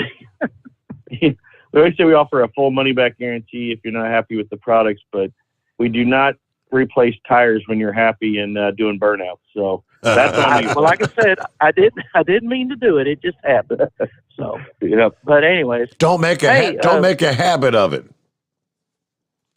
All right. Hey, we're at the, believe it or not, top of the hour. We've got one to go there, Kyle. 1 hour ahead of us on a Friday morning. Back after this, the Steve Summers Overnight Drive live from the Hot Shot Secret Studios. USA Radio News with Wendy King. President Biden says he's narrowing his list of Supreme Court nominees. He said on NBC, he's not trying to pick someone who's polarizing. I think whomever I pick will get a vote from the Republican side for the following reason. I'm not looking to make an ideological choice here. I'm looking for someone to replace Judge Breyer with the same kind of capacity Judge Breyer had, with an open mind, who understands the Constitution, interprets it in a way that is consistent with the mainstream interpretation of the Constitution. He says he's narrowed it to 4 people. His final choice will be an African-American woman, which will be announced later this month. The Senate has passed a bill barring forced arbitration in workplace sexual harassment cases. The measure passed on a bipartisan voice vote. This is USA Radio News. Hi, this is Wayne Alaroot. It's official. Inflation is at its highest level since the 1980s, according to the U.S. Bureau of Labor Statistics. What most people don't know is that it's actually much worse. Inflation may be higher now than the 1980s since the new measurements exclude food and energy. Gas prices up 58%, energy up 33%. What can you do about it? Protect yourself and your family. Only gold, silver, and other hard assets give you true protection. My friends at Tangible Investments guarantee the absolute lowest prices on precious metals. Check them out at TII1.com or call 800-300-8441. Tangible Investments has 40 years of experience and billions, that's with a B, billions in transactions. Call 800-300-8441 if you want help with gold, silver, platinum. They guarantee you the best prices plus excellent service. Call Tangible Investments now, 800-300-8441, or visit TII1.com. They also provide free verbal appraisals. In Canada's capital, protesters show no sign of ending their fight against the COVID mandates. Ottawa Police Chief Peter Slowly says officers are trying to end it. There have been over 1,700 tickets issued. There have been a total of 25 arrests to date, including criminal charges for mischief and menacing behavior. Production at GM, Ford, and Toyota has been scaled back due to the blockades, including the convoy at the Ambassador Bridge, which connects Windsor and Detroit. A big jump in the annual inflation rate is being felt by consumers, as we hear from USA's Lance Pry. A new Labor Department report released Thursday has the American economy inching its way to a recession. The Consumer Price Index rose 7.5% in January from a year ago. That's the worst since February of 1982, when inflation hit 7.6%. From the West Coast to USA Radio News Bureau, I'm Lance Pry. You're listening to USA Radio News. Hi, this is Dr. Joel Wallach, and I want to tell you that arthritis is not a genetic thing. It's not a disease of aging. Neither is osteoporosis. Get a hold of my book. It's all in your head. It goes into the 25 different diseases you get when you have osteoporosis of the skull. These are all reversible. You take the Healthy Bone and Joint Pack, the MSM, vitamin D3, stay away from all the bad foods, including gluten, and guess what? You'll regrow all your bones, including your skull and your legs and your hips and everything else. Contact us at usaradiohealth.com. That's usaradiohealth.com. The House Oversight Committee is looking into reported violations of the Presidential Records Act by former President Trump after boxes of records were found in his Florida home of Mar-a-Lago. Committee Chair Democrat Carolyn Maloney said she was deeply concerned that records were not provided to the National Archives as directed by law. The archives are now asking the Justice Department to investigate the handling of those records. Former President Trump says the boxes contain letters, newspapers, magazines, and other memorabilia that he had hoped to display someday in his presidential library. He said he transferred those records to the archives willingly. The House Select Committee investigating the attack on the Capitol on January 6 said there are gaps in the phone logs provided by the White House on the day of the riot.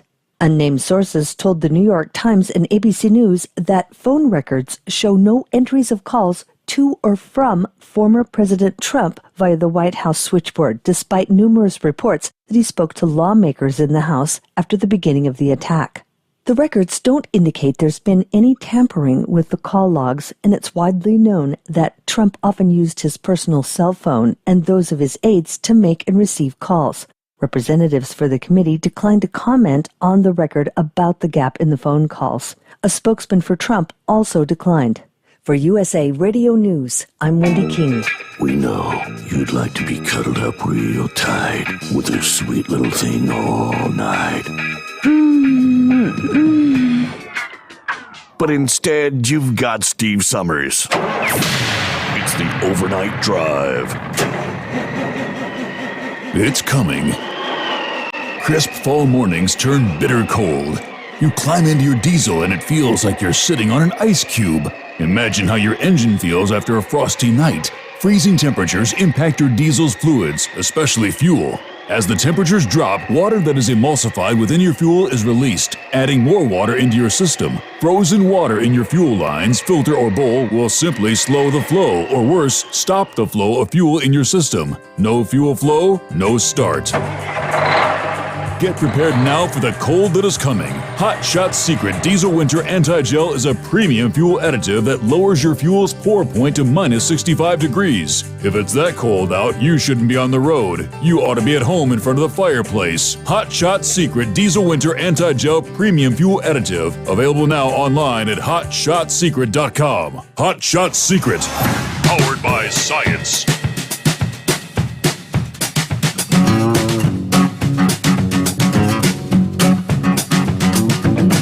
Alrighty, back for our final hour here on a Friday morning. Heading to Super Bowl weekend. And of course, don't forget Valentine's Day coming up Monday. Don't forget that special someone. So like I say, you got a chance to go back and listen to my interview with Shelley and Tom there on tncradio.live.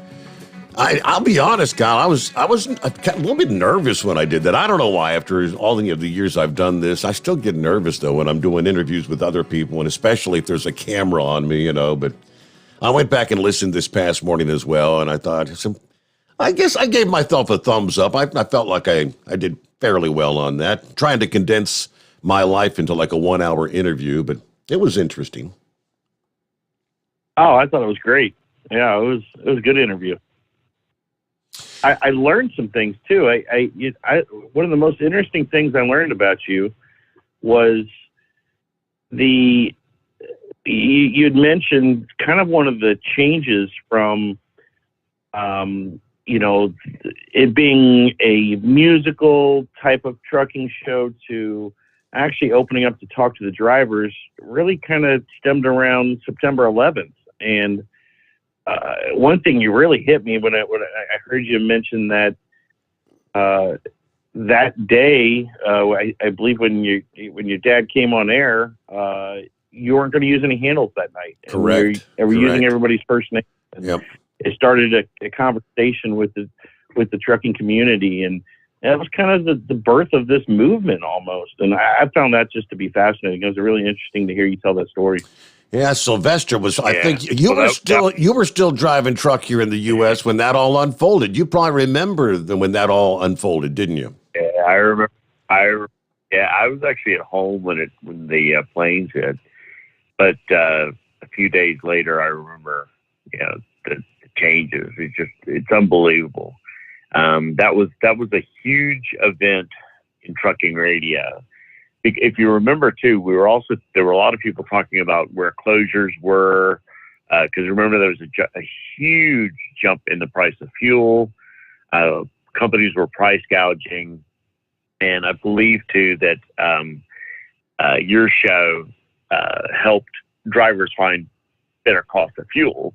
But not only that, but I really believe that it helped to shine the light on the people that were really doing wrong.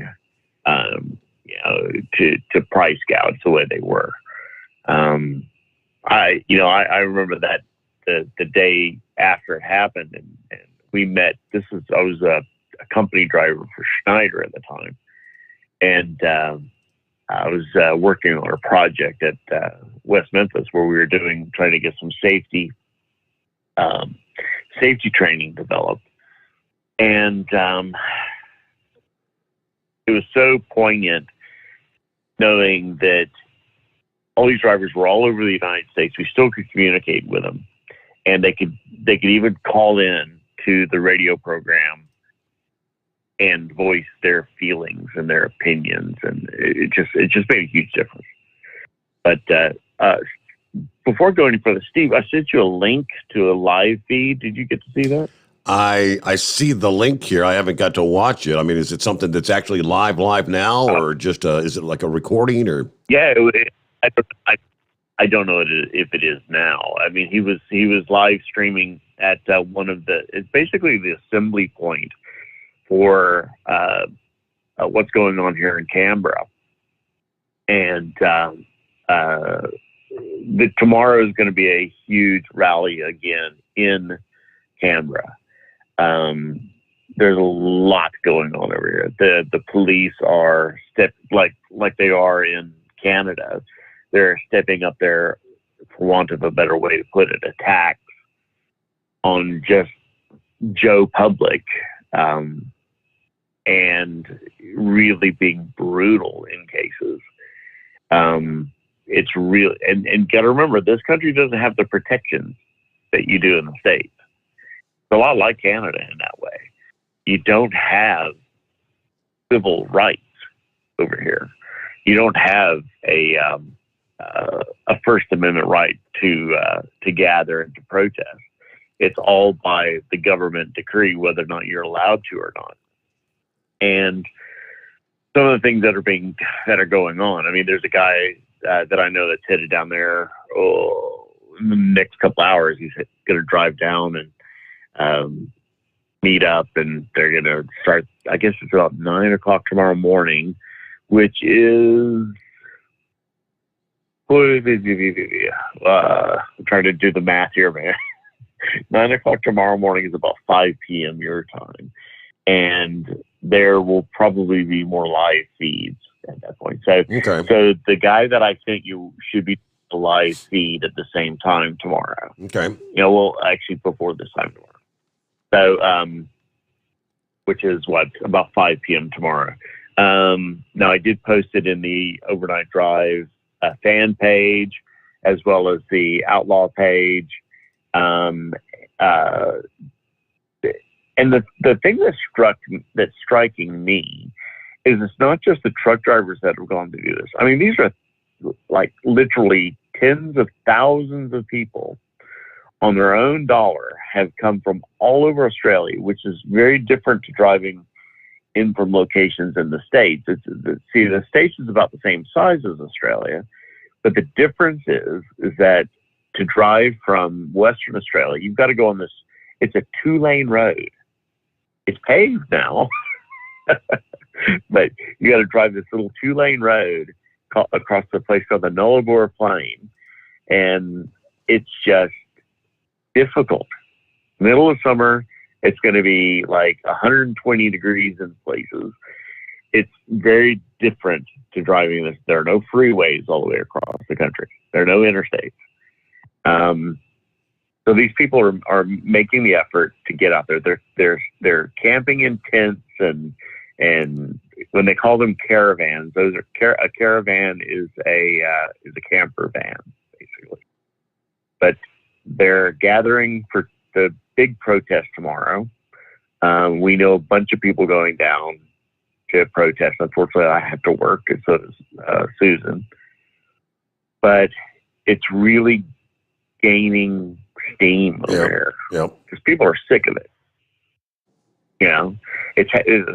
I'm surprised I haven't heard more, in the States of things going on. I mean, people are willing to talk about it and criticize people for, not participating, but then they themselves aren't participating. They themselves aren't creating and making it happen. You don't have to have 1,000 trucks to make a statement. You could do it individually. Well, the convoy here is supposed to get underway. They officially announced like March the 4th and 5th, gathering in California. I don't know how long the convoy will take to go from California to Washington, D.C., but the anticipation is along the way they're hoping to have thousands all joined in by the time they get there.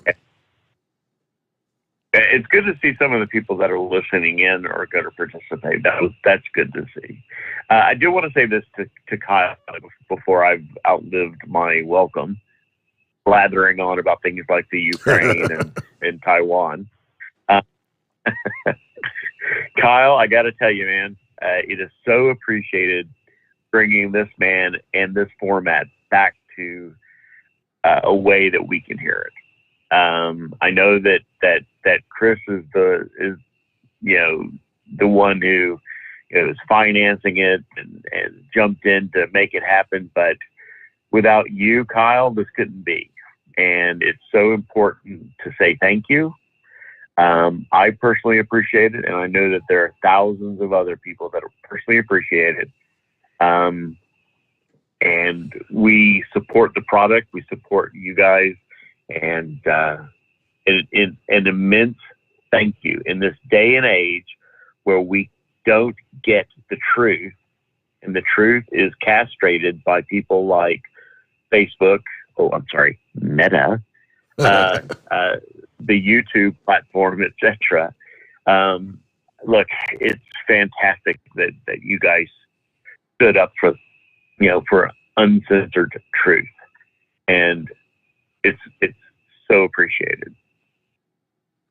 Well, I really appreciate you saying that, and I'm honored to play my small part in getting this going and everything. But as I kind of said in the origin story there of Hot Shots, this is more than just a radio advertising relationship that we had. This show was instrumental to the foundation and the birth of this company. So it's more of a family before we even knew we were family, and so it's just great that we got this new platform that's really taken off, and I think we got big things coming. Yeah, I definitely believe that. I'll never forget Chris's first phone call. His first time in the studio. You could tell he was absolutely terrified, and it was good to hear the development over time and how he's got more comfortable talking to us, because we're just people. Yep. He was that very first visit. He was really, really nervous. I remember that. All right. He still does. He still gets nervous before he goes on. But now I think that he comes on regularly with this show. He's getting a lot more comfortable on it. I'll tell you a funny behind the scenes story. When we first started the Facebook Live program for Hot Shot Secret, the very first episode I did with Chris, I mentioned earlier how funny it was going back to watch it. But behind the scenes, I wasn't all that nervous. I had gone on Facebook Live on our channel, when I'm at racetracks and stuff. So it wasn't out of the box for me. But, man, Chris was sweating bullets to the point where he got me all nervous. And I'm just thinking, should I be nervous? And next thing I know, and I'll divulge a little secret here. I look over and it's, 2 p.m. on a Friday, middle of the workday, and we're about to launch our inaugural show, and I see him pouring some whiskey. I said, "What's that?" Trying to relax. He's like, "Oh man, I'm nervous. I need to knock that off a little bit." And I said, "Well, you better pour me one too, then." So if you go back to that first episode, not only was it awkward and funny, and we were getting used to it, but we might have had a drink or two before we went live on that first day. I don't blame you. Let me see here. Wheelchair Dave is on the line this morning down in Georgia. Morning, Dave. Well, hello there, Steve, and hello there, Kyle. Hey, Dave. Hey, great tech talk there, Kyle. I sure do appreciate it. I want to call in and say thank you for all that you guys do, and not only on Steve's show, but also I catch you guys a lot of advertisement out there, your diesel truck tractor stuff and truck racing on that RFD TV as well. So I want to thank you for all that. Yeah, that's really a lot of our partnership through the NTPA. And again, I'm going through budgeting and planning right now, and we're looking to do a little more with that RFT TV this year. So I'm glad you're enjoying it, and look for even more of that coming in this year. Well, that's fantastic to hear. Now, speaking about those computer monitors and those mixers and everything you set up there at the bunker there for Steve, maybe he can tell you about him breaking down. This is how far he's come. He was in the old Firebird one time, coming home from work, broke down in the snow, didn't even have a cell phone. I think he can go into that story later on if he wants to. But hey, Steve, I do have a question for you. Is that the commemorative? Is that a collector's bottle you got up there next to the? That is a Houday bottle. Yeah, it's not one of those from like the previous championships or whatever. It's just it was a commemorative bottle from a few years ago that's got the Houday logo on it, Hudapole beer. So I'm not sure what year that was, but it's great. That's the only one I got. Well, go ahead. So that's the only one I have. Go ahead. One Houday bottle. Yeah, that thing's a collector. I mean, if that's the old one that you used to have before, that's a collector's item, I believe. Yes. And I'm sure the beer tastes like crap. I'm not going to open it. Yeah. And then back to Kyle. Kyle, you got how's them bacon eclairs up there at Eight Sisters? You enjoying those? Oh man, Eight Sisters, huh? Oh yeah. I'm a frequent guest there. If any of you have ever been to LSI, we're right off the exit, but all we have on our exit is a McDonald's, a Wendy's, a Subway, and Eight Sisters, and nothing close after that. So when you work in a building every day and you've got 4 lunch choices, Eight Sisters is the winner for me most often. So we really enjoy that. And when people come, we often get catered from Eight Sisters. So, and we're always proud to support local Mount Gilead businesses. So we absolutely love that place. Well, that's great. One more quick thing, Steve. I definitely we got an anniversary coming up here. You and your family and unfortunately on my end, but I sure hope the Bengals give Roland his birthday wish and a happy birthday to Roland there if I don't talk to you till next week, okay? All so right. Go Bengals and bless the party that Princess is going to give you guys, and best wishes to your family. And bye-bye. All right, thank you. Wheelchair Dave, that's how crazy is that? My grandson's birthday's coming up. I forgot. How did he remember that? All right, we got to get a quick 2-minute timeout. The Steve Summers Overnight Drive live from the Hot Shot Secret Studios. You're listening to the Overnight Drive with Steve Summers. It's coming. Crisp fall mornings turn bitter cold. As you fire up your diesel, you can see your breath on the inside of a cab.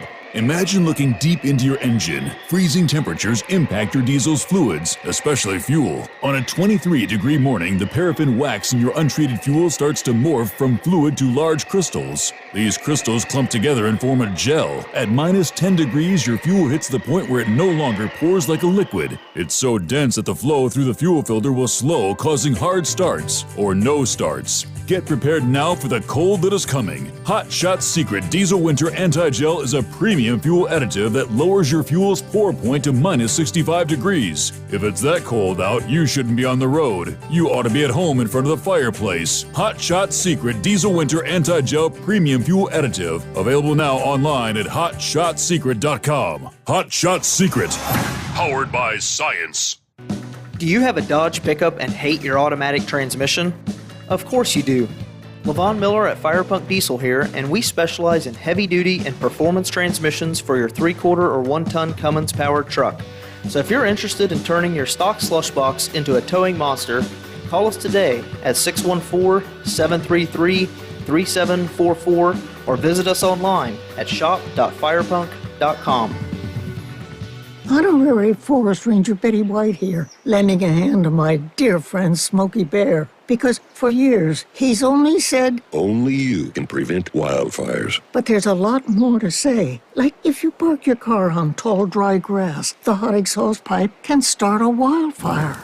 So keep the animals safe, especially the cute shirtless one. Go to SmokeyBear.com to learn more about wildfire prevention. Brought to you by the U.S. Forest Service, your state forester, and the Ad Council. And now, back to the Steve Summers Overnight Drive, live from the Hot Shot Secret Studios. All right, looks like Horse Feathers has a live report to get something going on in the Beltway there around D.C. What's happening, Horse Feathers? Yeah, thanks for getting me back, Your Honor. Now, it was about 20 minutes ago I went by it, but the outer loop of the Capitol Beltway, mile marker 23, so that's the east side there, northbound 95, 495, at mile marker 23 there. They had 3 right lanes were closed. They had about 3 big truck wreckers, a couple four-wheelers up on rollbacks, and I assume there was a big truck flopped over off on the right shoulder somewhere down over in the weeds. They were trying to recover, so, but they had the 3 right lanes closed with 1 lane getting by, and they had about a mile of them jammed up there. Wow. So might be better if you're going around to go around the west side through Virginia to come back up. If you're heading up 95, heading up, go up and then to Maryland and on up to Philadelphia and Jersey and all that. So otherwise there might be a little bit of a delay. Yeah, when you get to this time of the morning, I mean, the morning rush starts really early up around the Beltway, doesn't it? Yeah, about now to another half hour, it'll start building up there quite a bit. So by 5:30 there, if they don't have that stuff picked up there, there'll be a 4 or 5 mile back up there without any problem. Okay. So, but as I say, it's on the northbound 95, 495 side, so it's the east side of Washington. And hey, Kyle, one thing about what Heatwave was talking about, what he didn't tell you is he's using FR3 on the tires instead of Armor All. So I think the break and loose part might be that friction reduction, of the FR3 on the tires there, but I don't know. That's just a thought. Yep, I think you're on something. And you can go on into work this morning because the hours of service have been waived. There's no break requirement anymore, so you can go straight from doing this right straight into the office like us propane and fuel oil haulers and everything. You can just keep right on working there because all the hours of service have been thrown out the window for us. I don't think I got that memo, and my email's not working right now. Oh, scrap that idea. Hey, Big Moose, good morning. Hey, what's going on, fellas? Hey, Big Moose. Hey, I'm headed over here to get some breakfast. It's kind of a Friday morning ritual. We turned the local Mickey D's Supper Club into a boar's nest about opening time. So go over there and see who can tell the biggest lie on Friday mornings. A bunch of old dried up truck drivers. Truck drivers, we don't get old and die. We just dry up and start smelling better,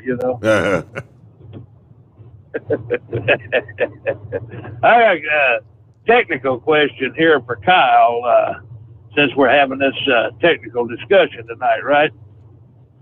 Why do they call it a hot? Why do they call it a hot water heater? If the water was already hot, you wouldn't need to heat it. It should be called a cold water heater.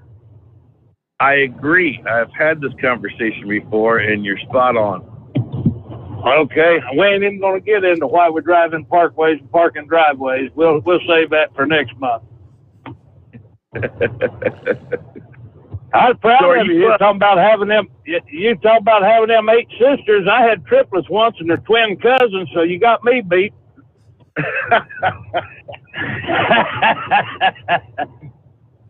Hey, the question came up earlier, Moose. The question came up earlier, Moose. So you're going to make it down to Louisville. I told everybody we're trying to convince you to bring your guitar, and your accordion, and we got to get you over there and do some live entertainment in the Overnight Drive booth. Well, I can do that. Mr. Fisher need to call me after the program if he would. I got a serious question about that truck show I need to ask him. I I dropped Chris an email, but he's a busy man. So, Kyle, if you would, ring my phone when this show's over, would you? I sure will. Absolutely. All righty. Well, that being said, I'm going to go in. Huh? Did we get a commitment from you that we are going to have a live rendition of your song from the match booth? We probably work something out. I know Steve got 5 hours to kill over there, so we'll figure something out. Great. We're looking forward to it. Hey, actually, me and Monkey Gouger have been working on a duet of "I Got You, Babe," so everybody might get a treat over there. You know, he gonna do Cher's part though. He looks better in long hair, and I'm better at hitting trees at high speed. That's got something to see. Anyway, keep a Twitcher spotted in the solid, sunny side up and all that crap. I'm going to go over here and get me an egg McMuffin and a hash brown. Stack them up together. That's your breakfast special. They've added that to the menu now. I had never heard of that. You put your hash brown on in between your egg and your sausage on your egg-a-muffin. Hey, let's get our news break here. The Steve Summers Overnight Drive live from the Hot Shot Secret Studios. USA Radio News with Wendy King. President Biden says he's narrowing his list of Supreme Court nominees. He said on NBC he's not trying to pick someone who's polarizing. I think whomever I pick will get a vote from the Republican side for the following reason. I'm not looking to make an ideological choice here. I'm looking for someone to replace Judge Breyer with the same kind of capacity Judge Breyer had, with an open mind, who understands the Constitution, interprets it in a way that is consistent with the mainstream interpretation of the Constitution. He says he's narrowed it to 4 people. His final choice will be an African-American woman, which will be announced later this month. The Senate has passed a bill barring forced arbitration in workplace sexual harassment cases. The measure passed on a bipartisan voice vote. This is USA Radio News. An incredible business opportunity is coming to your area. Are you ready to own your own business? This is the opportunity you've been waiting for. Mr. Sandless, the largest wood refinisher in the world, needs owners throughout your area. Due to the housing shortages in the U.S., Mr. Sandless sales are skyrocketing, driving demand for their unique Sandless refinishing service to record earnings, and you can get in on the action. Mr. Sandless has already refinished more than 100 million square feet of floors with no sanding and nothing to clean up afterwards. Brand new territories are available right now across the nation. You could be the exclusive Mr. Sandless owner right where you live. A very low entry fee gets you started with a profit potential that's massive. Get all the details at msfranchise.com. That's msfranchise.com. But hurry, the best territories will go fast. You're listening to the Overnight Drive with Steve Summers. Drivers, you demand that your equipment's reliable and dependable, and that also applies to your headset for communication. Well, our friends at Stellar Electronic have you covered. The Pluto Duo headset bundle is the best communication headset you can find in the industry. No matter the challenging environment you're driving in, the Pluto headset will make you sound crystal clear all the time thanks to their 99% noise cancellation. And the Duo's not only a stereo converter for the headset, but also a power bank so you can charge as you go. Learn more at StellarElectronic.com or visit them on Facebook. Do you have a Dodge pickup and hate your automatic transmission? Of course you do. Levon Miller at Firepunk Diesel here, and we specialize in heavy-duty and performance transmissions for your 3-quarter or 1-ton Cummins-powered truck. So if you're interested in turning your stock slush box into a towing monster, call us today at 614-733-3744 or visit us online at shop.firepunk.com. It's coming. Crisp fall mornings turn bitter cold. As you fire up your diesel, you can see your breath on the inside of a cab. Imagine looking deep into your engine. Freezing temperatures impact your diesel's fluids, especially fuel. On a 23-degree morning, the paraffin wax in your untreated fuel starts to morph from fluid to large crystals. These crystals clump together and form a gel. At minus 10 degrees, your fuel hits the point where it no longer pours like a liquid. It's so dense that the flow through the fuel filter will slow, causing hard starts or no starts. Get prepared now for the cold that is coming. Hot Shot Secret Diesel Winter Anti-Gel is a premium fuel additive that lowers your fuel's pour point to minus 65 degrees. If it's that cold out, you shouldn't be on the road. You ought to be at home in front of the fireplace. Hot Shot Secret Diesel Winter Anti-Gel Premium Fuel Additive. Available now online at hotshotsecret.com. Hot Shot Secret. Powered by science.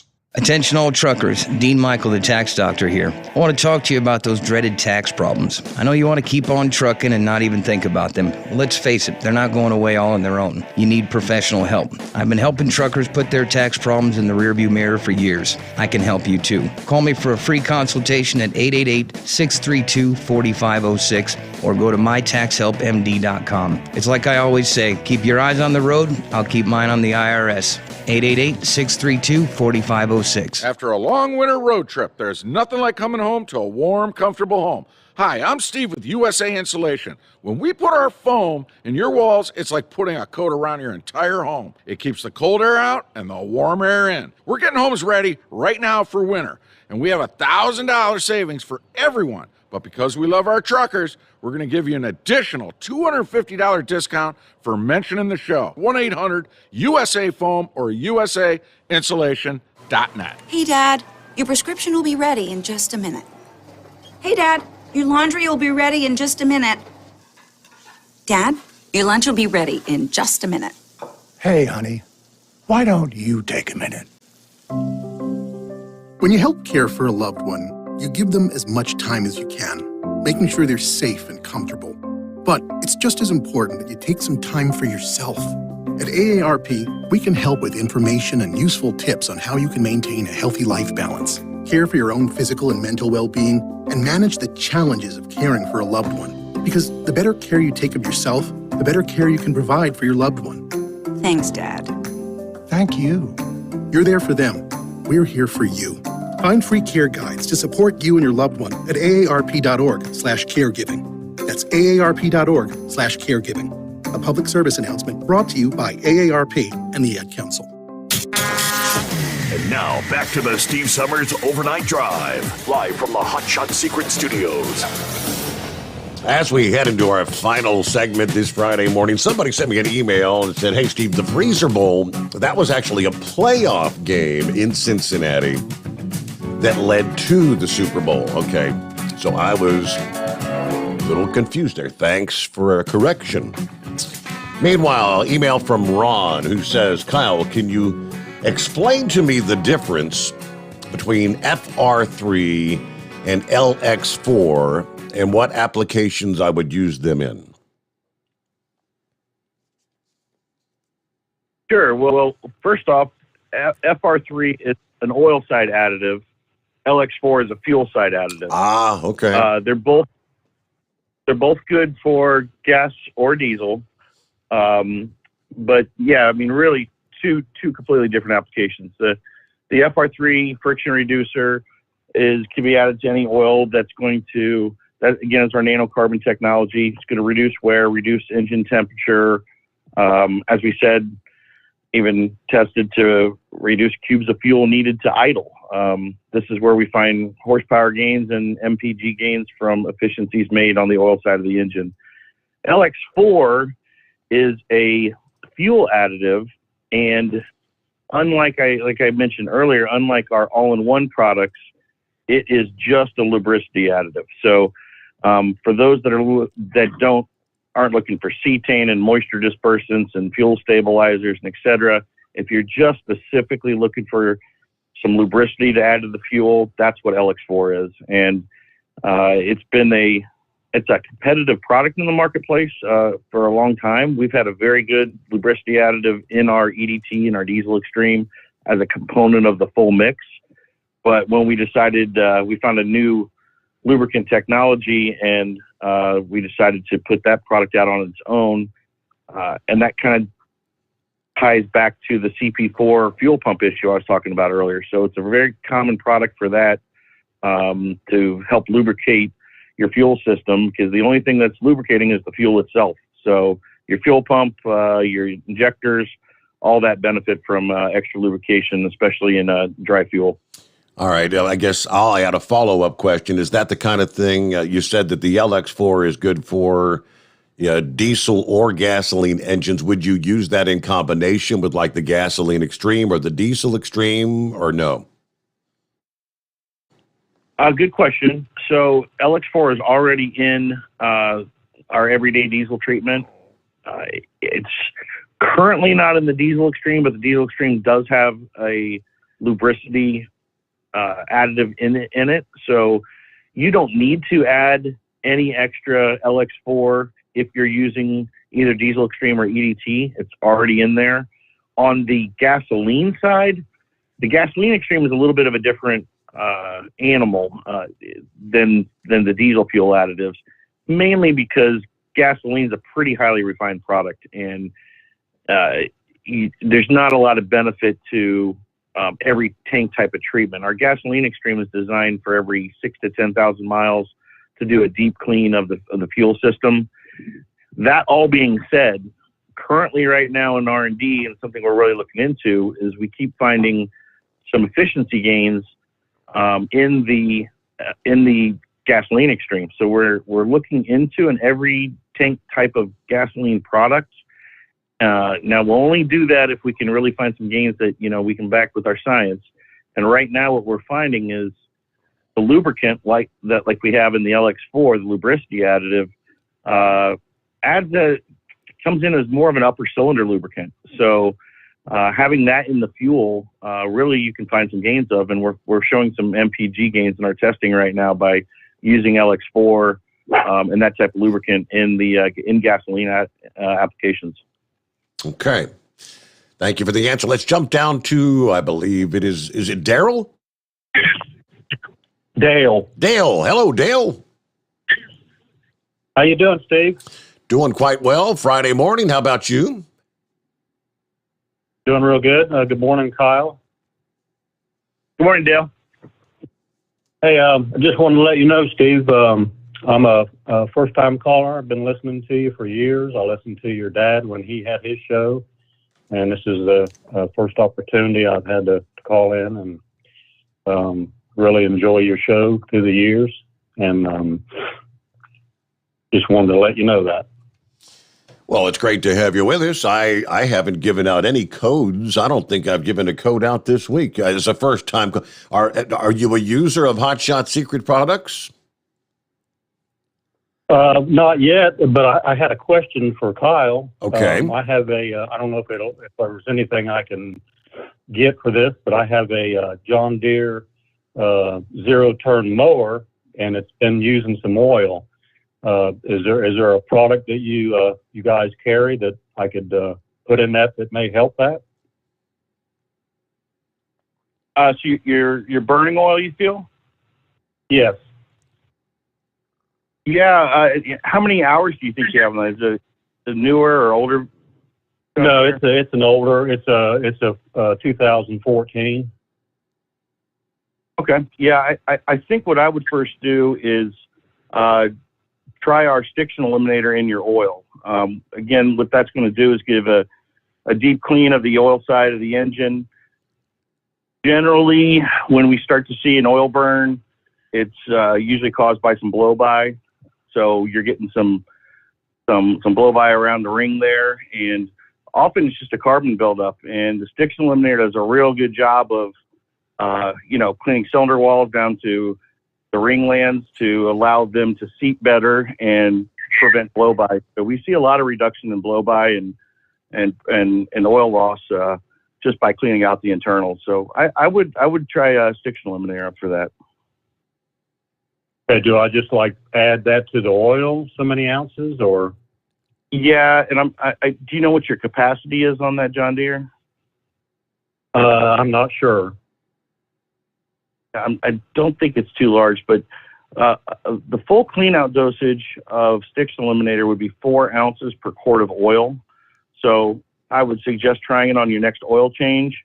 And you just need to calculate how many quarts of oil the engine takes, and you'll be adding 4 ounces per quart. And therefore, you'll put that less of oil and it will replace that much oil. And one more thing I'll mention, because of the Group 4 and Group 5 esters we have in that stiction eliminator, it actually increases the film strength of the oil as well. And so even if you have some blow-by that's not going to get sealed up, improving the film strength of the oil, again, here goes one of my really bad and nasty analogies, but it really kind of helps turn the oil into, the little kid who blows snot out his nose and it's hanging there, rather than that oil really running by those rings and burning off, it helps improve the film strength of the oil so it doesn't pass by that ring as much too. So that can help reduce your blow-by. All righty. Well, I appreciate that. And I'll try to pick me up some and give that a shot. Well, Dale, I'm going to, as a first-time caller, I'm going to get you a code here with the $60 value that they will text the code to you. You go to hotshotsecret.com. You can order you some stiction eliminator, and you'll have enough to get something else as well, I'm sure. And that'll get you hooked up. And from then on, I'm pretty sure you'll probably be going back to hotshotsecret.com to buy other products. All right, that sounds good, Steve. All right. So I appreciate it, and thank you, Kyle. And like I said, Steve, I enjoy your show, and I'm glad you got your new show going, and I really appreciate you. Great to be here, first of all, and thank you for listening. And Dale, don't be a stranger. Give us a ring anytime. Hey, let me see here. Would that be Gilligan? Yeah, it's Gilligan, you poor soul. Hey, Kyle, it's a pleasure to speak to you. I think this is the first time I've actually got the opportunity to speak to you. Well, I hear you live, Gilligan. I appreciate your contributions to the show. Well, thank you. Thank you. We sure appreciate you all sponsoring the show. I've used your products. Maybe you've heard me talk to Chris about it. They've done wonders on my old F-150. And I got a question. Now, I'm planning on getting the transmission service,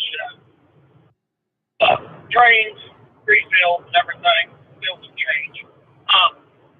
Now, you was talking about that if you add the shift restore, you don't have to drain any out. Am I correct? Into a transmission. Are you talking about supplementing the oil for the additive? Yeah, I'm wondering if at the shop, if they don't put it in, if they won't put it in, if they should I try to have them leave some out to put that shift restore in the transmission? Yeah, the correct answer is yes.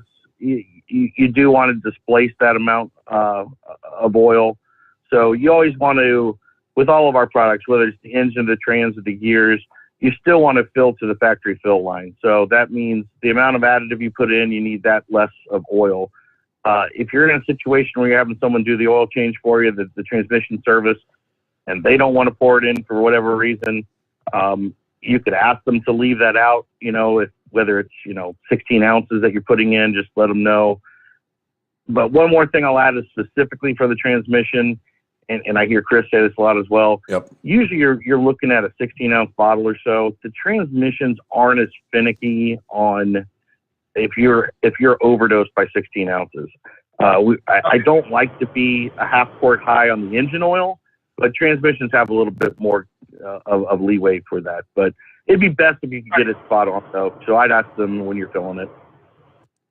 Yeah, I seen the after effects years ago. The lady who added 2 quarts to Pontiac Grand Prix that was not using oil. That was a total mess. She played the rear main out of it.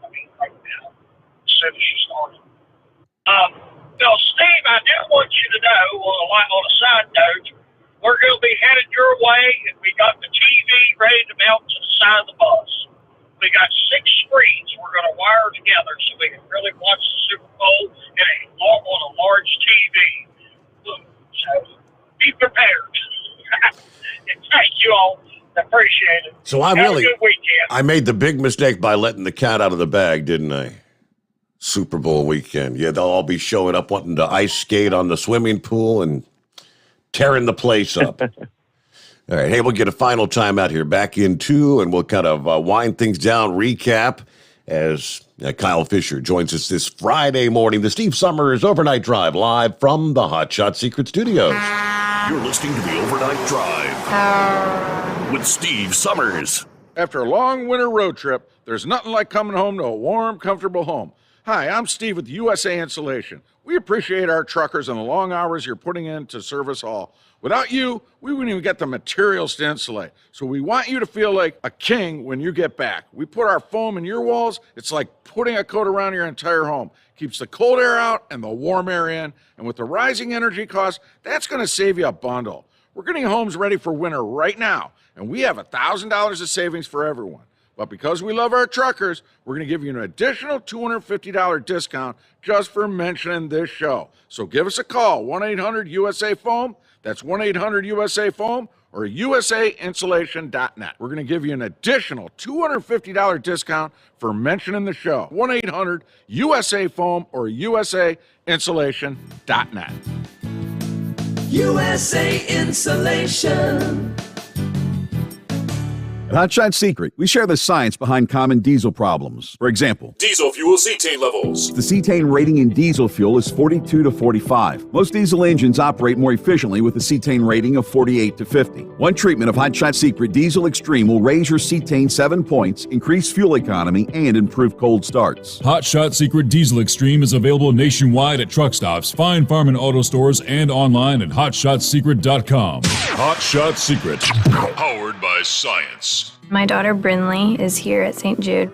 Coming here was literally life or death, and it was so scary. But St. Jude is fighting for one goal, like this one mission, life. And that gave us hope. We haven't received a single bill from St. Jude, so I really can just focus on what's best for Brinley. Finding cures, saving children. Learn more at stjude.org. And now, back to the Steve Summers Overnight Drive, live from the Hot Shot Secret Studios. Hey, real quick, like I didn't get a chance to ask. I just forgot all about it. We usually get an update from Chris on how the tire hog thing's working. Have we made any progress over the past month there? Things coming together? Yeah, I think so. They've really had Kevin hardcore on, and keep hearing buzzers and sounds and noises and all sorts of stuff coming out of the back there when I hear. So I don't know the exact status, but I definitely see a lot of action and noises coming out of that machine back there. So something's happening. Okay, we always, like I said, try to get an update on that. Well, we've got a couple minutes left here, so we're into the year 2022. Do you have any highlights on what we got coming up here in the year? I know we're going to be in Louisville for the Mid-America. What about your race schedule and other things we might want to mark on our calendars? Oh yeah, I'm still working on the full schedule for the year, but we have a lot of really cool stuff coming. We're doubling down on some of the things we've done in the past, and we're adding some new things this year. But early coming in the short term here, we're obviously really looking forward to Matt's, and I can't wait to get out there. We're going bigger than we have ever have. We usually just have a 10-foot. I think we did a 20-foot booth there once. And this time we've got a 20 by 20 foot island. So, 4-sided booth. We got our own block there, and we are going to have a very, very special semi truck in the booth with us. So that might be a little bit of a giveaway that we have a semi truck in a 20 by 20 booth. It's a unique, we'll just call it a very fast type of semi truck. So it is not going to be the Hot Shot Secret Fire Pump Diesel S10. I heard some people thinking that we'd have that out there. When you gave the teaser, that's the first thing that crossed my mind. Now, Princess was asking me, so you're saying Overnight Drive's going to have a booth, but we're going to be separate from Hot Shot Secret? I mean, are we like in close proximity or? Yeah, I think I'd say we're in the same hall. I think that's the North Hall, they call it. Yeah. And there's, I don't know, maybe 6 rows apart or something. So just a little walk, but the scale of that place, we're not far away. Okay. But yes, the Overnight Drive booth is going to be set up in broadcasting. Our plan is to go live to give you a little update of some latest plans. The show we planned to run live, let me see if I got this right, would be noon to 5 on Thursday and Friday. That's Eastern time. Oh, I'm sorry. That would probably be, are they on Central time there or are they Eastern time? I think they're Eastern, I believe. Okay. So it'll be noon to 5 Louisville time, whatever. Okay. Yeah. Thursday and Friday. And then Saturday will be 10 to 3. So we'll be broadcasting 5 hours live from Matt's, from the booth. We're going to have a lot of guests. We encourage all the listeners to stop by. We'll throw you on air with Steve. We've got some really cool stuff that you get to take home if you stop by the booth that we're going to be giving away. And then each night we're going to replay that day's recording at the regular midnight to 5 a.m. slot. So those who aren't attending Matt's can either hear it live during the day from the booth or get the replay that night, each night at midnight. Okay. So I just can't wait. It's going to be a blast. It's going to be fun to get everybody out there and together. And I think it's just going to be a really good time. And more immediate, the most upcoming thing we have is, like I said, is we're kicking off the season here in just 2 weeks. And this is one of the special times of the year, as you know, with the world record holding fastest diesel in the world, the Hot Shot Secret Fire Punk Diesel S10. We always get to have a little bit of fun at the beginning of the year and at the end of the year when we slap on a small tire and go race with the gas guys. So in 2 weeks, I'll be heading down to South Georgia Motorsports Park with Fire Punk. Also going to have some other our drivers down there, Ryan Milliken with his Chevy Nova and a few others. And this is when they swing for the fences. And there's some modifications that have been made to the S10 in the off season.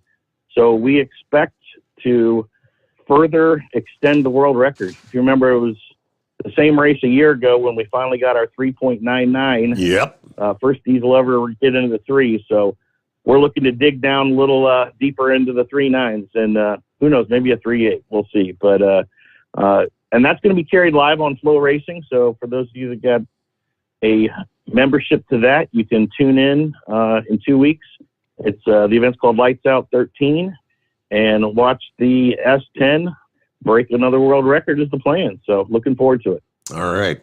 Well, thank you very much for stepping into Chris's shoes this morning. It's been a very entertaining program, a little different. Pretty cool to be able to get to chat with some of our Hot Shot Secret sponsored racers. And I'll be looking forward to seeing you here in short order. But Mid-America, hell, it's just a little over a month away, Kyle. So have a great weekend. And for everyone else out there, I'll see you back Monday night.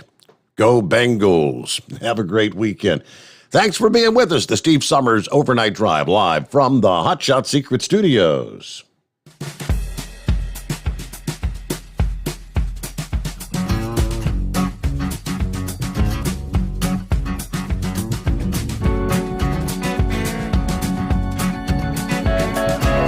You'll never guess the places that I've been.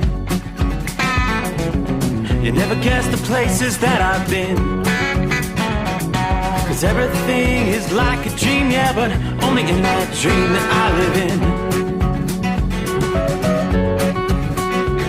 I'm never gonna let the day begin. Never gonna let the day begin. 'Cause everything is like a dream, yeah, but only in that dream that I live in. Oh, don't wake me up before you go, and I'll just make this bed my home. Oh, darling, please just live Give me my dreams.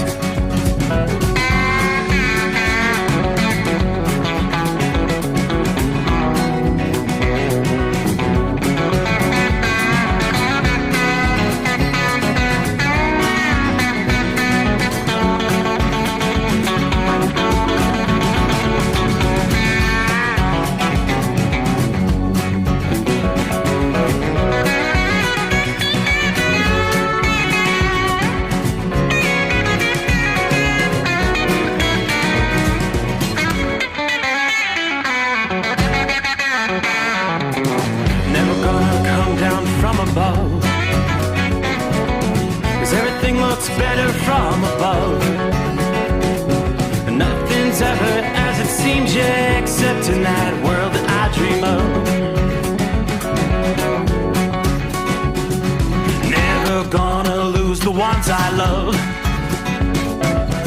Never gonna lose the ones I love. 'Cause everything is like a dream, yeah, but only in that world that I dream of. Oh, don't wake me up before you go, 'cause I can't face this day alone. Oh, darling, please just let me sleep. Give me my dreams. Give me my dreams. Give me my dreams.